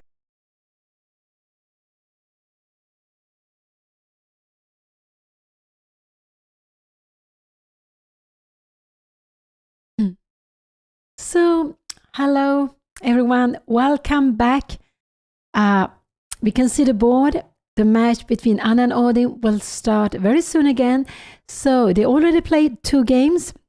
First round yesterday, Anna won with the white pieces. This morning, Anna won with the black pieces. So Anna has got the dream start with 2 out of 2. But there's still 4 more games to go. So it's a match between Anna and Odin. They are playing 6 classical games, exactly like last time. They played a match 2024 in December, 1.5 years ago. And then Odin won. And now we are seeing a new match. That time the match was held in Norway, in Oslo. Now it's time to have it in Anna's home country. So it is in Stockholm, Sweden. And they play with a little bit shorter time control this time. They are having 60 minutes for the whole game, and they will get 30 seconds per move. Yeah, you can see it on the clock. And Anna is playing with the white pieces. So this is how it is. Anna started with white yesterday, then black this morning, and then white and black. So it's changing every time. So both of them will have 3 whites and 3 blacks. And playing a match is very, very exciting. It's different than to play in a tournament where you only face your opponent one time with black or white. But here, Anna and Odin, they're facing each other 3 times with white and 3 times with black. So it's just very, very interesting way of playing. Not often you get the chance to play a match. And the match is sponsored by neurogum, who has the very, very chewing gum to keep us focused, so the energy is lasting, and that is very important when you play chess. So I also myself have taken neurogum before the stream, just to keep more energy, and that is very important for everyone. I would say with age even more, and actually that it was happen when we become older, that have difficulties with energy, but anyone needs that. And it's just a very beautiful match. There is $10,000 in a prize fund. There is also 2 Fondurance watch, and it's a federated tournament. So by now, Anna is doing very well. She's about 2,100 in live rating, but there are still 4 games to go. So everything will be decided in these last 4 games. And here you see the playing hall. It's played in a very well-known chess bar in Stockholm, Svarta Hästen, the Black Horse, in the heart of Stockholm. You can see the background with some chess books, also some chess magazines, some Swedish chess magazines. So it's just quite a very cozy place to play the match. And it's also very well known. Lots of people like to go there in the evening, maybe to be there with friends. You can chat, and you can have a game of chess. So, yeah, and also with the neurogum, if you want to buy it and you put the code Cramling20, you will get 20% off. Wow, Wow, so exciting. So the first game was very, very tactical. It was so many tactical moves. And Odin, he decided to sacrifice a piece. It was not correct, but still there were practical chances. In the end, Anna got an endgame where she won, where the bishop was stronger than 2 pawns, but she made only with 1 pawn, one winning pawn. And we can see that today. It looked like the game was heading for a draw, but Odin made a very impatient knight sacrifice, and Anna managed to keep 1 pawn on the board, a b pawn. And this pawn, together with the knight and the rook, was too much for the lonely rook for Odin to defend against. So 2 very, very exciting games, and I'm sure there will be 4 more exciting games to come. So they will start in some few.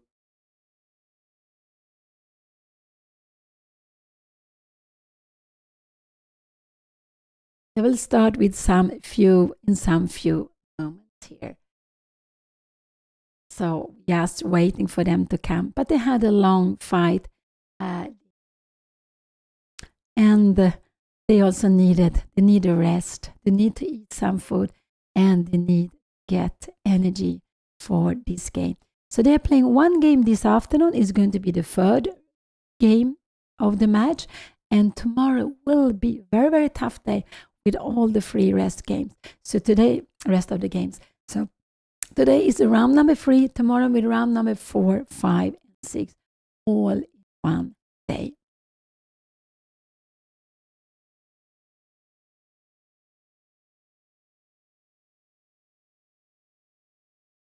Oh, so exciting to see games. Also because the time is quite short. I never myself, I believe, did I play with 1 hour federated? I don't think so. But it's actually possible now that you can play 1 hour, 30 seconds extra, and it's federated for a classical game.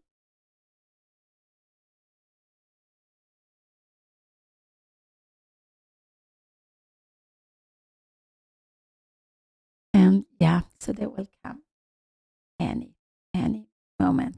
So this is the 2nd time they have a match. First time Odin won it. Now Anna is leading with 2-0.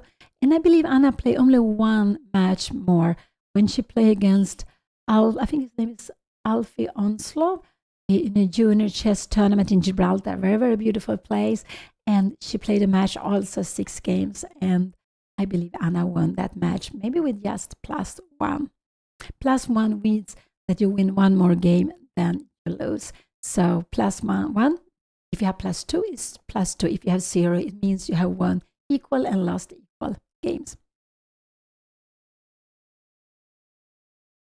So still have to wait for the players, but it has to be such a fight, and now they have to be ready for the next game.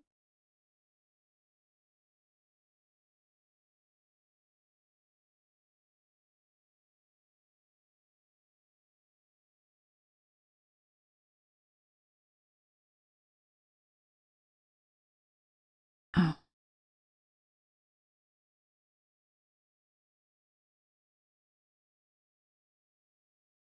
And it will be very exciting to see the game when it starts. Always the opening ideas is exciting to see. Will the opponent play the same? Will the opponent have some new ideas to try? It's just always very, very exciting to see.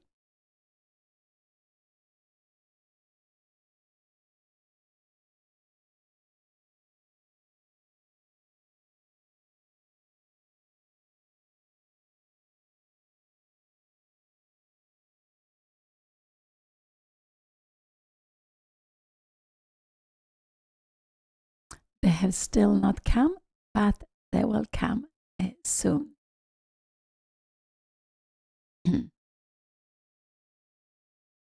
So the first game was the King's Indian with the unusual bishop f5. It happened sometime. And today, Anna was black in Sicilia with, I would say, even more unusual pawn sacrifice b4. All of a sudden, just b4 comes in a little bit a way of trying to get the center, trying to get the initiative. Anna just played well, and she kept the balance. She was maybe a little better, kept the balance, kept an extra pawn.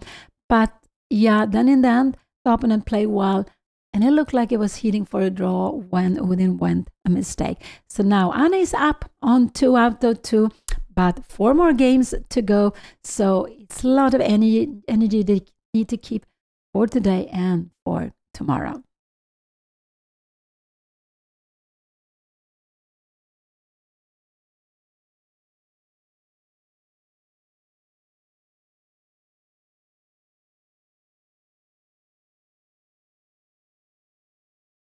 And here we see the chessboard, we see the black and white pieces, we see the digital board, we see the score sheet on the side, and that is how it when you play classical game, you still need to write down the moves, and so you have the score sheet. And it could be that the same position will occur 3 times, you want to claim a draw, or that you don't move any pawns during 50 moves, then you also can claim a draw. So this is the reason why we still need to use the score sheet, and that has been an old tradition, because before, without the computers, when we came home, either we had a little book where we wrote down our games, or we came home and we wrote it down on our on a little bit of a small book, just to keep the score sheet. My brother always been very proud, saying that he has kept all his score sheet. I have not, but I have some of them from the old days too.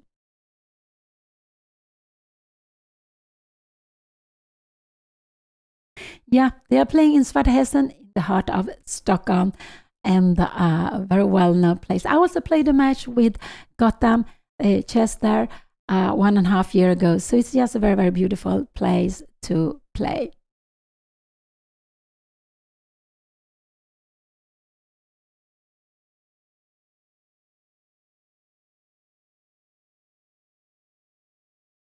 We have not seen the players, so I believe they will start at 3:00 p.m. I don't play so often gun tournaments with double rounds. It's a little bit because of energy. I have played it sometimes, not so often I played it, but sometimes, yes, it has happened. Also, of course, when I was a kid, I played all these school championship, and then you play 8-9 games during 3 days. Then, of course, it's lots of double rounds. And there at that time, we had 1 hour, but finish. To have 1 hour plus 30 seconds per move is so much better than 1 hour finished. But that is quite a long time back. But now these days, they want to make the tournament shorter. It will be easy for people, for amateur, to go and travel if the tournament is not so long. So double rounds is becoming more and more common, and it's absolutely understandable. It's not so easy to be away for 9 days plus 2 traveling days, 11 days to play classical tournament. So it's just becoming more and more double rounds. If I played, I have played a Basque system. Then I played then we both play with white and black against each other. During the mind games in China, I played like that. So that I played also simultaneous against several players at the same time. Yes, that I've done several times. But Basque, I only played 2 games against another. We play 1 each, 1 white and 1 black. And that was not so easy for me to play, actually, when I'm not used to it. It was easy to focus on 1 game, but to focus on 2 games at the time, I was not very happy with that. Yeah, having 2 series, of course, very, very fantastic feeling. Of course, in general, the situation should be much easier for Anna than for Odin, because being 0-2 up, then what you want to do, you want to win games. You not draw.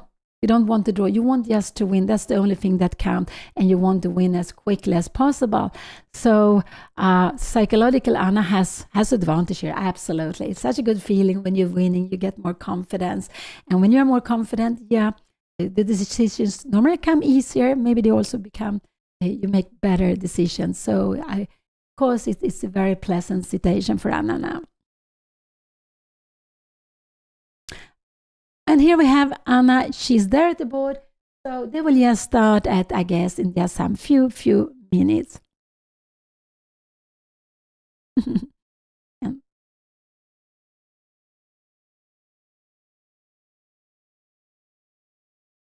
So round number 3. in the match Anna against Odin, held in Stockholm in Svarta Hästen, will start at any moment. And there are round number 3 today and round number 4, 5, and 6 tomorrow. Tomorrow, I believe the first round will start at 4:30 p.m. This is, you can see, it just so you don't get butter with, if there are some noise from something. So then you can have this. Yeah, the games are rated, feed rated, and it's true that in the last game, the game was steering towards a draw, and black just had to sacrifice the knight, but Odin did it just white. Odin did it in a bad moment where Anna managed to keep her extra b-pawn, and the b-pawn was in the end going to queen, or deciding the game when he resigned. So it was, he made a blunder.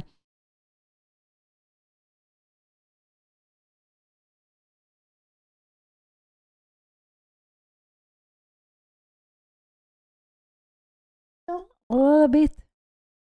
I have to wait a little bit. It's quite a short time. When did it finish? A little bit before 2 o'clock, I believe. So,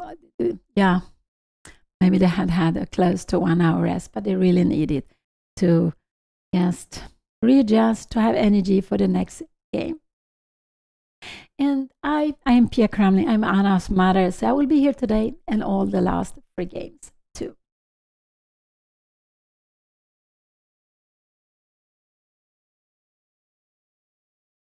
Yeah, I guess there's quite a lot of noise, so the need to have, it helps to have the earplugs. And here we have Anna's opponent, Odin. He comes with coffee, tea, water, whatever it is, which is also very, very important to have during the games. And we can see the games, even in this shorter time control, they can last like 3 hours. That's quite a lot. They can keep on for longer also. Yeah, they will play 6 games, whatever the result is. So there will be 1 game tomorrow and 3 games tomorrow. 1 game today, sorry, and 3 games tomorrow.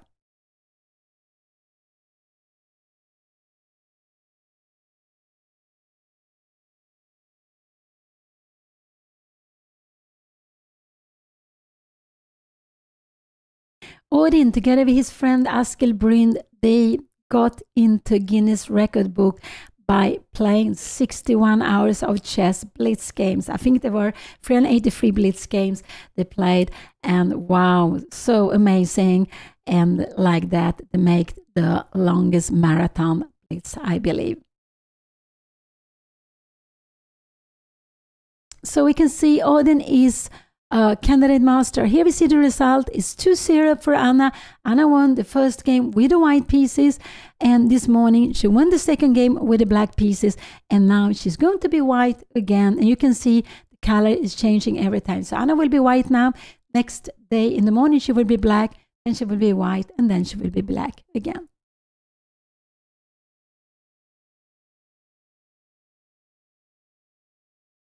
Yeah, both Anna and Odin like tactics, but I would say that Odin is more tactical than Anna is. He really wants to have fire on the board. I don't know who I maybe like the game to be a little bit more calmer, I would say.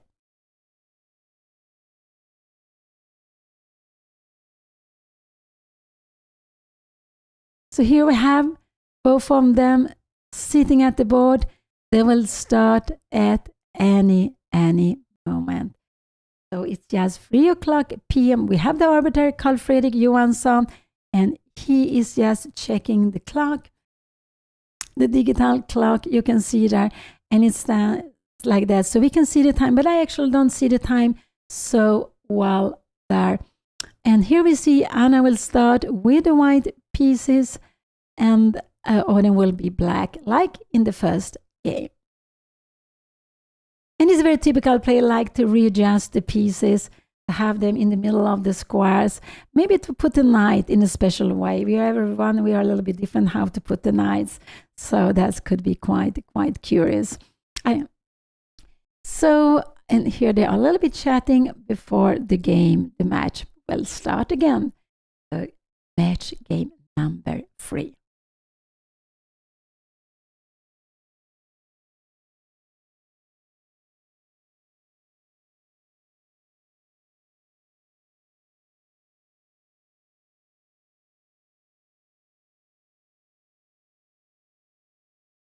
Yeah, they are deciding about now. The clock is started. There will be handshake, and Anna will start. Anything else than d4 would be a big surprise. So I do expect Anna to go d4. Here we have it on the board. First move was d4. Let's see. Sometimes it takes a little bit. Will it start? One d4, knight f6.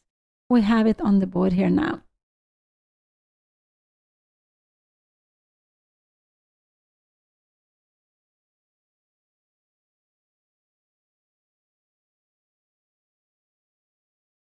And then we have c4, and the light board is working well, very happy. And we have c4, e6. Let's see what will be c4, or is it e6 or d6? I believe it's d6 again. Yeah. So is he going to play the same line again? It looks like this. Knight f3, we have it on the board. g6.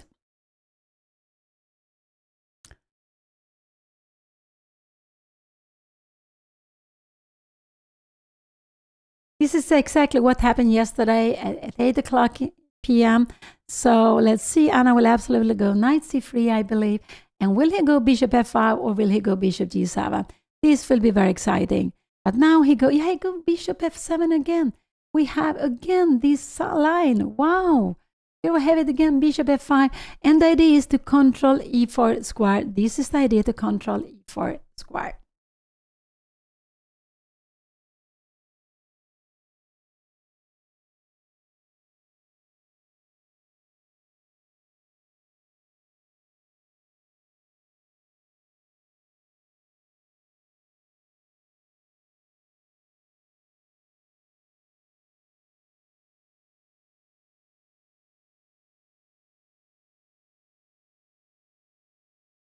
So he decides to go for the same line.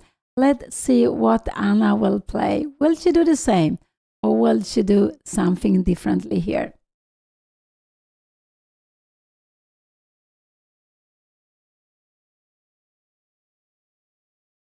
In the first game they played, Anna went h3 in this position.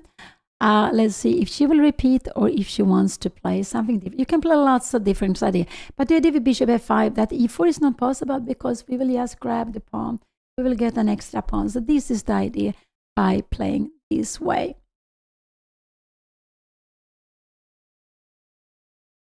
Yeah, so today they play 2 games and tomorrow they will even play 3 games. The match is being held during the weekend, Friday, Saturday, and Sunday. So they need to make it very intensive. So they are playing the second game today, but this is the match round number 3.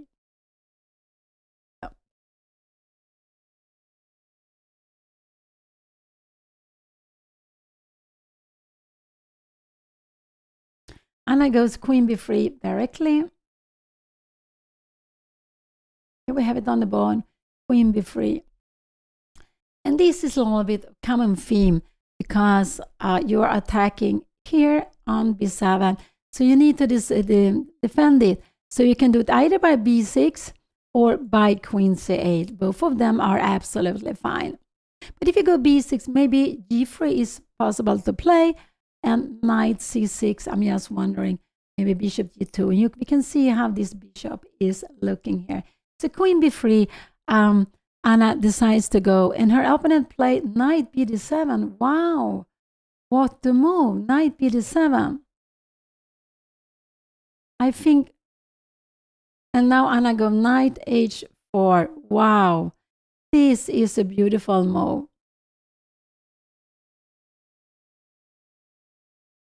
Wow. Because we see this bishop. Where can you go with it? You need to, Anna wants to take here. If you go e6, yeah, I guess we will just take like this. And probably we go, now we can grab the pawn. Now there is no problem. There is absolutely no problem. So with knight h4, what Anna does is, this is completely different from the other game. She attacks the bishop, but at also, I just wonder if you go like this, here, can we now take on b7? Yes, probably we can, because look, if you come back here now, we just keep an extra pawn. We can even take on a7. We're coming back. So knight h4, knight b7, and knight h4 was played.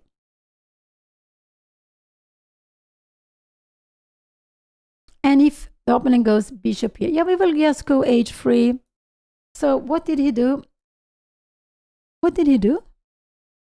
He played bishop e6. But now e4 is a very good move to be played. Wow, e4 is very, very good move to be played here now. I'm just wondering, e4, bishop d7, can we even go f4? Look at these pawns. These pawns are fantastic. Wow, this is fantastic. So now I just like, he played bishop e6, and now just don't go. The idea is after d5, you have knight c5, queen c2, bishop d7, and we can even go b4, knight a6, and rook. Wow. This is absolutely possible to play, but yeah, possible to play. So this is the idea. So if Anna goes d5, her opponent has knight c5, and we don't, this check would just be bad because the queen will be so badly placed here. No, we can't give the check, but then we could go back. So this is absolutely possible to play. So bishop e6, but in this position, I just like e4, just taking space, and bishop d4, we can even go f4. Now f5 is starting to come. Let's see if you come here. Probably can we go f5, take and take, and what?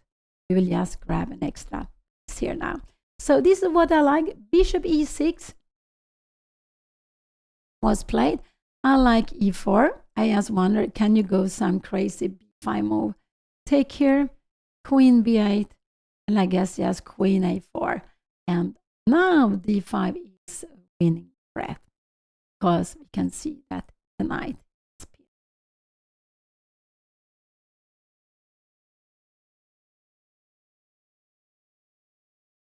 So Anna, she won the first round yesterday. It was a King's Indian.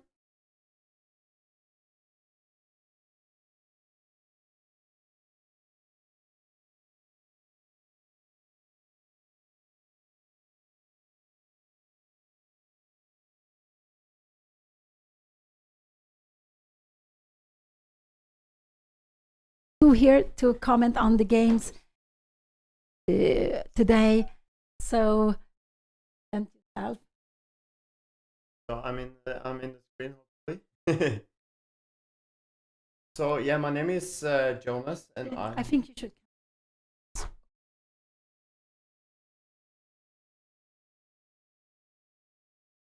Still, you need. ruining the whole. Maybe a little bit. Yeah, maybe my. Works. Yeah. So my name is Jonas, and I'm first of all a friend of Odin, and also the producer for Odin's podcast called Chess Talk Norwegian. So hopefully I can provide some of Odin's side, maybe what he.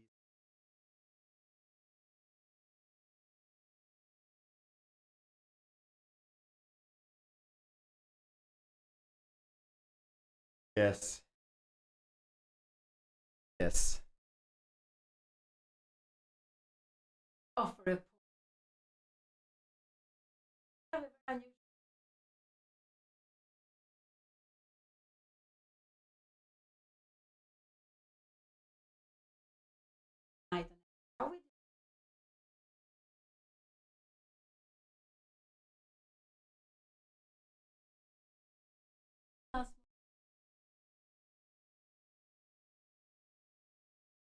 Yeah. So as you say, Odin is trying to find play that are a little spicy and double-edged.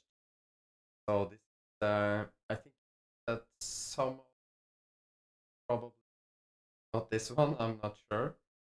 I can also say I'm amateur chess player, so I'll leave the analysis to you, of course. I kind of understand some of. Now white. The knight here is not so well played. On the back, there just also yes, it's not a danger of but so now it has a center and we can absolutely now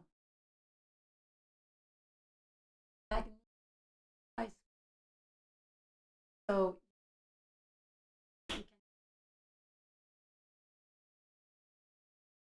oh, the microphone. Oh yes, yeah. Yeah. Okay, yeah, so we can share the microphone.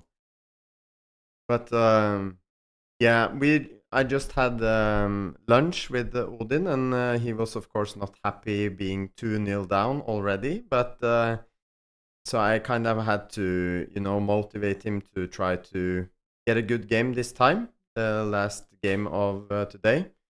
And what Odin has had in his advantage is that he I just really quickly turn off the noise gate.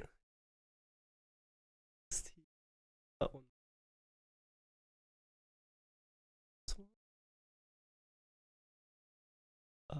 Okay, I think it should be better now. I obviously can't hear it, but there should be less noise gates, so everything in the room comes through. Okay. Shall I make a click here? Yeah, you can click away, yeah. Yeah, to take it away. Okay. Alright, we can hear it with the chat if it's good now, but it should be better. Yeah. Very good, thank you.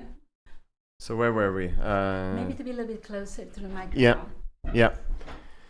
So you try to cheer him up. Yes. To try to, not resign mentally already, because there's still a lot of chess to be played, and he has on his day he can be a good chess player, but he felt that he has kind of made it the mistakes that have decided the games, like with 2 huge mistakes in the different games. So we'll see. It's going to be very exciting to follow this game. Yes, no, every game we have seen have been very, very exciting. Absolutely. It was like firework yesterday when Odin was black in this line. It was so much tactical things to calculate. Also these knights in the center, and all of a sudden a pawn was coming. So it has been very, very exciting match. Very, very public friendly, I would say, for the audience. And today it was just heading for a draw when he made this blunder. Yeah. He was just taking the pawn a bit too early. Yeah. And what he has played now, let's see, put the live board. He played bishop g7, and now I would like to go with the f4 pawn, just to play against this bishop, but also to get a huge pawn center, because with f4 we will have this going e5, but also have this going f5. So this is what I would like to play here. Yeah, it looks to me like white is has the possibility to gain a lot of space in this position for her pieces, and just black has to be careful that he doesn't just get run over, Like if everything suddenly works with the pawn advantages, then you're suddenly just being cramped, probably. Exactly. So that could be a danger. That's why I like f4 very much, because with f4 there is a threat of going f5, trapping the bishop. And remember, this is not winning a piece, because you have knight c5 hitting the queen, and when you move away the bishop gets an extra square. And now b4 would be a blunder, because you have knight take e4 take, and we can see if you take here, we just grab the rook. I just wanted to show that. So here we have the position on the board. So because d5 always is tempting in these kinds of positions, but sometimes you just lose all the space advantage you have also, probably when you move it at the wrong time, then suddenly it's not good for you anymore. But an interesting thing about the games has always been the time management. You know, Odin probably has had better time management than Anna, but the position has always been in Anna's favor. So it's not always enough just to have like half an hour more on the time when it's decided on the board. Yeah, no, that's true. It's important to find a balance between playing quickly, but also finding the right plan, the good plan you're happy with.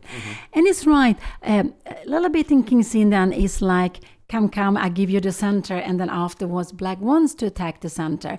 And that's why to go d5 would be too hesitant too quickly, because black will afterwards, after a move like this, you're coming here and bishop d7, I don't know what we do. Maybe we go f4, but you will go a5, and later on you will go c6, and you will start to attack this pawn, and you have this knight on c5, which is very, very strong. So it would not be good to play this here. It would be too quickly.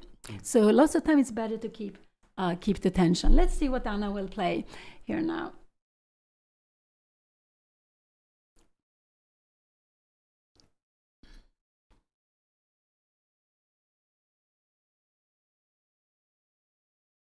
Anna goes bishop e2. It's a little bit of a cautious move. She wants to develop, and she wants, so we will see absolutely castling here on the board, I would say, or maybe c6 is also fine to be played. But I would have preferred f4 to go f5 when there was the chance. Yeah, I agree. F4 looked, when you showed it, it looked very promising. Because this knight needs to come back, but it comes better. It will be better after f4 played. Yeah. So because then you have more center.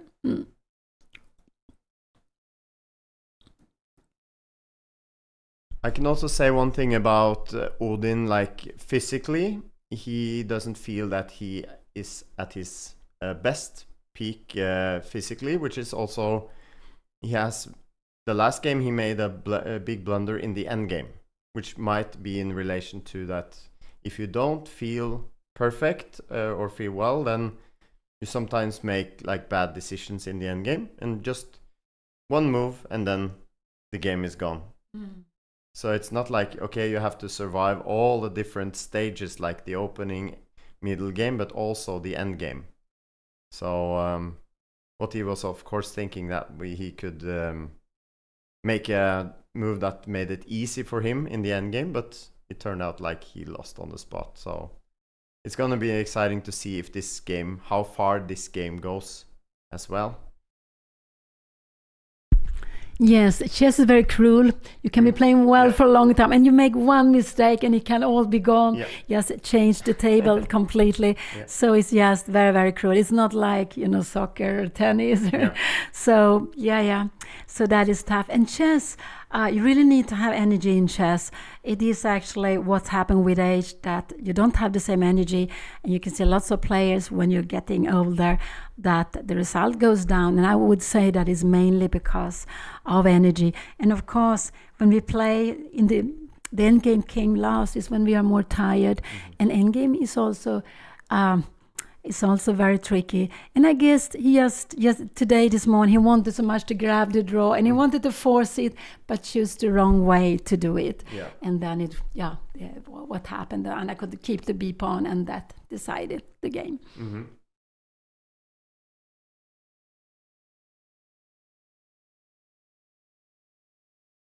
And it seems like Odin wants to take a little bit more time today in this game, not to play as quickly as he has done. He has played very quickly the first two games in the opening, but now it takes a bit more time here. But okay, for me, castle is a very natural move to be played. No problems with just castling.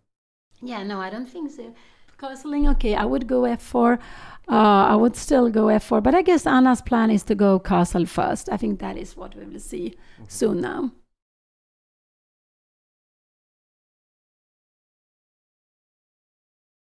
So we have this King's Indian, but this is very strange, and this is very strange. The queen is a little bit off, but queen b3 is to come and move in lots of different lines when the bishop goes out. You are attacking b7. Anna doesn't want to take it because her queen will be maybe a little bit in danger, and also her opponent might win time attacking it, so, and also get an open file. So she has look at the pawn, but she might go for it maybe later on, but at least not now. Now she wants to develop, and probably castle is what will come next. And also, like, keeping the queen there is you're always pointing at that pawn, and you have to, for Odin, he has to always check before he makes his move. Can she take that pawn, or is it still like not good? So probably just a bit like annoying to have the queen always pointing at that pawn, and if you make like move like b6 or something, then you are weakening a lot of the queen side. So yeah, I think Anna has been playing very well these two first games, and they had a match 1.5 years ago where Odin won, but I think Anna has improved quite a lot since then, and she has not made like fallen for any traps or any mistakes at all. So I don't know if you agree, but that's kind of my feeling. No, I also feel that Anna has improved. She has made a lot of good moves. In some position they have had, it has been just almost only move, and she has found it. So I'm seeing that Anna is improving, and that is just very nice to see, of course. And that of course is like frustrating for Odin as well. Like he's sometimes used to that he puts so much pressure on the opponent that they make a blunder at some point, but like he cannot trick Anna yet, at least. So that's kind of I think that's a bit frustrating, but also like chess is very like it's either good or bad, you know. It's very like objective, or what we can call it. But he has played very funny openings, I must say. Yeah. It has been very, also, I mean, yesterday, this line, which is a bit unusual, and of course, before this morning, wow, what a gambit. Yeah. But it's very nice to see, absolutely. And then we saw a long endgame anyway, even if it was a gambit.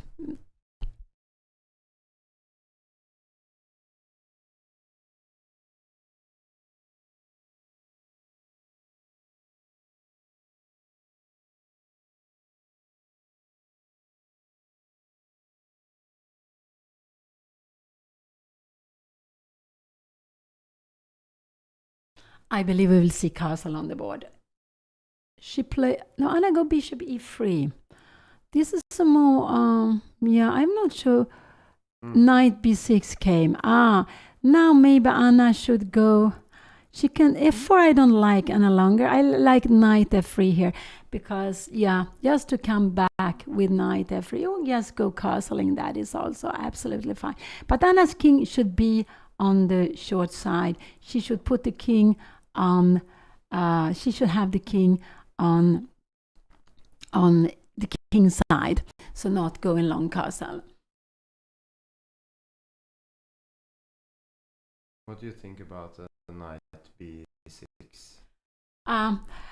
b6 is often not such a good square for the knight, but he wanted to avoid Anna going, he wanted to stay with the pawn, and also he was a little bit concerned of the bishop. So I don't know, but also he didn't have any pawn break, so that, but this knight is not so well placed, also because here, but now it could be that he wants to annoy with knight g4 here now. So what could Anna be? Knight g4 is actually coming now, so I don't know. I would probably maybe go with last rook d1 in a position. After move like knight g4, can I go bishop c1? And just to go something like bishop c1, and we are now. So this is, I would have gone probably bishop rook d1, and it's just so, because 95, if you go castling, I'm not sure, can we annoy you with this move? Yeah, then 94 is coming, so that is a little bit of annoying. So that's why I like rook d1, so 94, yeah, you're hitting me, but I go back, and you will need to go back later on also. So, and now we have d4 well defended. So this is, I would probably go rook d1 here. Yeah, because that's sometimes like you have a big center, but sometimes like you have to watch all these pawns, and suddenly a move like here, and with this, you have to be sure that you keep everything well protected. So yeah, this is, but it looks like, I don't know, a bit easier, maybe 10 moves or the plan going forward. What do you think? Yeah. No, I think it's easier, but I would have preferred that the plan would go in early f4, having this f4, f5 coming, because with the knight and bishop e3, I would have preferred to wait, but Anna wants to keep it here. But if you go castling, yes, knight g4, then she will absolutely have to give away the bishop. I don't know, h3, bishop e6, then we will need to go d5. So I guess after h3, we'll go all the way back home here now. And now we go probably knight f3. So, still and nice. This is still nice. This knight is a little bit worried. It doesn't have a future. Okay, again, I think she's playing very well. Point with the whole system is that when the bishop is on e6, I can go knight c5 whenever she plays d5. But she sort of managed to do something about that when she now played bishop e3. She can always take on c5, and she has a strong pawn center.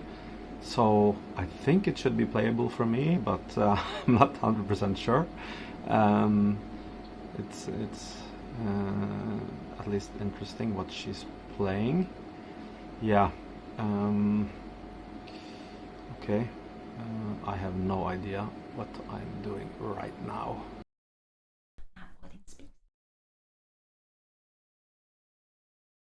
Can we hear it? Or?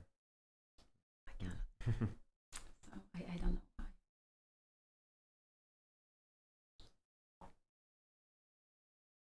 know. So Odin went to the confessional booth. I guess Norway chess was the first one to have it, yes? Yeah, I think so. And it's so nice. Yeah. Wow, it's so great. You played there and did the confessionals as well? Yes, I think when I played, there was the group with Magnus, all the best players in the world, and we have the women tournament, and the women were very hesitant to go. So Anna said, "Ma'am, you have to go." And then finally I went, and after I went, they started to go also, the other ladies. Not all of them, but some of them, yes. Yeah. But I didn't want to speak about my game. I think I spoke about other things. Yeah, okay. So it was, but it's... I mean, we're all trying to make like chess more enjoyable to watch, and sometimes like for the chess itself is very complicated, and you're just dying to know what the players are thinking, and that's exceptional with the confession booth, that they can actually talk about what they are thinking at the moment. So I think it's a great thing that they have it in this this match as well. But I think Anna enjoys kind of the match format, and you have played some matches yourself. Can you say a bit about like the match format and how that is to play like this? Oh, it's very different to play a match than when you play a tournament, because you face the same opponent every round with black and white, and also very curious to see the opening the opponents will choose. But I think it's a fantastic way of training chess, and I have played some matches during the years. I actually played one of my first matches was against CM Odin 86. Yeah, it's exactly 40 years back. It was a tie too. We played it in Sweden.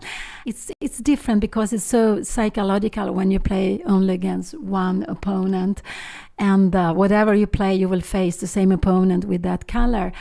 And but it is very, very interesting to do, and also to see all, because it's so psychological, the choose of openings, how you feel, of course, and with everything. But I think Anna is very happy to play the match, and I believe it's the third time. She played with Odin and she played with the junior. I think they are the only matches she has played, yeah.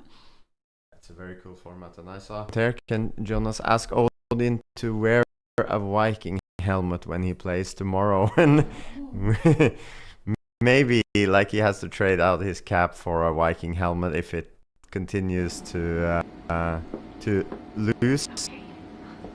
I hope you can hear me. We have a kind of King Sinyan sort of position. I feel like I have a lot of activity. Like I feel like I have a nice center. I feel good. I feel pretty happy. I'm kind of waiting with pushing the deep pawn because I think it'll give him unnecessary squares. So I'm also kind of thinking that if I can continue my development without giving him any extra squares, it's better.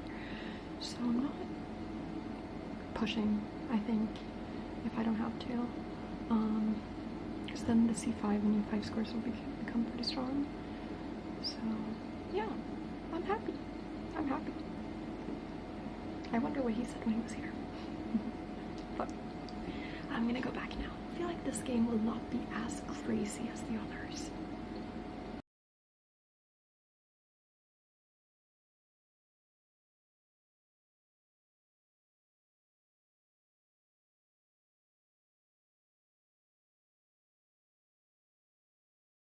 I can borrow you a Viking helmet if you need it Okay. tomorrow. Yeah, okay, we'll see. We'll see how this game goes.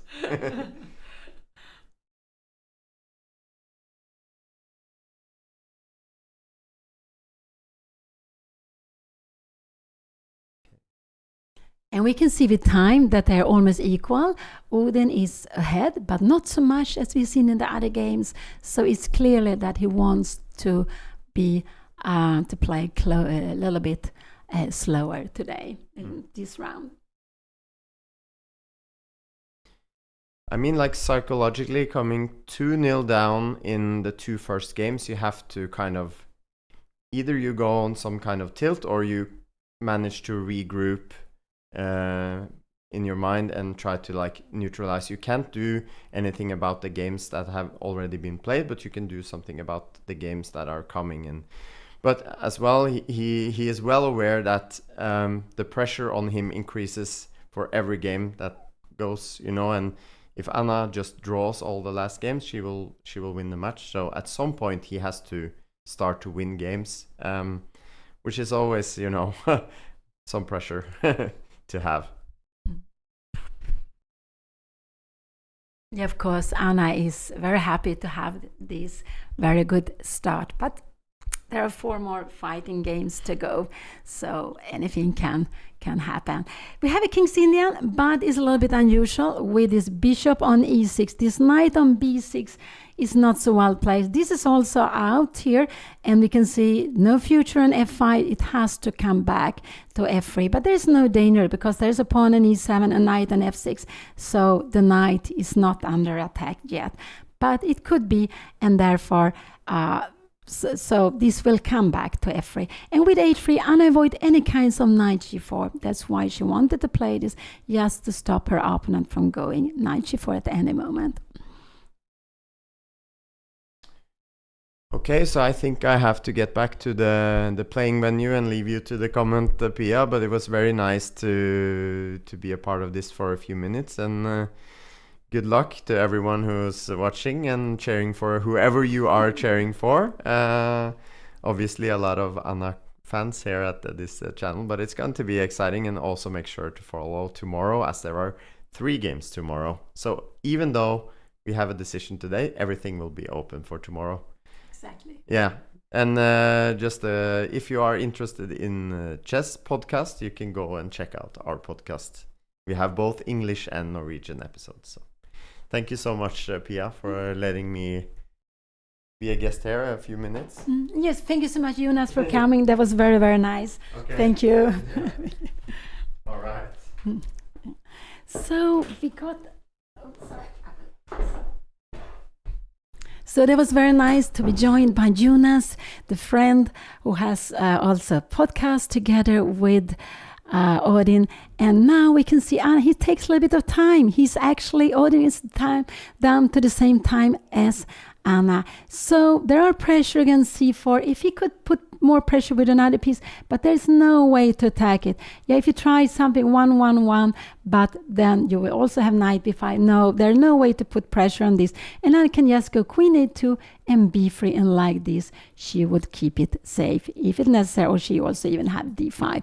So we can say this knight is a little bit off on the rim. You see, no future on f5, only future is to come back, but this one is also not so well placed. Also, this would not work any longer because d5, knight c5, we can just grab it. So this is not possible to put the knight on d7 any longer after bishop e3. So what could your opponent do? Maybe just to go back all the way here now. But do we have e5? I'm just wondering, how is this? Knight fd7, and we can even give, this is a very common theme to play, and I don't know, maybe rook d1, queen e8, and no, now we have knight b5, and you can see the knight on b6 would be better on a6. It's absolutely not so good at all there. So go back, yes, go back. So because black, what could black do? Could black try this c5, take and take? Can we go bishop takes c5? Now we have knight fd7. Maybe this is actually a little bit of a mistake. c5 could be a way of playing the position, but now we go knight f3. And again, this knight a6 or c6 would be so much better. So you want it to be in c6, but it's 1, 2, 3. It takes too long time. Yeah, maybe you can do something like this. But now we have knight g5. No, you can't allow this. This is actually not good. So, but c5 is a little bit a tricky move. Take and take, because this is not so good. Knight fd7, bishop e3, we have rook c8, and maybe knight d5. How is this? Knight c5, and no, now we have queen take b6. Oh, I'm a little bit too quick. So bishop takes, and probably e takes. And how is this position? Can we do knight c5? And yeah, but we can stay with an extra pawn. e6 is coming, but we can actually maybe just play like this, and knight f3. So we see different color bishop, but this is very active. This is not so good. It's quite passive. So maybe move like this, and now we keep 92, 94. This is getting good. So this is very, very far away. So the only pawn strike I can see, black made a5. That was one pawn strike. Another one, c5 is possible to play. Can black go knight, rook c8 first? Now maybe rook d1 could be possible. So it's not so good. Can you go queen c8? No, you can't, because after that you don't have c5 coming any longer. We can go castling. I just want to say these are never any danger, because after knight g2, knight g4, we can just take it. We even have bishop f4, but we just take it. So there are too many pieces close to the king. Go back, go back. So the only pawn strike I can see is c5, and then probably the best is just to take it one time. And g5 is not a good move. We just would grab it. So it's not possible. And then I don't see any. And this h5 would actually just make g5 weak, g6 weak. So maybe we would go f4, castling, and we go for f5. This is actually very nice to play for white. So h7, there is actually no plan with it. Could knight e8 be planning to go f5? But then again, f4, do we want to go f5? Or we have e5. Look at this. And probably we'll just take like this. This bishop is just getting so passive. This knight is not well placed. Pieces are not well placed. And knight will come here.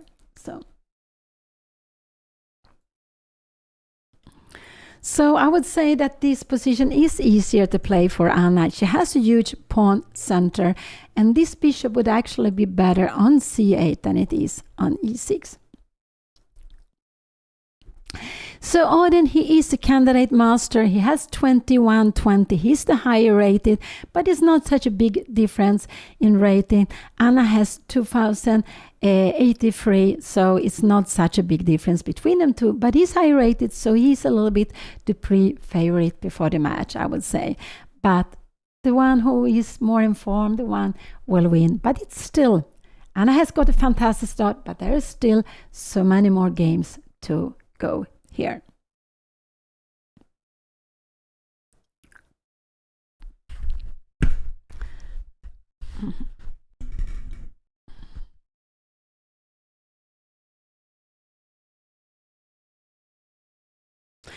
I don't know exactly the current rating for Anna. I know it's over 2,100 when she won these two games, and this is what she is dreaming of, to get over 2,100. Her peak has been 2,175 when she was quite young. There are some years back. And of course, she would love to gain rating, to get closer, to get over 2,100 first, and then get closer to 2,200. I'm not sure what Odin's live rating is by now, but there's still 4 more games to go. So I have not checked that. I don't. It could be that he's a little bit higher than Anna, or they are close to the rating now. Yeah, it takes time now, and it a little bit shows that he doesn't really know what to play in the position.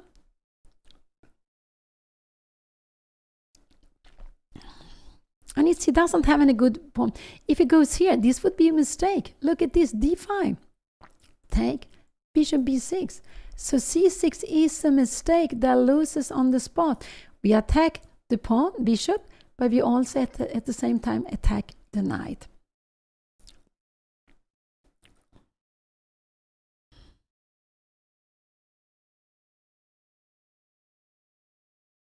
Yeah, my rating is about 2384, I believe, now. My peak was 2550, but now with age it has gone down to 2384.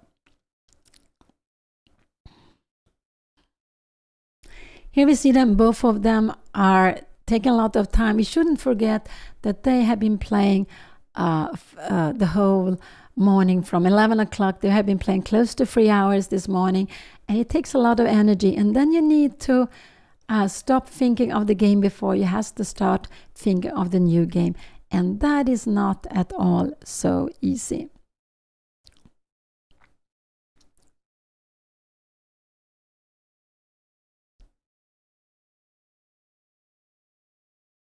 So this is the third game of the match. They are playing 6 games with its classical games rated for 1 hour, and they have 1 hour plus 30 seconds per move. So now we can see that Odin is down to 41 minutes.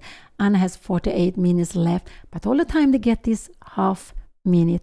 And this is the game number 3. There will be 3 more games, and all of them will be played tomorrow. Wow, I'm just getting exhausted thinking of it. I think it's so much to play, so many games tomorrow, but that's what they are going to do.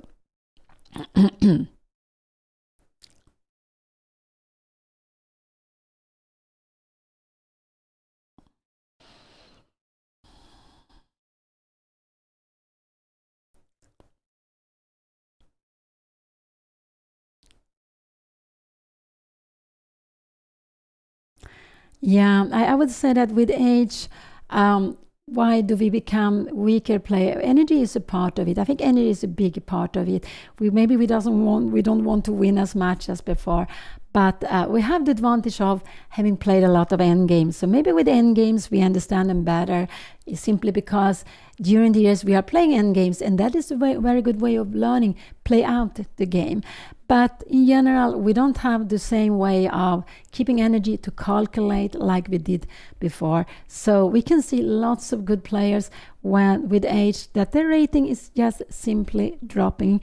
And it's just very unusual that when someone is coming up, getting older, that the rating goes up. No, it almost always goes down. But there are players who at high age, Queen C8 was played. Now I like castling. Yes, castling I like. So he wants to look at h3, but I think this is castling, or maybe could we go f4? Could it be maybe knight h5? because if you take, you can take on c4, f5. I'm just wondering what will happen here. Can we go bishop f6, knight f3, and can we go knight g3? We can even take here, knight takes 1 here, and we have, what is c5? Oh, look at this knight. Wow, wow, wow. You see this knight here and here. You can see this knight is trapped. So queen c8, and again, Anna can absolutely go castling. She can go f4 if she wants to. This is absolutely fine move to be played. I was just wondering here, can we not go, what is c5? Take and take. What is happening here? Can we go bishop e6, queen c2? We have knight c4 and bishop f2. But you see this knight is in very much danger here because we threaten b3 to go capture it. So we can see Anna has a lots of space. What do I like? I like f4 here. Absolute castling is also absolutely fine. And remember, this is no problem to play. You got 2 pawns, but we go knight g2, so there are no checks. And after knight g4, this bishop is very good. We just grab it, and we have a good extra pawn. I don't know really where you want to go. Maybe something like that. Maybe king f2. Look at this. And you remember, and we will use and I will just show after f5, okay, you lose like this, but also rook h1, the queen is trapped. d5 I didn't like. I didn't like d5. I just like to keep the tension. I hope Anna doesn't want to go for the pawn on b6. That would absolutely be a mistake. He has only one move to do, and that's bishop d7. He will absolutely do that. And I guess Anna wants to go f4 now. But don't take the pawn. Taking on b6 would be a mistake. This would actually only be it would be about equal. You have this knight d7 here. I would actually almost prefer to be black here now. So don't take the pawn. Don't take the pawn here now. What could Anna go? I like to go f4, just to take this space in this position. This is what I like to do, just to take the space in the position. And next move, we are going to go castling here now. So d5 came. I would have preferred to keep it because I think this bishop, I think the bishop is worse here than it was on d7. And now you have at least, you have a plan going e6 here now. If castling here, we will probably see e6. And now we need to go knight f3, rook e8, and maybe we will go something like knight d7.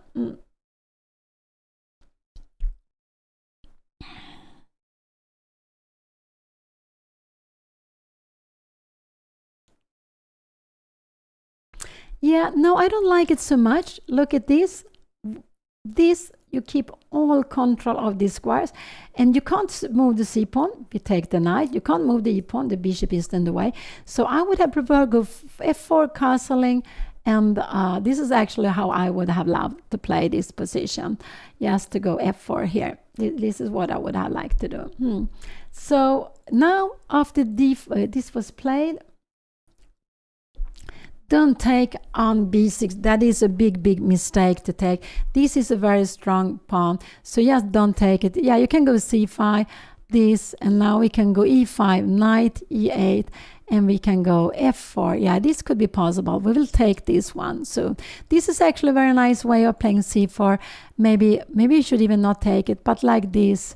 Now maybe you are getting fine with c6. We open up the position, and maybe the bishop might be good. Knight c7, and this, you see here, all of a sudden we have a very beautiful bishop here take. Maybe this is a better way of taking, but this is difficult. So here we actually have f5. This is very tactical. I'm gone very far away. So c5 I like. This is absolutely fine. I like castling, and I like f4. These are the moves I like, but I don't like this, because after this and this, you have bishop e8, knight d7, knight c5, and look at this bishop. We would love to put this bishop on e2, maybe on e3. This one is very passive with the pawn here, and now a4, a5. This knight will remain here forever, so I don't like to play like this. You will become very active in this position. This is close to equal, I would say. Maybe castling, We are coming knight d7, queen b3. We are coming knight c5, queen c2, and bishop d7. This is about an equal position. Maybe knight f3 here now. And wow, what is this? Wow, and now we can take on h3. With the bishop on e3 we cannot take, but now we can do that. Oh, so crazy. So don't go bishop take b6. Don't do that. This bishop is more, but c5 is possible, f4, knight f3, and of course also castling.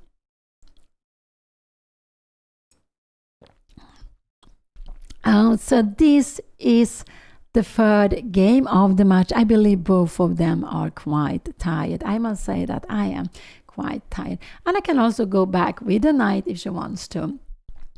And then what is her opponent going to do? It could be some e6, e5 move could be played, but now we can go g4. And all of a sudden we have a very common position where these are very, very strange. What? Oh no, she took on b6.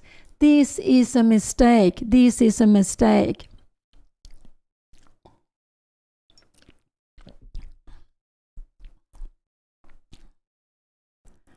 Oh, wow. Yeah, Anna goes after the pawn. But look at this square. Look here. These two pawns and d6 are stopping these three pawns. So the extra pawn Anna has is not worth anything at all here in this position. I think bishop e8 is what we will see. He can also go e6 if he wants to. Castling, can we take on d5? I'm not sure which way to take. This is not a problem here because we only have knight g2 and rook a8. Oh no, this is a little bit scary again.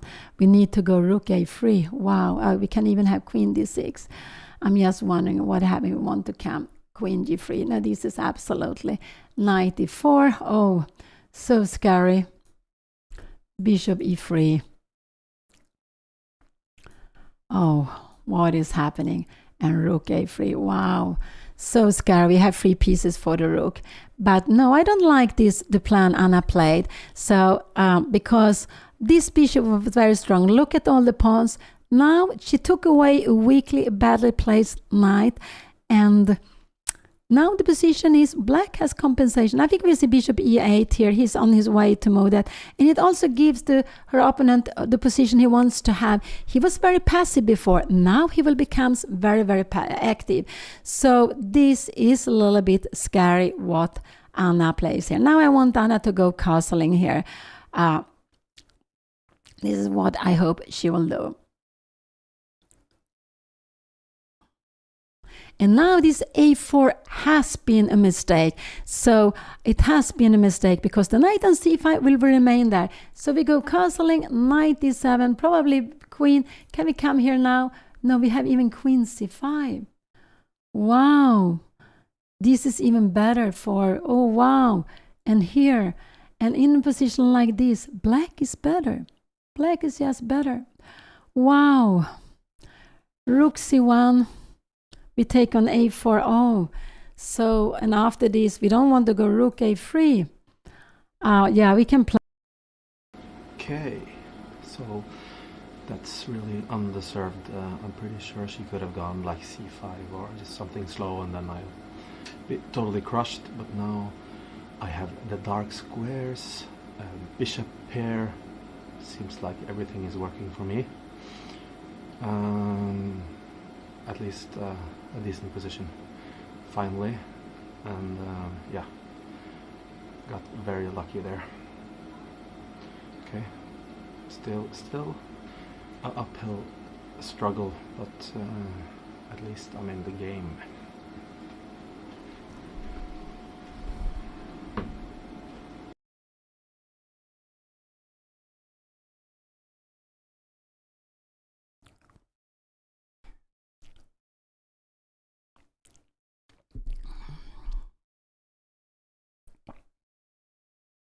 Because we can see how quickly he plays, and all of a sudden he got activity. Before he didn't have any activity, And now, so this is the only thing I'm not so happy with. But of course, the very tight Anna saw she could take a pawn. And I think actually this was a little bit the trap that he made.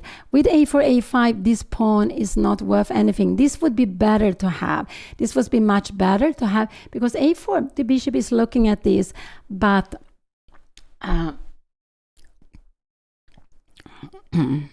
yes, so, and Anna's bishop, this remain badly placed. Also, it will need to come back, but so I think yes, castling is a fine way of playing here now. Not go f4, because we will weaken the king side, not without the bishop. I don't want to go f4. Yeah, Anna has even more time, but he has been taking his time, and he has played now very nicely with the last move, bishop e8. The plan is to go knight e7, knight c5, and this knight will be very strong there. From there it will attack a4, e4, and after a4, a5, the knight can never come back. So it is actually a very good maneuver he will get. So Anna made the wrong concept. She changed a very good bishop for a badly placed knight, and black was very much pushed down. Now black will become very active. Anna has an extra pawn, but she will not be able to keep the extra pawn.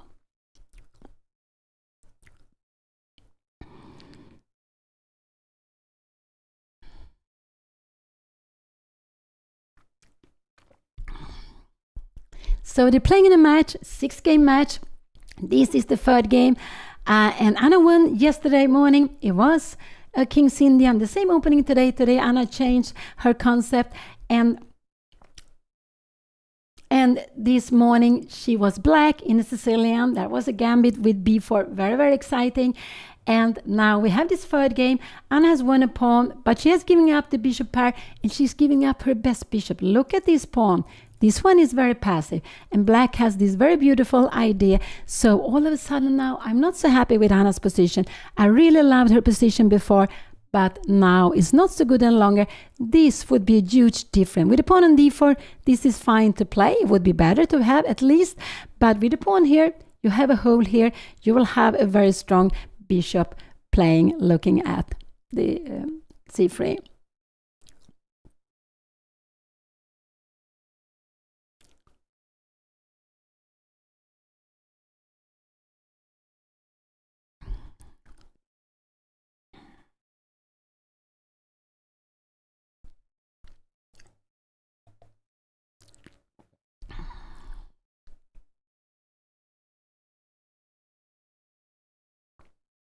Anna is on her way to move, and you see he played this very, very quickly.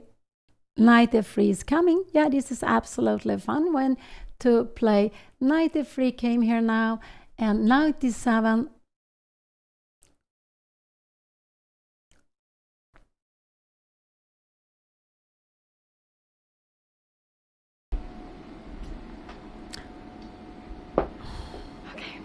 I was a bit greedy and I took a pawn. I'm not sure if it was correct of me to take that pawn, because I've kind of given him a bit more counterplay. But I saw a free pawn. Can you blame me? I don't know. I know my dark squared bishop is supposed to be really good, so maybe this was just bad. I also feel like he was not so happy with the position before, and now he feels like he's coming to life because he loves sacrifices. So maybe this is the wrong approach.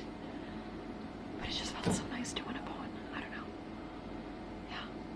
Just gonna try to not give him too much counterplay. I think I should still be fine now. Like, I should be better. But I don't know. He does have some more counterplay with his pieces now, so we'll see.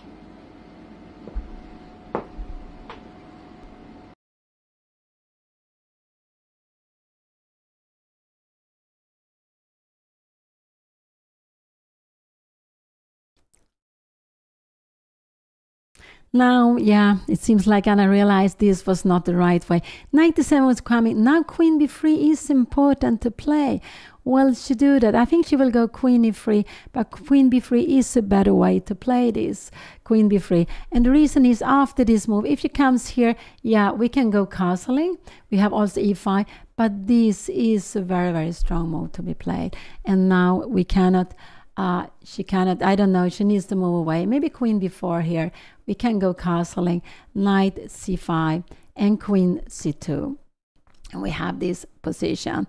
And I don't think you should never take this here, queen b6, because we will just keep it like this, queen e2, and we will keep the extra pawn. So that is, so let's see where will Anna go. Queen b3 or queen e3. She only has 2 moves to play there. So either here or here. These are the moves she needs to choose from.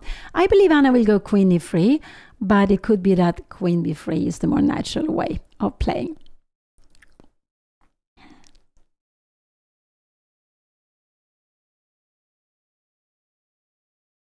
Yeah, we can see so.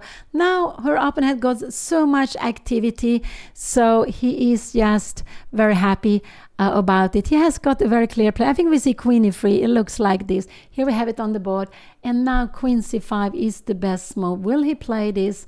It's a very, very good move. And after that, Anna, it could be that you look for taking the queens, but you should not do that. After a move like this, queen d2, queen b4, castling, and knight c5, queen c2. This would absolutely be okay. It's about equal to play this position. But he played knight c5 quickly, and this was actually not the best move. Anna can go,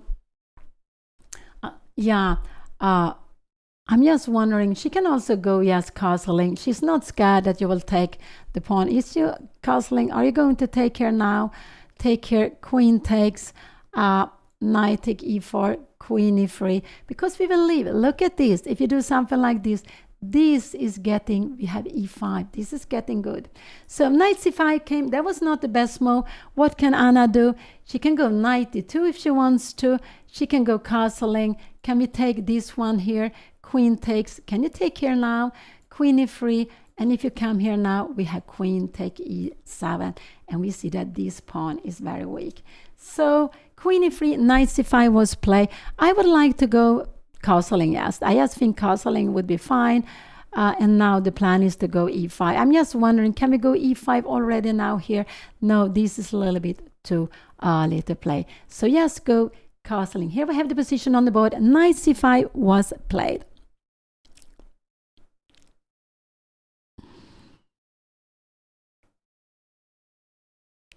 I believe we will see castle on the board.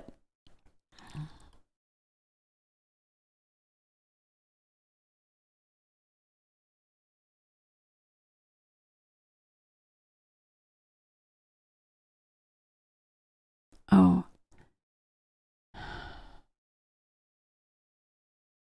Wow, always so exciting to see what Anna will play.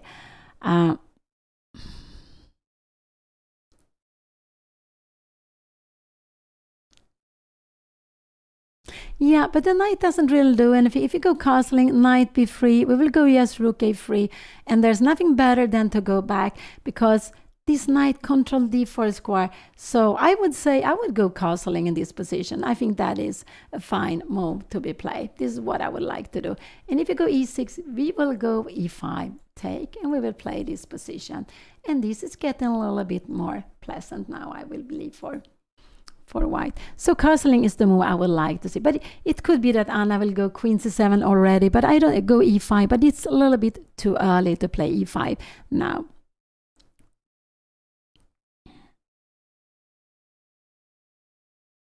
So this has been a King's India with a bishop on f5. So this bishop was on f5, then on e6, on d7, and now it is on e8. So a little bit unusual position. And we can see that both of them are. So I would just like to go castling here now. Just castling. I'm a little bit worried and I'll make some strange move like this. Could that be possible? Then we will maybe have a f5 move. Can we take here now? Queen take f5. And castling. Yeah, this could also be happening. Bishop d7 and maybe be queen e4 here. No, this is a mistake actually. Maybe rook to e1. I don't know. Queen take e6 actually is also possible. Let's go back. Oh, she will go e5, and this is a little bit hesitant. She goes e5. So let's see what her opponent will do. Will her opponent go queen f5 here now? I'm wondering, can we go castling? But then we go bishop take e5. So that is actually fine. So can you go queen f5 here now? This is fine. And we take, and castling. And now black is actually doing fine here. So e5 is not a good move. It is not a good move. After queen here now, what could we try to do? Rook a3. I'm just wondering what is happening here now. Take and take, queen d2. This is, yes, no, not possible. So no, I don't like e5 because her opponent can go and attack it in a good way. So, and the open lines just benefit. So I think we will see queen f5 on the board. This looks very, very natural. I don't want to go a g4 move. This looks crazy. You need to come back all the way. And now we're castling. We have queen c7, and we have this, I'm not really sure what, rook f1. Can we just grab the pawn? Maybe bishop d1. Can we just keep it? We can go e4 here and just try to play this position. But I'm always scared the bishop's coming up. So if I was a mistake, because it's better for Anna to have this position than to have, let's see, e5, queen c7. This is better for black. Bishop d7, rook to e8. Black is becoming very, very active here. We need to go castling, bishop d7, queen f4. We have problems in a lot of places here now. Maybe rook to e8, maybe this is not the right one, but this is a bit scary to play. This is absolutely a bit scary to play. So e5 was, she wanted to stop her opponent from taking a c3, but she should not be scared of taking a c3. Wow, I expect her opponent to go to force her. So this would not be good because we go here, queen c3, and I think we just can go f4, keeping it. Can we go queen b6 here now? Can we go castling? I'm not sure. You have this trick here, and knight b6. So, oh.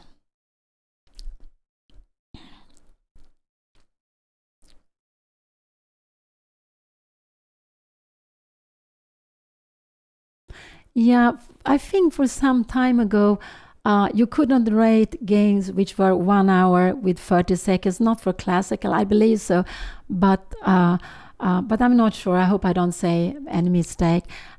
So now it is possible to have this for classical rating. So there are lots of different time controls. So we have classical, we have rapid. Hello everyone, how are you doing? I hope you're doing wonderfully good, because I am. I'm just here to remind you that this match is sponsored by neurogum, the gum that makes you sharper, more focused, and gives you sustainable energy. Regular gum only gives you good flavor. This one gives you good flavor, but much more. So make your switch from dumb gum to smart gum, aka neurogum. Use code Cramling20 for 20% off at neurogum.com, or you can just do !neurogum and get more info. Thank you so much, Neurogum, for sponsoring this match, and go get yourself some neurogum.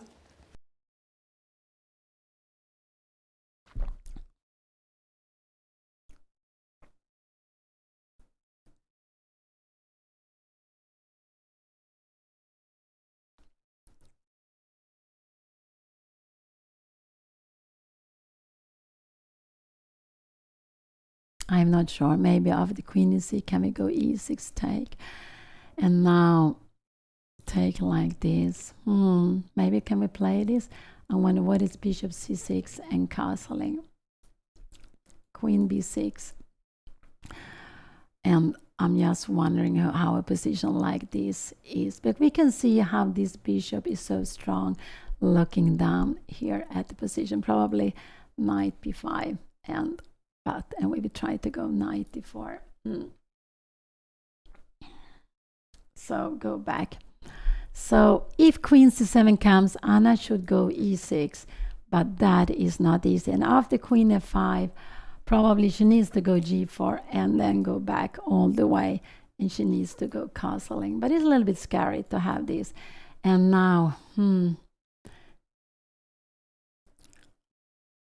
yeah, this is very. So what I don't want, because this will actually be black will play bishop d7, rook to e8, and use the e file, and this is just playing. This is a little bit like a dream position for black.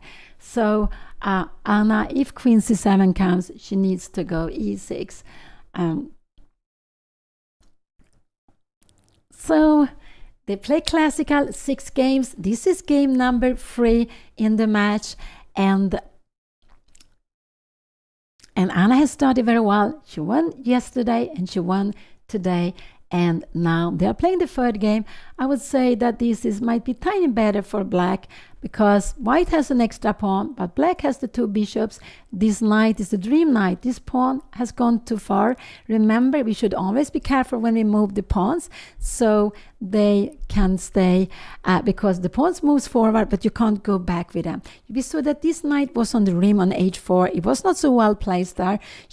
Anna went there for a reason before, to kick the bishop on f5, but with the bishop, but the knight could go back to f3, but this pawn can't go back to a2. So this knight is a dream knight. No way to take it away, only with another knight. And sometimes it might be jumping, and it actually also look at a4.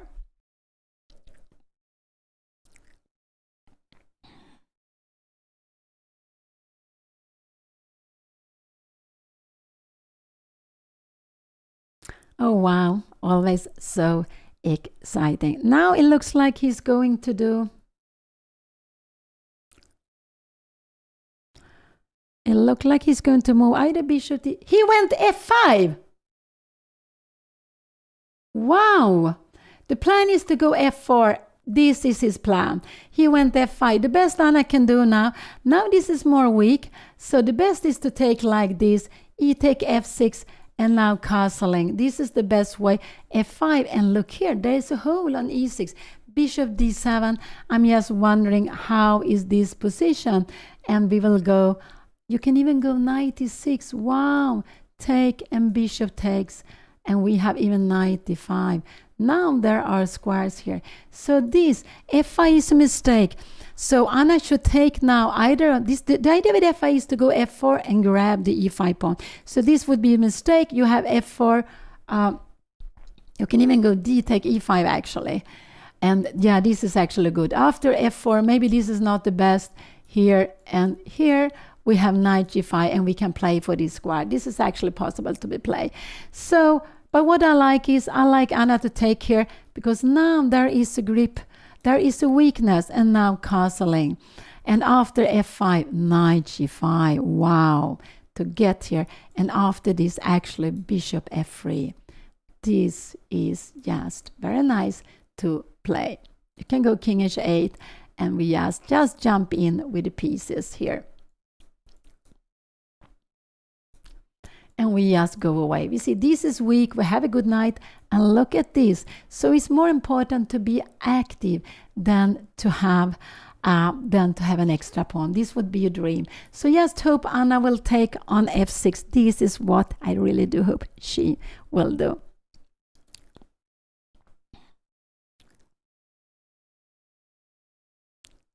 Yeah, f5 is double h. He has a plan. Actually, his plan is to take on e5 and get fantastic pawn. So Anna needs either to take on here. This would, yeah, it would be blocking the pieces. f4, queen d2, and no, f4, no. This, she would actually lose an exchange. So this after e6, f4, Anna will need to go here and here, and you have knight b3, queen d1, and we have a position like this. And I would say black is better. This would absolutely be very nice to play. No, you cannot do that. So e6 would be a blunder, absolutely. I wonder, can we go like this? After f4, we have time. We have even time to go here, queen h4, and actually after this, we need to go this. And this is a draw. It's actually perpetual, nothing more than a perpetual here. We have g4. Oh, this is so crazy. Go back, go back. So let's see. So that's why e take f6 is a very good. Take away this f4 pawn. So f5, the plan with f5 is to go f4. We can see there is a fork here now somewhere, but he's also planning to take the pawn. So this is actually a danger with this move.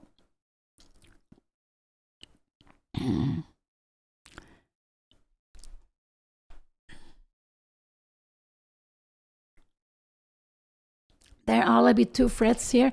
One is to go f4, one is to take here. And the point is, let's see, Anna go castling, you take here and here. After f4, we will lose the piece, knight e7. And there is not possible to go f4. This pawn is just here. This will be the end of the game.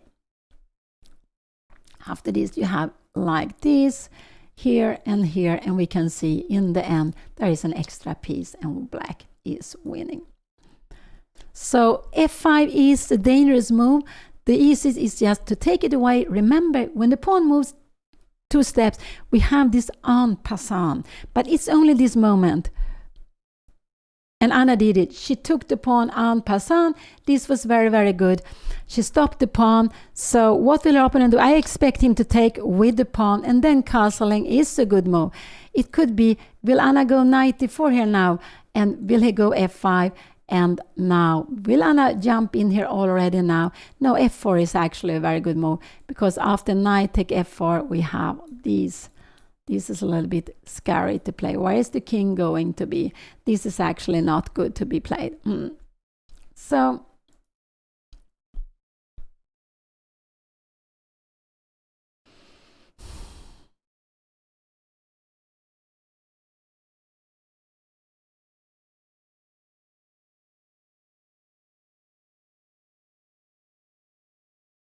yeah, f5, it was very tempting because there were lots of threats, but what happened is there is a weakness on e6, so Anna can just put a piece and knight on e6. So the best are if he takes like the bishop takes f6, I guess we will just go castling, and queen f5. How is this position? I wonder. He took with the bishop. He took with the bishop. Now I like castling. Can he go queen here? Is knight e4 possible? No, because we have this move. So after this, maybe should we go something rook d1? Then the pawn is hanging. So this is always, yeah. So bishop take f6 was played, and I believe Anna will go castling here now. Knight e4 is a mistake because you have this, and you have always this fork. So this hole is always very, very annoying. White would love to have the pawn on a2. If white could play this pawn, we would play a4, a2, but we're not allowed to do so. Of course not. So bishop take f6. So this is a good move. Queen f5 could be possible to be played. And now, I don't know really, should we go something like rook a2? That looks very, yeah, that looks absolutely too difficult to play. I don't know. Here and now, wow. What is happening here now? Wow, g4, wow, a trap, wow. So that's the point. With rook a2, actually, this queen, if you come here, we have b4 winning. No, not winning, actually. b4 is not the right here now. Maybe as knight e4. No, this is far from the game. So if this is the position, Anna to move. She's down to 29 minutes. I think, yes, castle is a very normal move to be played here now. Now the position is improved because this is a little bit a backward pawn. If you will move it, yeah, then Anna will get d5 square. So castling is just very, very good to be played. And castling, you're not scared of these things. Knight take a4, and we will just go queen d2, knight c5, and we will, we can just take this also. So no, really, you're not scared about losing the a pawn, because this bishop is very good. So Anna needs just to go castling. After a move like this, bishop take a4, probably rook f1, you need to go some b6, and now maybe knight d4, you're coming back home, and bishop f3. White is going to put the knight on e6 in some moments. And look at this, queen is here. Oh, this is fantastic. I don't know, queen 8. I think can we go knight e6? No, this was actually a mistake. It was actually a mistake. But maybe just put more pressure on e7. I don't know. This is just... I make it very quickly. So the pawns are not so much important. Important is activity. So just hope Anna will go castle. But I'm a little bit concerned when she takes time here now. Could it be that she will go some bishop d1 move here, queen f5, and then castling? This could absolutely be possible. But then queen d3 is a good move to be played. Actually, you are getting very, very active. Queen h3 here now, bishop g7, and queen h4. A little bit just kicking, looking at e7. So just castling. This is a tremendous bishop. Without this bishop, the king will become very, very weak. So black doesn't want to take it away. So this is the third game in this beautiful match, which is sponsored by neurogum. So it's very good chewing gum to keep energy, and that's what we need, and also to keep energy during a long time, and that's what we need when we are playing chess. Also for me, who is not so young. So, and there is a very beautiful. Oh, let's see. Don't go 94. Go castling. Oh, I'm getting so. The prize fund is $10,000, and that is quite a nice prize fund. They also will get a Fonduren watch. Oh, a little bit worried. No, don't go. Knight g5. What is her plan with knight g5? Anna wants to go queen f5, and once she wants to go knight e6. Take, and bishop c6. I think this is what she wants to play.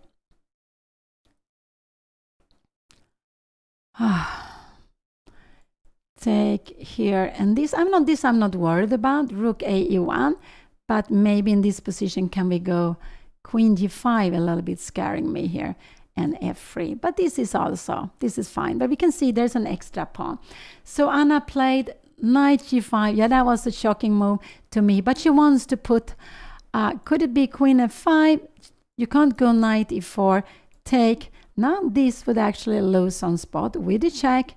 So take knight f4, take, bishop take e2, rook b1. I'm not sure. You have queen e1. Oh wow. So we need to go rook a2 and queen e1. We have castling. Wow. This is, sorry, a little bit scary. Everything bishop d7, and yeah, and then bishop g4. So she played knight f5. What happened? Has he played? No, he's taking his time, and it's down to 26 minutes. I just wish that Anna would go castling soon. This is what I'm hoping she will do. After queen f5, what is Anna's plan? Is it to jump here or is it to jump here? I think it's to go knight e6. I think this is her plan, to get this one out. Can she go bishop g4? I'm just wondering. No, we have knight f4. Wow, wow, wow. Take, king d2, take, and we have this important in-between check. But black has gone back a pawn. Black is better here, a little bit with the bishop, and we have the equal with the bishop pair, but it's a little tiny better for black. Such an exciting game, I must say. I just hoping Anna will go castle soon. That is a good moment to do. I think we'll see queen f5. It looks very tempting to go there. And so Anna wants to go either knight e4 or she wants to go knight e6, just to take away. Here we have it on the board. It looks like queen f5 will come. Could it be bishop d7? But bishop d7, yes, I just like castling. A move like h6, we just will come here. And if you take, I guess we will just take with a knight, bishop g7, we will go, or we can even come here. Oh, wow, wow, wow. Look at this king. Look at this king. Knight e5 is coming, so that is not possible. So queen f5 is very tempting to play, and after that, I'm very excited to see where is Anna going to put her knight.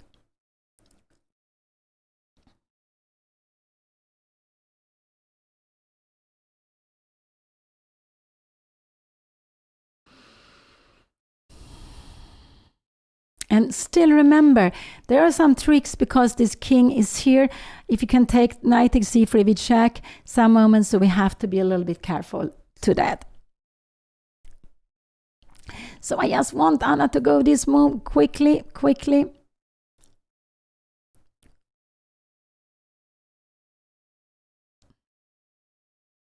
Yeah, it could be that she wants to go knight e4, but if the b2 pawn will be gone, it could be absolutely possible to play like this, and then rook a1, rook b3, but she still has this passive. This is also passive, but she needs to look up for the pawn on a4 always. It could be that Anna wants to give the pawn on b2, but I don't think so. I think we will see knight to e6 actually. But Anna... So I just wonder, if you go here, knight e6 take, is this just, how is a position like this? Bishop c6 castling, knight b4, how is this position? Knight d5, this is absolutely fine to play. This is actually a little bit better for, black, because of, if you come here now, we have maybe g3 and king g2.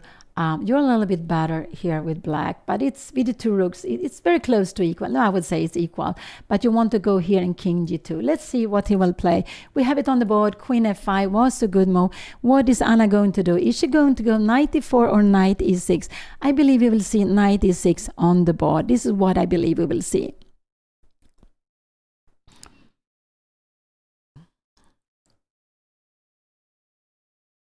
Also, there is here, can we play this move now? This is actually possible, and now to take this. But now Anna has bishop g4, knight f4, takes, take, king takes here. We have this check, king g7, and taking maybe like this. I'm not sure which way is better to take. And this is maybe a little bit better for black. White stays this pawn on a white square is equal pawns. Maybe it's about equal, but this one is very annoying to have on a light square. We want to change the light square bishop, but black will always keep this bishop. It makes that one rook will have to be here looking at the pawn. So that could be, but okay, so you want to go g5, maybe to bring this out and then to double the rooks. Yes, go back.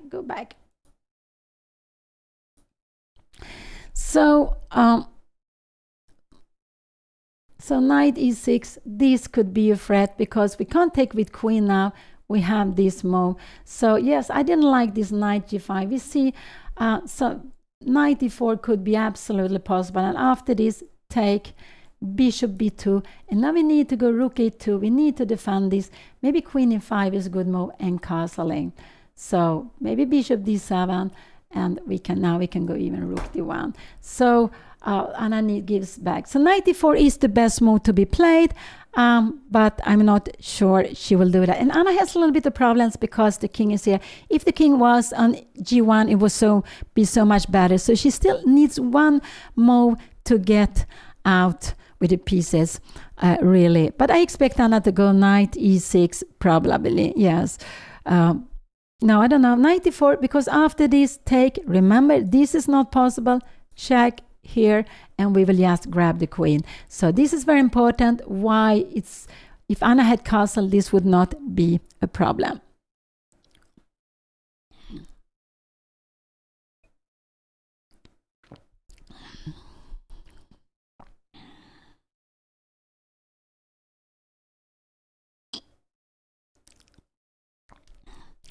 So they have been playing quicker. They have made like 19 moves down to 24 minutes. But both Anna has, I believe that her opponents have played slower in this game than in the other game. So now he's planning to take the bishop, the knight. But if Anna defends in some way, he's planning to take on c3. Anna will need to take back with the pawn. So I guess here, this probably we will see this position, knight take e3, and now this would actually be probably bad for Anna here now. She has one weakness, 2 and 3. She will lose this extra pawn. I don't know. Bishop c6 looks very natural to go. Can we go castling? We have rook f6. And wow, if you go c5, D takes c5. Yeah, we can play bishop c4. No, we can't do that. No. I don't know what to play. Rook fb1, king g7, rook b5 is the way we need to play this. Bishop d7, and yeah, try this. Yeah, this is about equal. It's about equal, but it's a little bit scary. So what will she play here now? But we can see that Anna, without castling, she has made lots of things without castling, and that was not so good. Let's see, knight e4 or knight c6, e6. One of them I am sure we will see.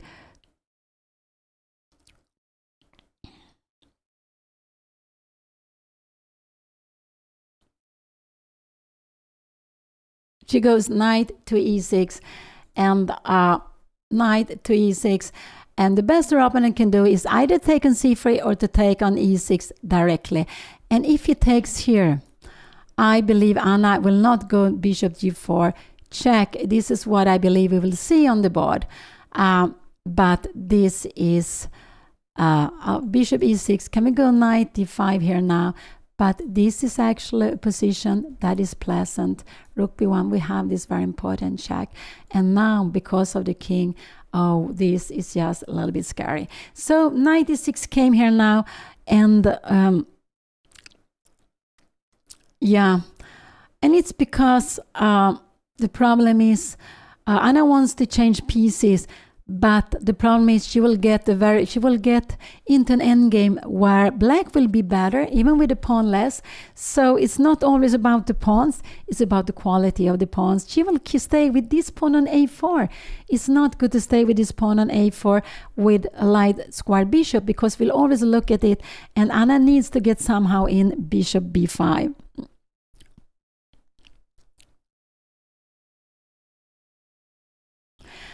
So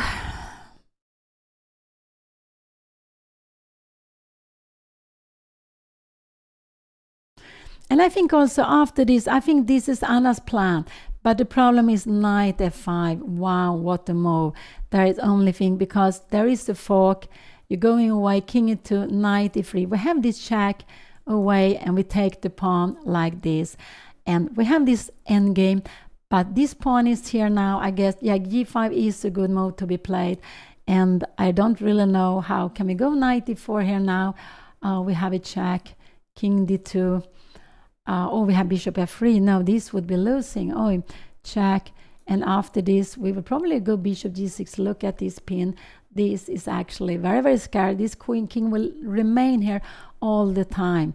This is very scary to play, actually. We need to go in h4, take here, and something like this. But you just move this away, and yeah, maybe rook g4. Maybe we can just, because we need to take away the king. Yeah, go back, go back. But again, there are lots of pieces to take. There is one piece to take. It's also supposed to take on c3. If your opponent takes on c3, it's a check. You cannot take back, because this would be the end of the game. So Anna needs to take with a pawn. And we see this is a reason why it's so important to castle early on in the game.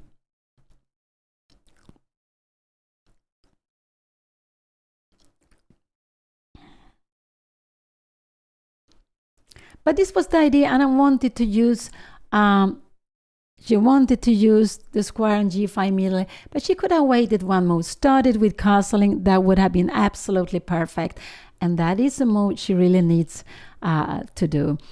So if Anna could play now, she would take on f8, of course, but also she would go castling. But of course, there is the threat to take here. So her opponent has one move. He has also two moves. These are the two moves, I would say. This is all absolutely not. Then we will just take here, and we will even go bishop g4, bishop here. No. So her opponent needs to take either on c3 or on e6. This is what he needs to do.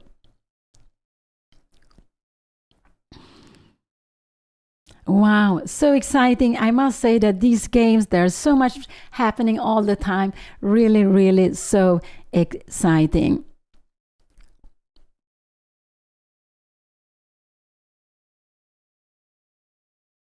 And I just wanted to show after this knight g4, this is not the same, because check. Oh, we take it. we take it, so it's not possible.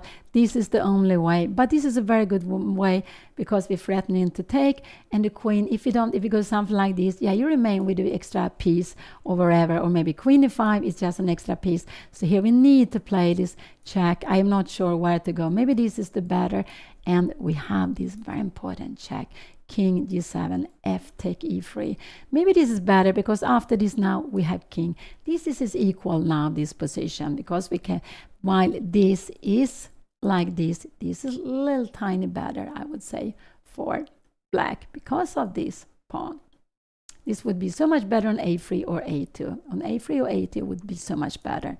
But with this pawn, and look at, we have this double pawn. We can try to attack b6, but we also have to be careful so the rook is not coming in. But probably, no, this is about equal. Yeah, go back. So he has 1 and 2 moves. I cannot see any other moves for black to make. So he takes knight, takes e6. And this will be very, very exciting. Will Anna go bishop g4, or will she take on e6? The best she can do is actually take with the pawn on e6. This is the best to do. This is actually the best to take here. And if her opponent goes bishop g5, yeah, we go, yes, we move away. Maybe queen d4, we can go queen f6, and Anna needs to stay here.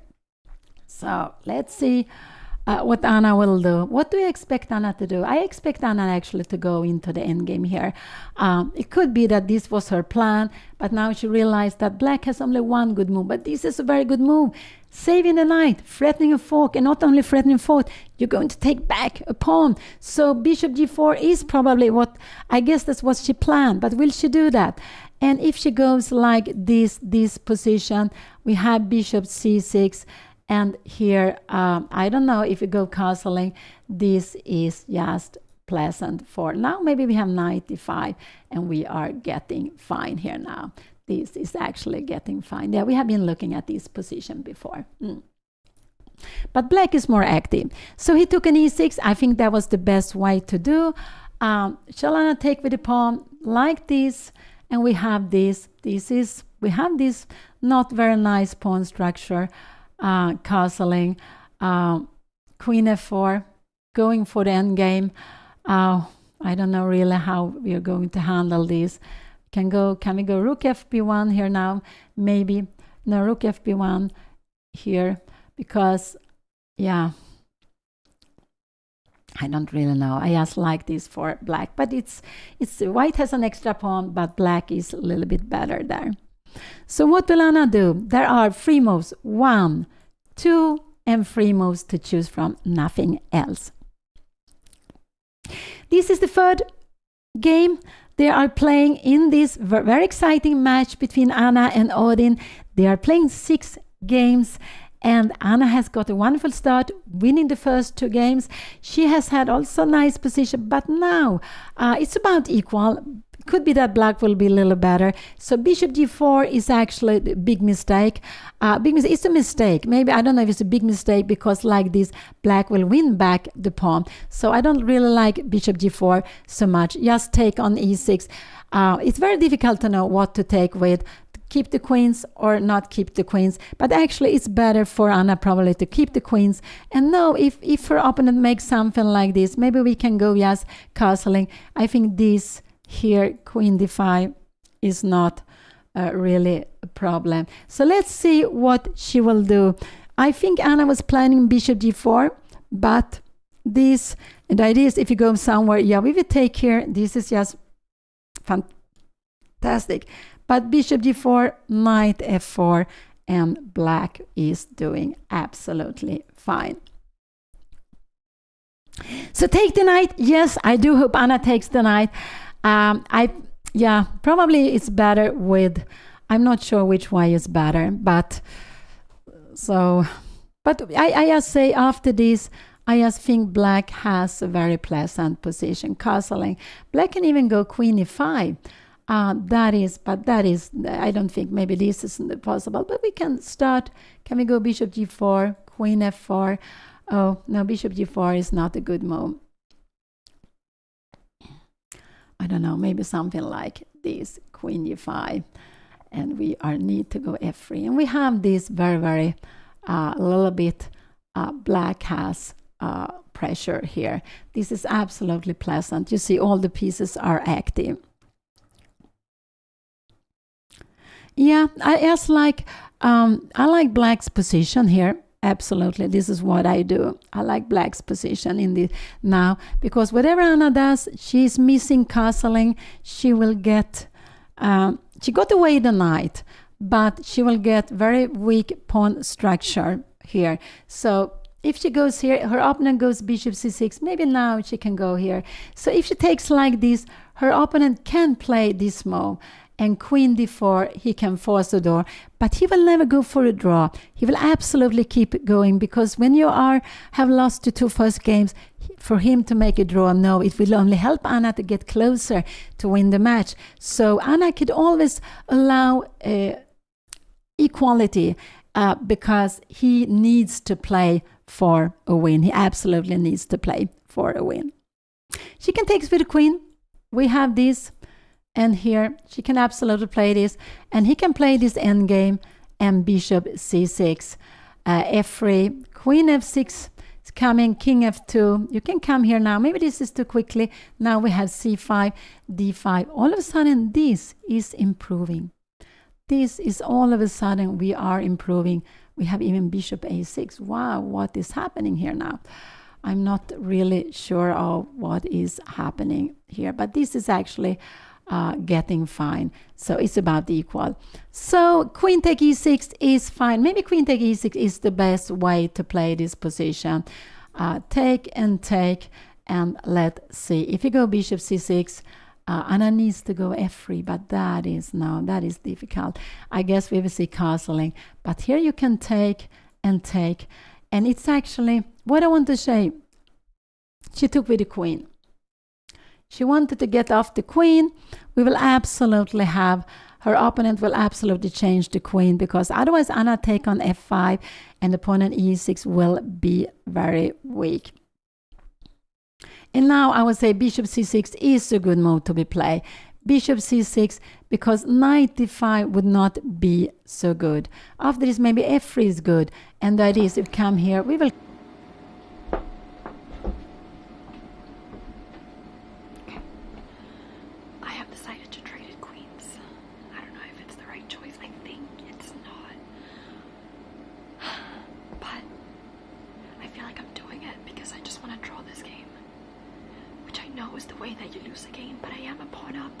Are going to be really bad, but I also know that Odin is a very attacking player, and I feel like an endgame is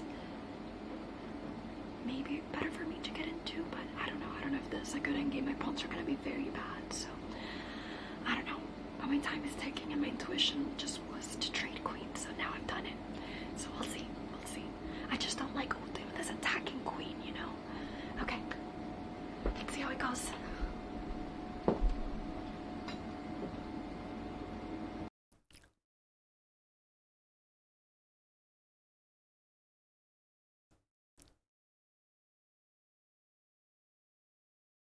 So now he needs to spend some time.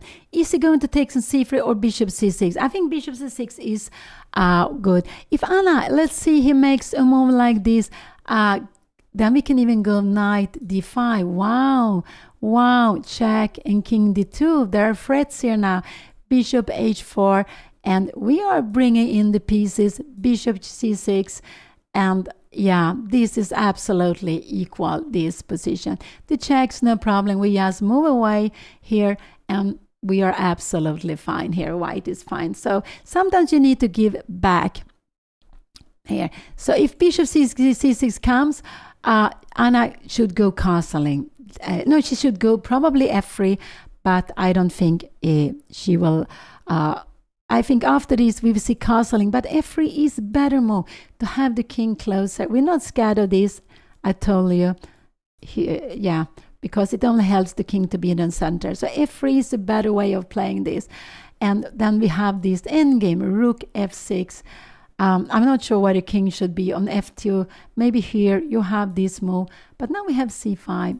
So in a position like this, king g7, king f2, and you go king g7.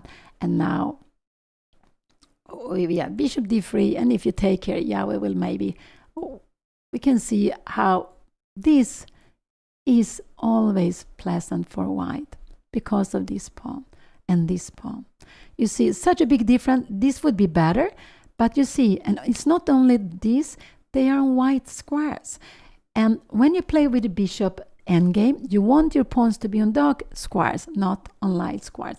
So here it will take time. Will he take on c3, or will he go, what more can he do? He can go bishop d4, bishop c6, and take here. So I would say 1 or 2 moves. These are the moves to consider. So this was move number 22. Anna has 18 minutes. Her opponent is playing more slowly now, and he is having a little more pleasant position. I would say Anna has a pawn more, but this pawn is gone. This is a weakness. This might be a weakness. This pawn is very good on the dark square when we play.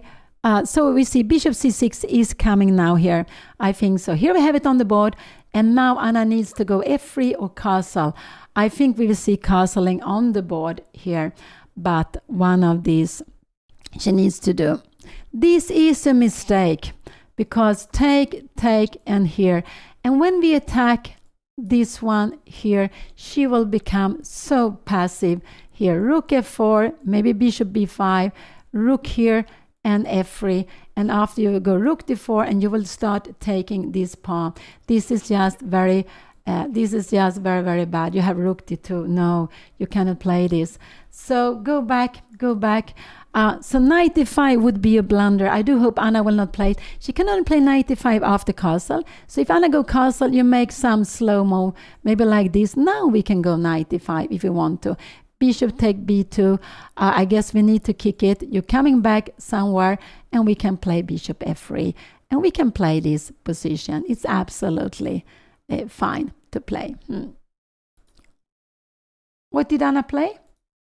She played castle. Here we have it. Finally, move 22, 23. There was castle. I wish it would have happened much earlier, but finally it happens. So what is the best move her opponent can do? Her opponent can go, is rook c8 a good move to be played? Yeah, it could be. That is good. But then Anna should go, yes, rook c1. She is not at all worried about these things. We have actually rook a1, and we'll pick up a pawn. So that is not. So castling was played. That was good. She didn't think so much either. So this is the last moment her opponent can take now on here. So maybe this, but then I ask like rook a c1. You can go bishop d4. Can we go b3? I'm just wondering. Rook f6. Oh. Can we go knight b5? Bishop c5. Oh, this is just a little bit scary. Rook c2, rook f8, and bishop here. We can see how you are. You can pick up the pawn whenever you want. But this is just lots of pressure. A lot of pressure here against f2. So this is actually why f3 was a good move to be played. So,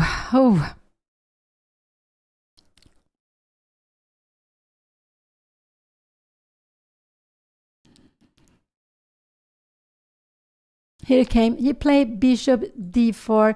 That is an excellent move. But now Anna has knight d5. Will she go for it? He will need to take the pawn here, and maybe rook c8.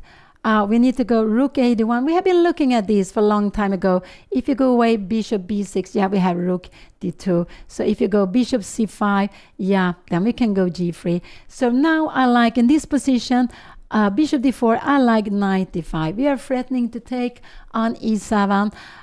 If you go this, yeah, that would be a blunder. We have a fork here. So I like knight d5. This is not really a problem. We can even take here, check, king g7, and we are moving away the bishop. I don't know where you're going, and probably we'll just take here, and we will bring in, bishop. Oh, wow. So this is not possible. Knight d5. I hope Anna go for activity. I really hope she goes for activity with knight d5. If she doesn't do that, his point is that after this, he wants to take here and go bishop take a4. Anna will have very, very bad position here in this position. So she cannot play this. So this is his trick. And rook f1, yeah, we will just grab this pawn. This is also fantastic. So with this, he's just attacking, and we can see on both bishop. That's why I like to at least take away one of the bishop. It could be knight b5, but knight d5 is the move I like. Knight b5, he will just probably just remain with the bishop here. I don't know, we go somewhere rook d1, and we will play this position, yes, very slowly. So knight d5 is what I do hope Anna will play. Yes, to go for activity. Let's see if Anna will do that. And we can see, and with knight d5, we also get away all this, wow.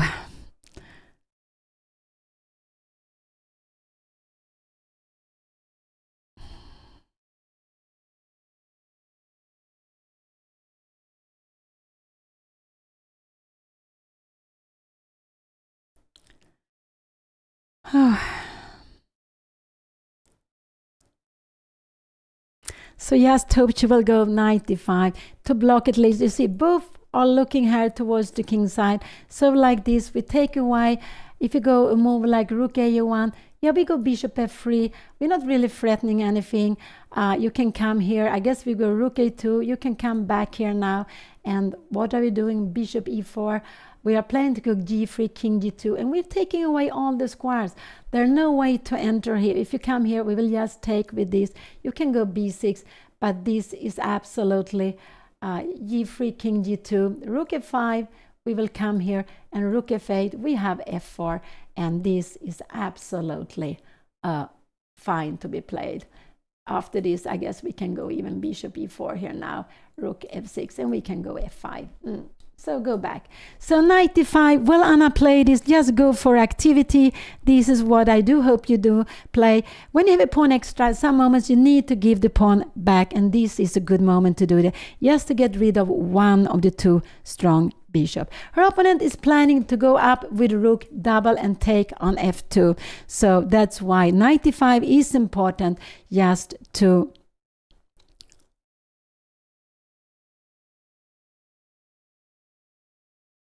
oh, wow. Oh, so exciting. So this is the third game of the match. Black has the initiative. Anna has a pawn extra, but the pawn extra is not so important. The piece active is more important. And that's why I like to go here. There is a direct threat on e7, and we give this b2 pawn. Let's see, will she do that? Will she do that? Knight d5 is better than knight b5.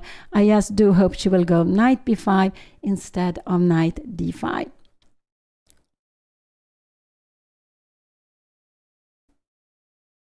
And here we have it on the board. So happy to see that. Such a good move to be played.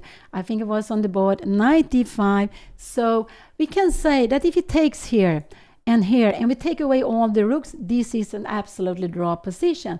But with the rooks, this is a target to play against. And after this move, Anna needs to go rook a d1. Can she go some pass? Because rook c2 is coming. She needs to go here. If you're coming here, this will actually be good for Anna, because in the end she has, I think she has b4. Yeah, b4 is a good move. After b6, I guess, yeah, we can even go b5. Even go here. I'm just wondering, rook c8, and we will just start coming here in king g2. We keep an extra pawn, and it's about equal this, I would say. Knight d5 was a good move. Very happy to see it on the board. And there is a direct threat to take on e7. You can't allow it. So your opponent will absolutely take on d5. Here we have it on the board. He took on d5. Anna takes back like this.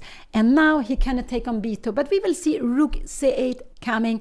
We will absolutely see rook c8 coming now on the board. And now it's very important that after rook c8, Anna goes rook d1. This is very important. This is very natural. We have an open file. You want to come here and rook c2 and go after the f2 pawn. So, and the point is, if you come here, if you go rook c1, yeah, we can just take here, and rook take f2. This would actually be the end of the game, because we threaten to take with check.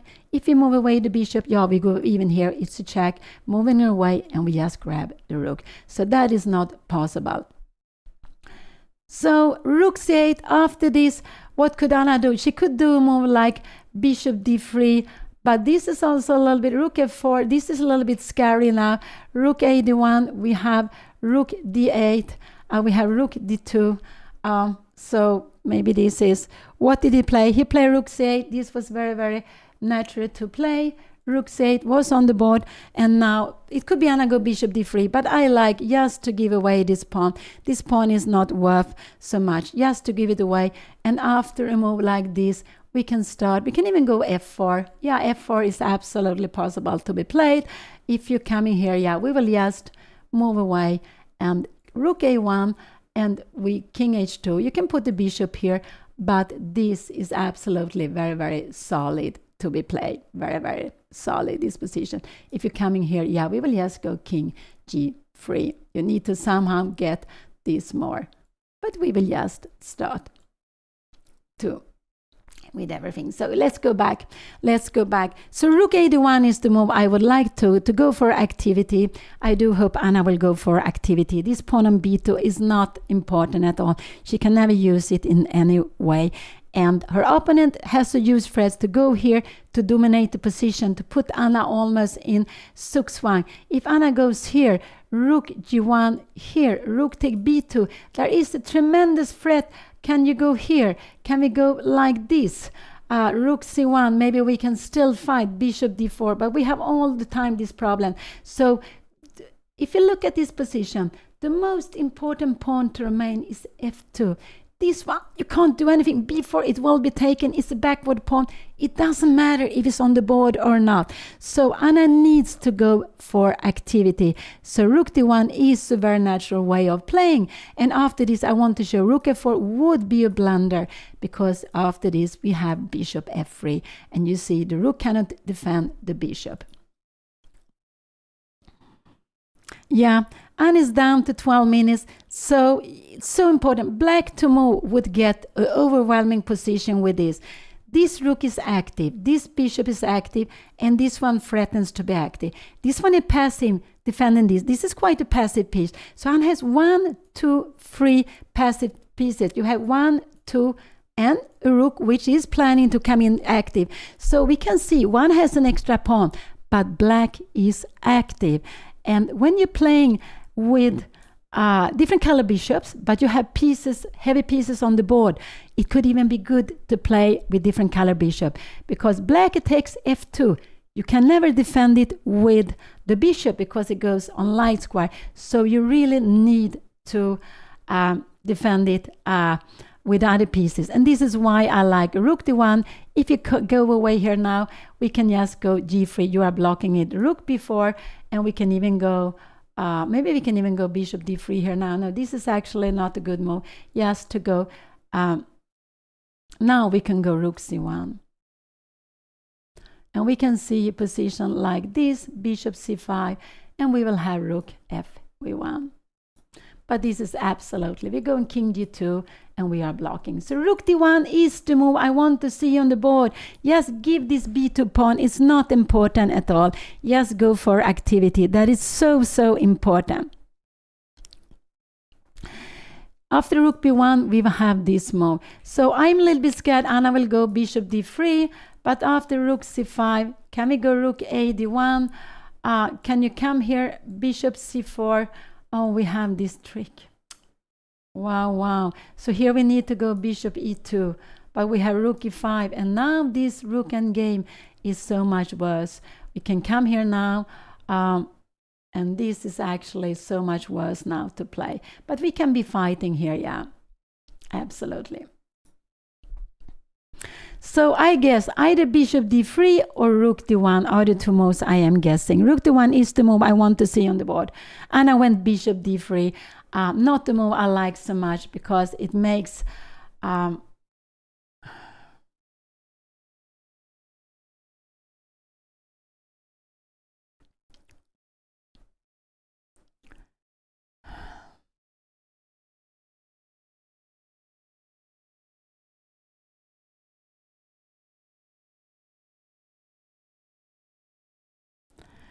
oh, so scary. This is scary. Yeah, bishop d3 I didn't like so much. The best move her opponent can do is actually rook f4. Why? And because now g3 is not a good move. If you come here now, rook f8, we have rook d2, and this is about equal this position. And I just wanted to show that g3 is a blunder, because after this here we have rook to g3, or maybe we can even play something. Oh, we go here after this, and now we take here. So g3 is not a good move. So let's see what will I do. Rook f4 or rook f6. What did he play? He played something. He played b6. Oh wow! Now I like rook a b1. This is the move I would like to see on the board. And if he comes here now, we can go, yes, bishop here. So this is the move I would like to see here now on the board. He went b6. He just wants to keep the pawns. So b6 came here now. And remember, this is not possible. Again, this, it would not be as bad as before, but it's not nice to play this. Rook c4, and you have rook f4. Yeah, maybe we are okay here. I don't know. Can we play like this? Yeah, this is not, yeah.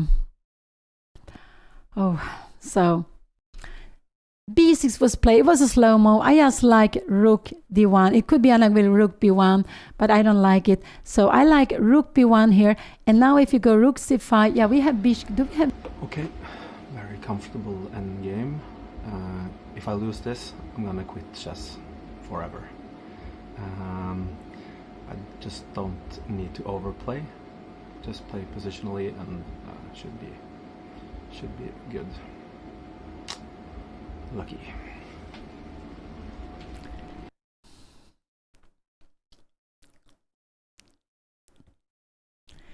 Oh, and I must say the games. Oh, sorry, I wait. Sorry. So the games are so exciting. We have these different color bishops, and game without the pawns, without the rooks, this is a draw. With the rooks, lots of things still can happen. So he just played a very slow move here now. What could be happen here now? So I asked, hey, I like rook d1. He wants to go and grab the pawn, but the pawn is not at all important here now. And now we can maybe go something like f4. Rook c5, and I guess bishop b5. Wow. Can we go rook f5, and we have bishop c6. We are just keeping everything under control here now. So there is also the time. Anna is down to 8 minutes, and she is more passive. So what would I do? I would probably go rook d1. Her opponent wants to take the pawn, and just go bishop b5. Her opponent can go something like this, and now maybe f4 is a fine move to be played. Bishop a3, and we just keep on going, and bishop c5, and just remember to put the pawns on dark squares. We can do that. If you come here, yeah, we have king g3, rook c3, and we have also bishop rook d3. We want to change one rook with one. So what white wants to achieve is to change one rook. Absolutely. I don't like rook b1. I told you this pawn is not important. This pawn is more important. So I just like rook d1. Now we have a plan to take here. And after this, we just don't care about this pawn. It's not so important.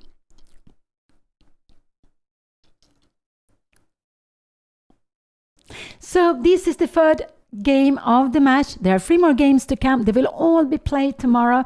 They will start early at 9:30 a.m. in the morning, and then they will play 3 games. So it's a very, very tough match. Let's see what Anna will play here. She's down on time. She's also passive. She needs to, they will absolutely play this out. So could it be rook b1, and then we will have rook c5 coming. Could b4 be a move?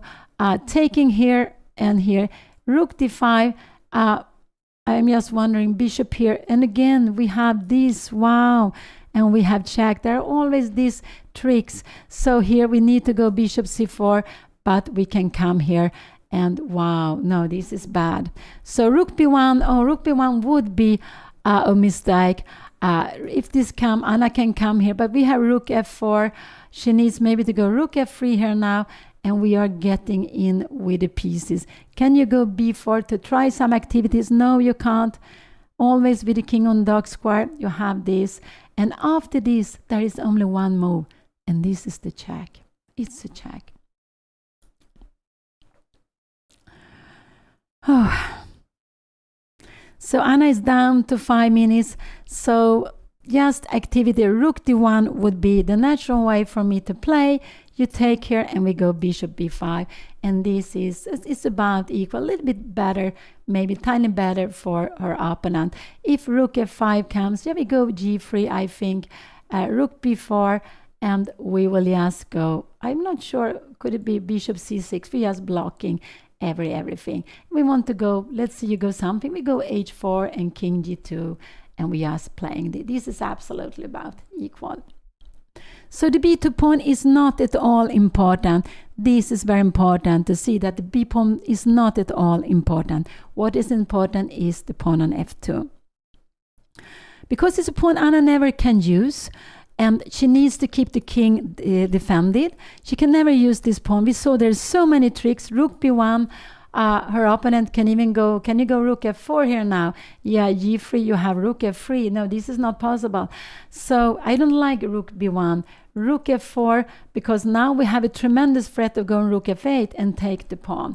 So no, I don't like rook b1. And it's down to 4 minutes. So I'm a little bit worried about the position because of the time. Actually, she's under pressure and she's very much wanting to keep the pawn on b2. But this pawn is not, it doesn't matter. It doesn't change the position so much if you have the pawn at all. But you really have to keep this rook away from c2. And her opponent is planning to go rook f4 and rook f8 to pick up the pawn. So Anna needs to go rook d1 and rook d2.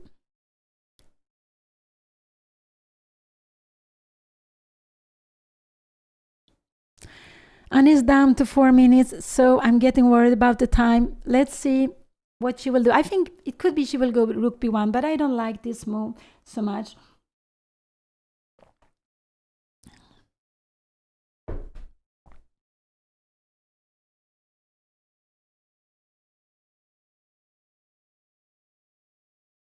Yeah, here it came, rook b1.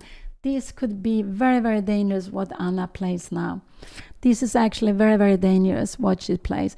We will probably see rook c5 here now at the board. Maybe not.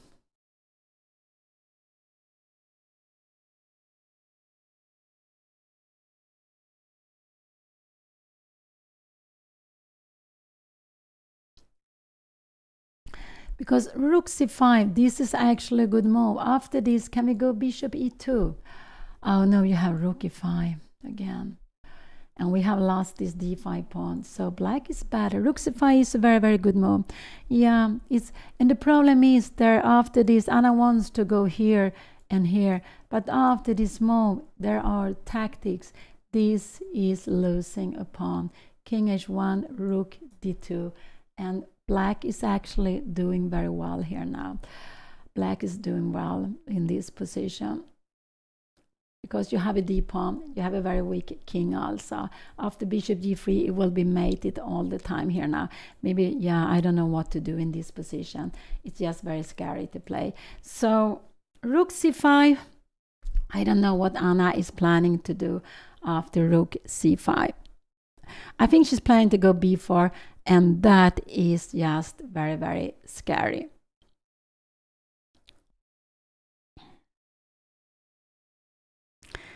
Wow, the third game of the match. Different color bishop is not always a draw. There is tricky, and Anna is absolutely worse here in the position. She tried to defend the wrong pawn. This pawn is not important. She wants to go b3, bishop c4, but then no, that is also not possible. I don't really, she wants to go b4 to have some activity, but the problem is the rook can never defend f2 here. What if her opponent goes rook f4? She needs to go here. So if her opponent goes out with the rook, she needs to come here to defend. And after this, yeah, we have this position and here. So So he will move one of the rooks. I don't know which one he will go to. One of the rooks will move. I think rook f4 is what we will see on the board. And after rook f4, this is a blunder because rook f3, 1 fret and 1 fret. So rook f4 is a very good move to be played. And after you go up with the rook, here we have it. Now he will go rook c5. Here we have it on the board. Rook c5 was on the board. And Anna will go b4.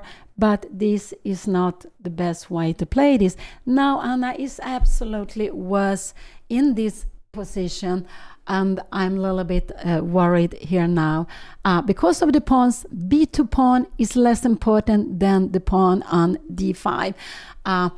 So it was important to go bishop b5, bishop c6, just keep her d5, because when d5 pawn is gone, there is a pass pawn here. So now Anna will go bishop e4.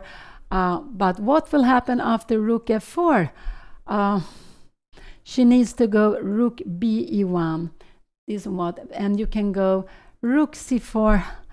Oh, so scary. We have b3. This is nothing to be worried about. Taking here, we will absolutely be fine in this. Oh no, not like this. Rook f7, of course. Sorry. Bishop e4 was played. Oh.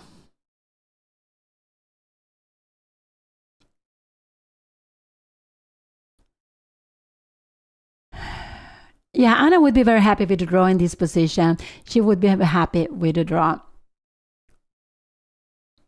So I believe we'll see rook f4. And after rook f4, this would actually be very bad for Anna. She is so passive. You will go h5. She has actually no move to make in a position like this. Coming here, can we go g5? Oh no, we can take on h5. Maybe you go h4, rook d3. We will never be able to go g3. Wow. Oh, wow, wow. Maybe we can go h4 actually here. Can we go h4 here? I'm just wondering. Can you take it? Yeah, then we have g3. Wow. So h4 could be a move, but bishop c5. And we will just take it the next move. Rook e1. And again, we have here, we have some bishop e4. And we are getting some counterplay. Oh, but it's scary. But Anna wants to keep the pawn. I guess this was the best way of playing. That was the best way of playing. Anna is, her opponent is active. Remember, when you're active, different color bishops with this is a weakness. Anna wants to go g3, king g2. So let's see a passive move. Then Anna has time for g3 and king g2. So her opponent will absolutely go rook f4. And what Anna then needs to go, rook e1. That is absolutely important because after this, here, rook c3, b3. She is so tied down here. Can you go g5? Rook b, then have a rook b c1. Rook b2. How is this position? Maybe we can try to get some activity here. I'm just wondering, can we try to get some activity? No, we have king f6. So here we need to go rook e8, and we have bishop f6. And we can see how, yeah, I just want to see if we have some, try to get some counter attack here now. Oh, very, very scary. Yeah, no, Anna wanted to stay with the b pawn. It would have been equal, more or less, if she just tried to, because this bishop needs to do lots of things. It needs to keep the other rook away from c2. It needs to defend. So after a move like rook f4, Anna needs to go rook e1. So I'm just wondering here, can we go rook e1? You take here, and we will go rook e2. Can you go rook d1 here now? Now we finally have g3, rook f8. King g2. Can you go for rook c4? And we need, oh wow, here. But what is this? What did he do? He played rook c2. This is not a good move, because now b3 is a good move. Can you take here now? This actually is very, this is actually good for Anna. King a8, rook f7, and I just want to show, if you go here, this is actually a mate threat. So I just want to show quickly. So b3 is a good move to be played here now. I do hope Anna will go b3.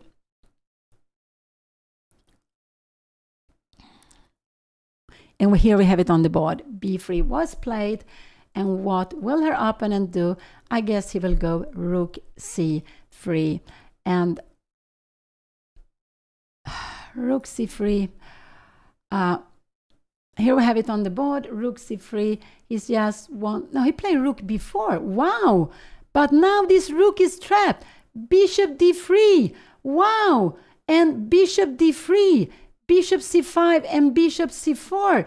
The rook is out of the game. Wow! Wow, wow. So b3, he went rook b4. Now I like bishop d3, play against this rook. He wants to go b5. But yes, bishop d3, and then we put the bishop on c4. Is he planning to go something like this? I'm just wondering, is this what he's planning? But no, this would absolutely be, I'm not sure which rook. We should probably go this, rook take a4, rook c7, bishop f6, and we have some f4. No, the rooks are stronger. So what did she do? She played bishop d3, and we can see how the rooks are a little bit trapped here now. It could be, I think he will go for rook c8 and bishop c4. I think he actually will go for to play this position. This is what I think he will do. And now here, rook fc1. I'm just wondering, how is this position? Rook c8, king to f8, and we have, can we go rook b3 here now already? Rook a2, we have a check here. Careful, you can't come here because it's a mate, so you need to go bishop f6, and we will go g4, having some threats. This is very, very far away. This is very, very far away. So bishop d3 was a good move to be played. You can see this rook, I was a little bit shocked. He put the rook outside, and now Anna, bishop c4, Anna will come here now, and it's about equal. In some moment, he will need to go b5, and that is, if you come here, yeah, you have a4. You shouldn't allow it, so you need to take it like this, and you will come out here, and we have bishop b2, just keeping everything under control. So rook is just out of the game here now, and Anna played bishop d3 very, very quickly. So that was nice to see. She's planning bishop c4. I think we will see rook c8 on the board. And is he going, I think,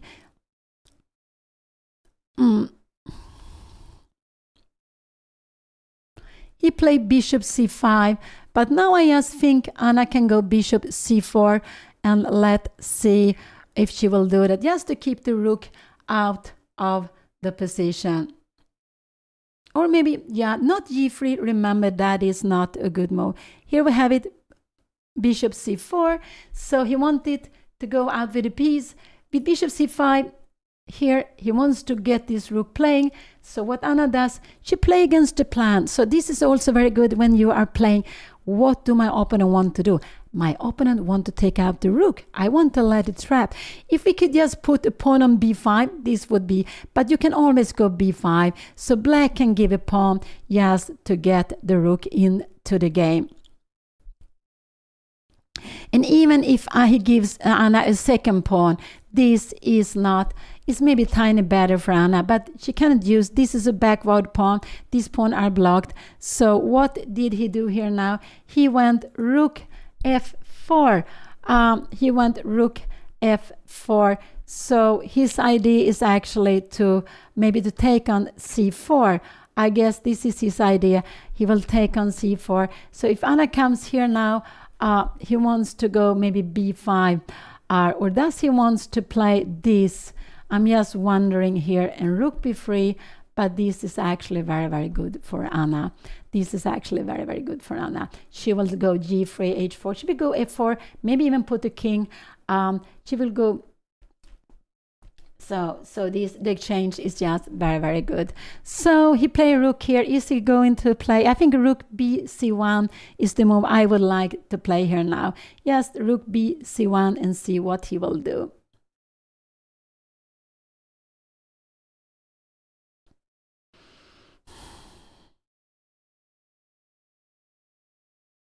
Yeah, it looks like a draw. The only problem is Anna's time.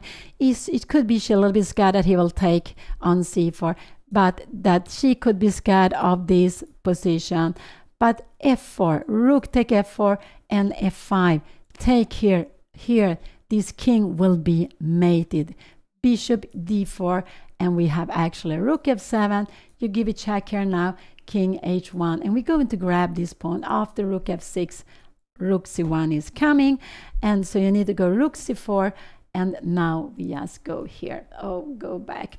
So taking the exchange is absolutely not. So king h2 is just a good move to go. Can we go g3 also? Yeah, rook d4 and king g2. This is absolutely fine to be played. Actually, I like also to go h4. Remember, this is standing here. We're not allowed to move the f pawn because this would be the end of the game. So go back. So they're playing 6 games. The first of the play to reach 3.5 will win the match. So Anna still needs 1.5 points here. She had it. She played g3. She is saying, I'm not at all scared that you will take on c4. So will he do that or not? It could be that he's going to take. It could be that he's going to take on c4 in the position. And that's actually what I believe he will do. I think he will take on c4.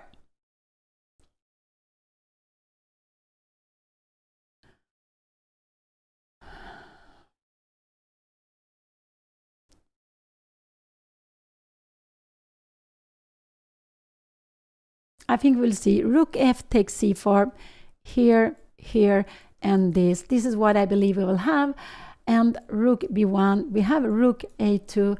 And Anna needs to go rook a3. You start walking with this, but now we have rook f3. Oh, this is actually scary. So we have rook f3. You go a3. We go rook f7. You try to queen this. Rook e7, a2. And in the end, we have rook here. And we can see that this e-pawn is very, very scary. King g2. And this is absolutely no problem to play this endgame. We go just g4, moving up the queen, king slowly. So go back.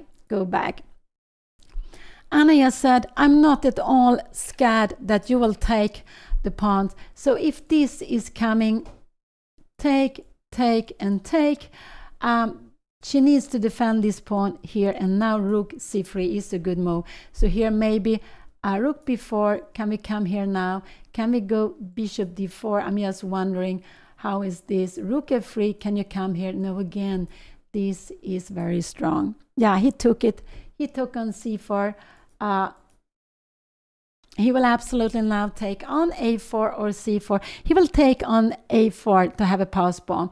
And after that, I was just wondering if Anna goes here, this and here, rook f3 and rook d4, rook f7, take, and this is about equal, this position. This is about equal, actually. Oh, I'm not sure where I would like to go here. So he will not take on c4 because Anna then can just go rook a1. That would actually, so I don't think so. I think he will take the pawn on a4. That's natural here. And now I like rook c1. The plan is here and this. So Anna has a very clear plan here now. He needs to take one of the pawns. This would be, what will he take? He took the pawn on c4.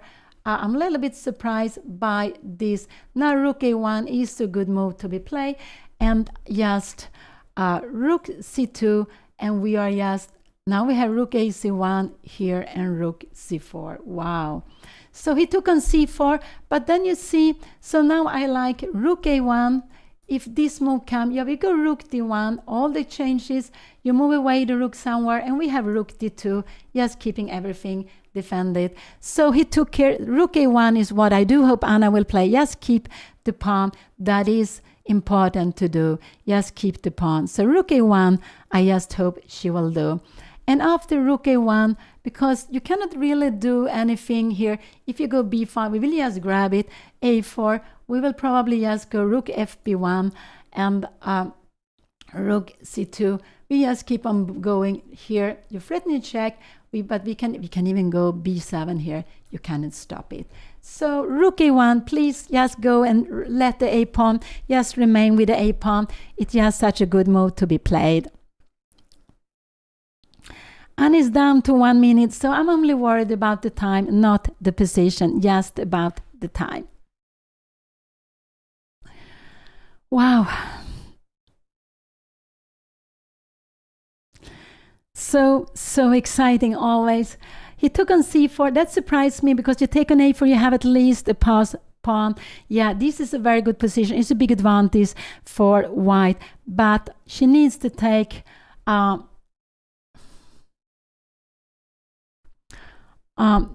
she needs to go rook a1, keep the pawn, and after rook a1, maybe should we go something like this? No, then we have rook fc1. So rook a1 is a very good move to be played.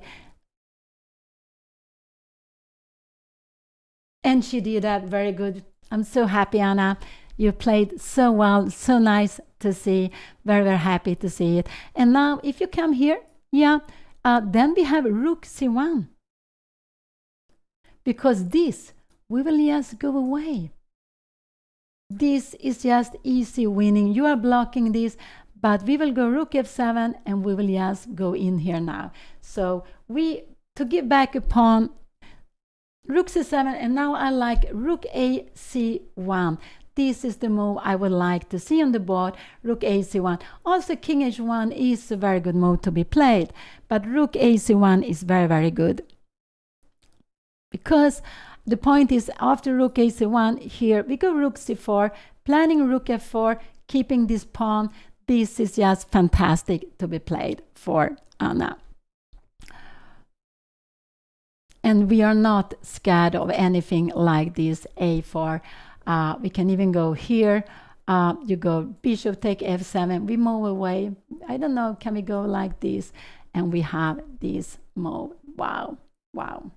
Go back. So far away, far away. This is the game. It's rook c2, rook a c1. Such a good move. Such a good move to be played. Wow. Because she wants, if Anna, this is again, we have this. So after rook d2, rook fd1 is very, very good to be played.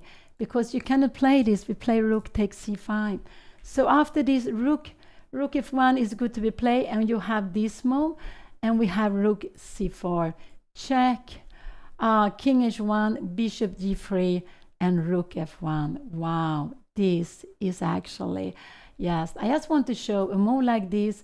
We have rook f7 and they're going to be a mate very soon. Wow. I think we will see rook d2 on the board.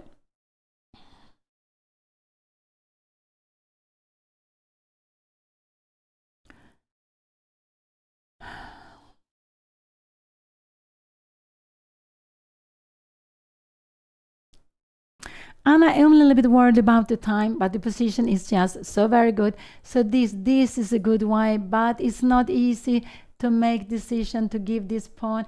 King f1, you're going away. We can just give this check, king here now, and we can go rook 8, and we are going to pick up this pawn. So let's see. He played rook d2, I assume, rook a2, but now rook c4 is a very good move to be played. Now I like rook c4, rook d1, we have rook f4, rook takes, we go rook f7, rook e5, and we take here, and you have d5 here now. Check, king g7, rook d1, what is happening, d4, and king f1. Wow, rook e1 is coming next. This is the dream to be playing. So, oh, she went back. Oh, Anna forgot that she could go. She just went back to play quickly.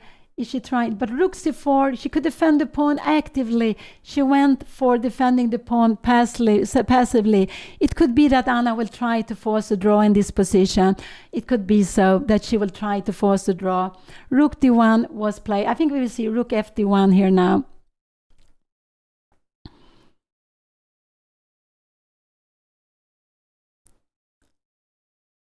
Rook a1.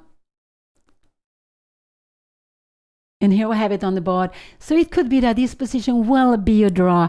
Anna had the chance to that he will go rook a2 now. So if you go rook c2, Anna again has rook c1 to be played here now.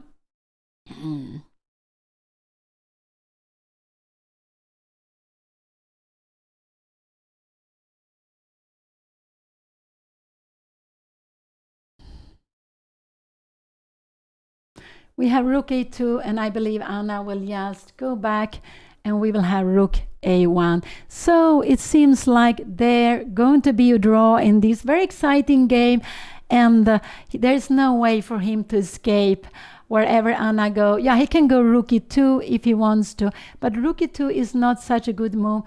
We can just go king g2 here now, and if you go rook d2, yeah, rook a1, we have this. And I'm just wondering, rook d2, take here rook g4. What did he do? He went rook d2, and Anna will absolutely go rook d1. But it's also because of the time. She has a little time, and here we have it on the board. Yeah, she should have gone for the win with rook c4. I would say when she can get the rook to c4, this was absolutely winning.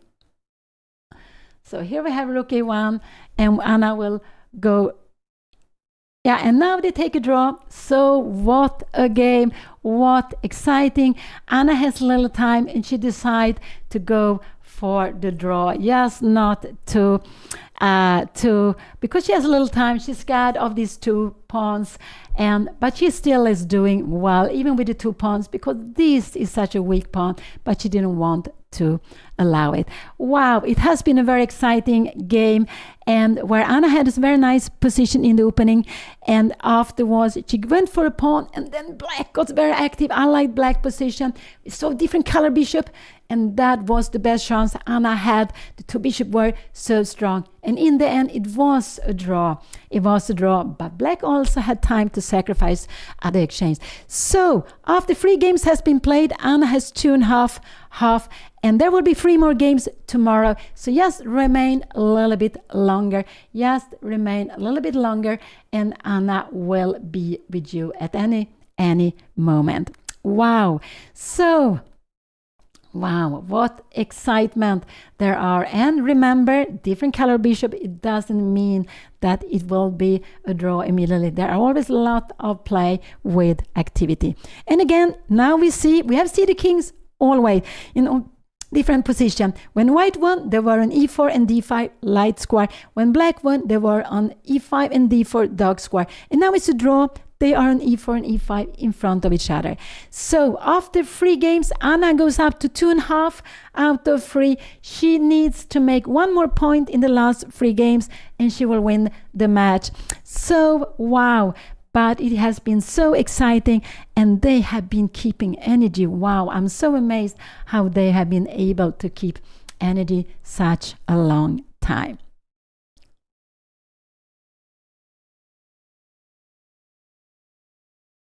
And now we can see the sit and talk about the game, and that is so typical, pointing at some squares, some moments, and that's quite nice to do, a little bit analyze after the game. So when you play over the board, if you have time, go analyze with your opponent. Maybe it's only possible a little bit. If you have double rounds, you need to keep the energy, but a little bit, you are learning from each other.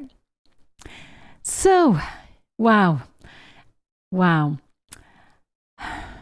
So exciting.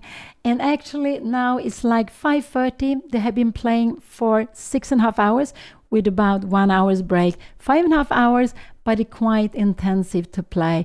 2 different games, lots of different ideas, and you need to get into the mode. Forget when after you play the first game, you go to the second game, you need to forget about what happened or to enjoy what happened. Depends on your situation in the match. Yeah, Anna needs 1 out of 3, 1 win or 2 draws. 1 win or 2 draws.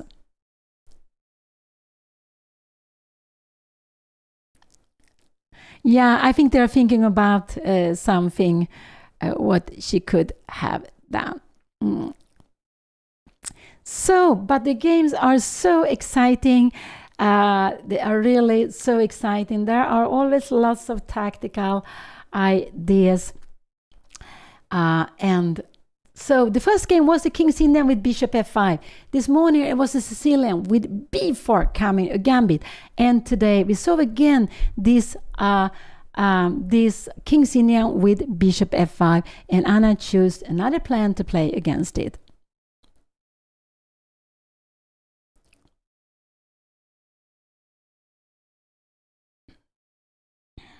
So they're playing 6 classical games, and they have played 3 games. There are still 3 more games to go. The sponsor is Neurogum. It's a very good chewing gum to keep energy. And when you play chess, you really need to keep energy. That is so, so important. And there is a nice, very good prize fund of $10,000. There will also be Fonduran watches for the place. I think it's 1 each. And yeah, and we can see the games are so excited. They're also FIDE illustrated, but they are so, so excited. And just want to say in the last position, we don't take on f2 because if white manages to change the rook, white will win. This pawn doesn't matter. The rook is so much stronger with the bishop, but being active, Anna's opponents annoy Anna attacking one of the pawns. So this is why Black cannot take on f2, because it would force the rook exchange, and then it would be just so easy to win for Anna, because the bishop is good on the dark squares but is very weak on the white square, and this pawn is the weakness, and the king could just walk up and you would always go and pick up this pawn on e7. Oh, and if you want to buy the chewing gum Neurogum, so if you write Cramling 20, you will get 20% discount. Wow. So the first game Anna won with white. It was the King's Indian Bishop f5. This morning, the second match game, Anna won with black. The game was heading towards the draw, but then Odin make a too quick sacrifice of the knight. Anna managed to remain with 1 pawn on the board, and that pawn decided the game.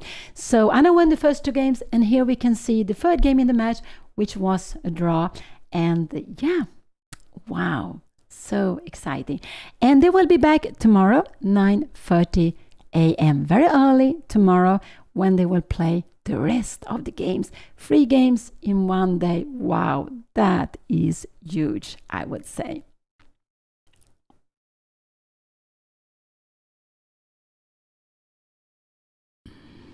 And we can see how they are analyzing different positions, things they were worried about, and so that is actually quite nice to do after the game. And yeah, this match is played in Stockholm, so it's close to 6 o'clock p.m. It's 5:39, soon 5:40 p.m. European Central Time.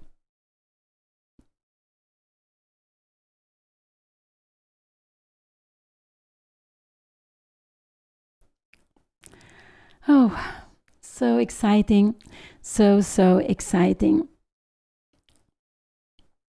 And here we have Carl Fredrik Johansson, well-known personality in the Swedish chess world, and he's the arbiter in this match. And and he's also a good chess player. I think he's the FIDE master, if I'm not wrong, but I could be wrong about his title. Oh, now Anna will come to you, so I will just say goodbye, and I expect Anna to be with you at any moment. So just stay a little bit longer. You will hear her thoughts about the game, what she was happy with, what she was not happy with. And I think that is magic, to be able to get the players' view of the match, what they like and what they are worried about when they're playing the game. I was just told by the arbiter that I was winning. Which I now realize, but I think I was just so like focused on the fact that a draw is a good result for me that I was not sad at all about getting a draw. Plus, for so long I felt like I was worse, so I was just fighting for a draw. And then at the end I have like a minute left on the clock, or 30 seconds, and I just couldn't see how to get out of this. I just didn't realize that I have to sacrifice the f2 pawn. That's what I didn't realize. So yeah, I mean, I could have maybe pushed for a win, but I didn't. For some reason, my brain was just not comprehending that I have to sacrifice the f2 pawn, because I just thought, oh, I can't allow rook takes f2, but I have rook f1, which I just didn't think about. So okay, maybe I should have pushed for the win. Maybe at the end I should have pushed for the win. I was just so focused on the fact that I was worse for so long and wanted to get a draw that I was just happy when I saw a forced draw when I had so little time. But yeah, didn't see this idea with rook f1. But okay, it's okay. I mean, I'm still leading 2.5 versus a half. Yeah, it's gonna be exciting tomorrow. It's gonna be exciting tomorrow. If I just get one win tomorrow, I win the match. So I just need to get one win tomorrow. There's 3 games. If I get one win, I win the match. That's it. So I am in a very good position, of course. But yeah, maybe I should have pushed for the win. I don't know. It didn't even occur to me that I could let f2 go. It didn't even like pass my brain. I didn't even consider it. I just thought, oh, I can't let go of d5. I can't let go of a4. Because then all my pawns are going to get really weak. His bishop is really strong. I have a way of repeating. I just didn't see that I can move the other rook and sacrifice the f2 pawn and go rook f1. Which is a very nice idea. Very nice idea, but yeah. Maybe not the easiest in the world, to be fair. Not the easiest, I think. It's easy when you see it with the computer, but not so easy when you're sitting there. So it's okay. I'm still happy. Still happy. Not going to let this tilt me. I mean, I'm still doing really good. 2.5 points. So yeah, very happy. Okay, this was really fun. I hope you enjoyed watching this game. Tomorrow we go again, 3 classical games tomorrow. I'm gonna be doing the recaps of all these games after the match, because I realized that it's a bit too intense for me during the match, and I wanna, you know, have time to, you know, we have asked my editor, she's here producing, so I want to make sure that the videos are really good when I do them, so I'm gonna do them right after the match, just so you know. So if you're wondering where are the recaps, they're coming right after the match. So just so you know. Okay, well, I'm gonna let Odin talk a little bit as well. I hope that you've enjoyed watching today's stream. It's been so much fun. Shout out to neurogum once again. Thank you so much for sponsoring the match. And okay, I'll have Odin come in here and say a little bit about his own thoughts. Thank you so much for watching, everybody. I'll see you tomorrow. I'm gonna have Odin over here now. Bye.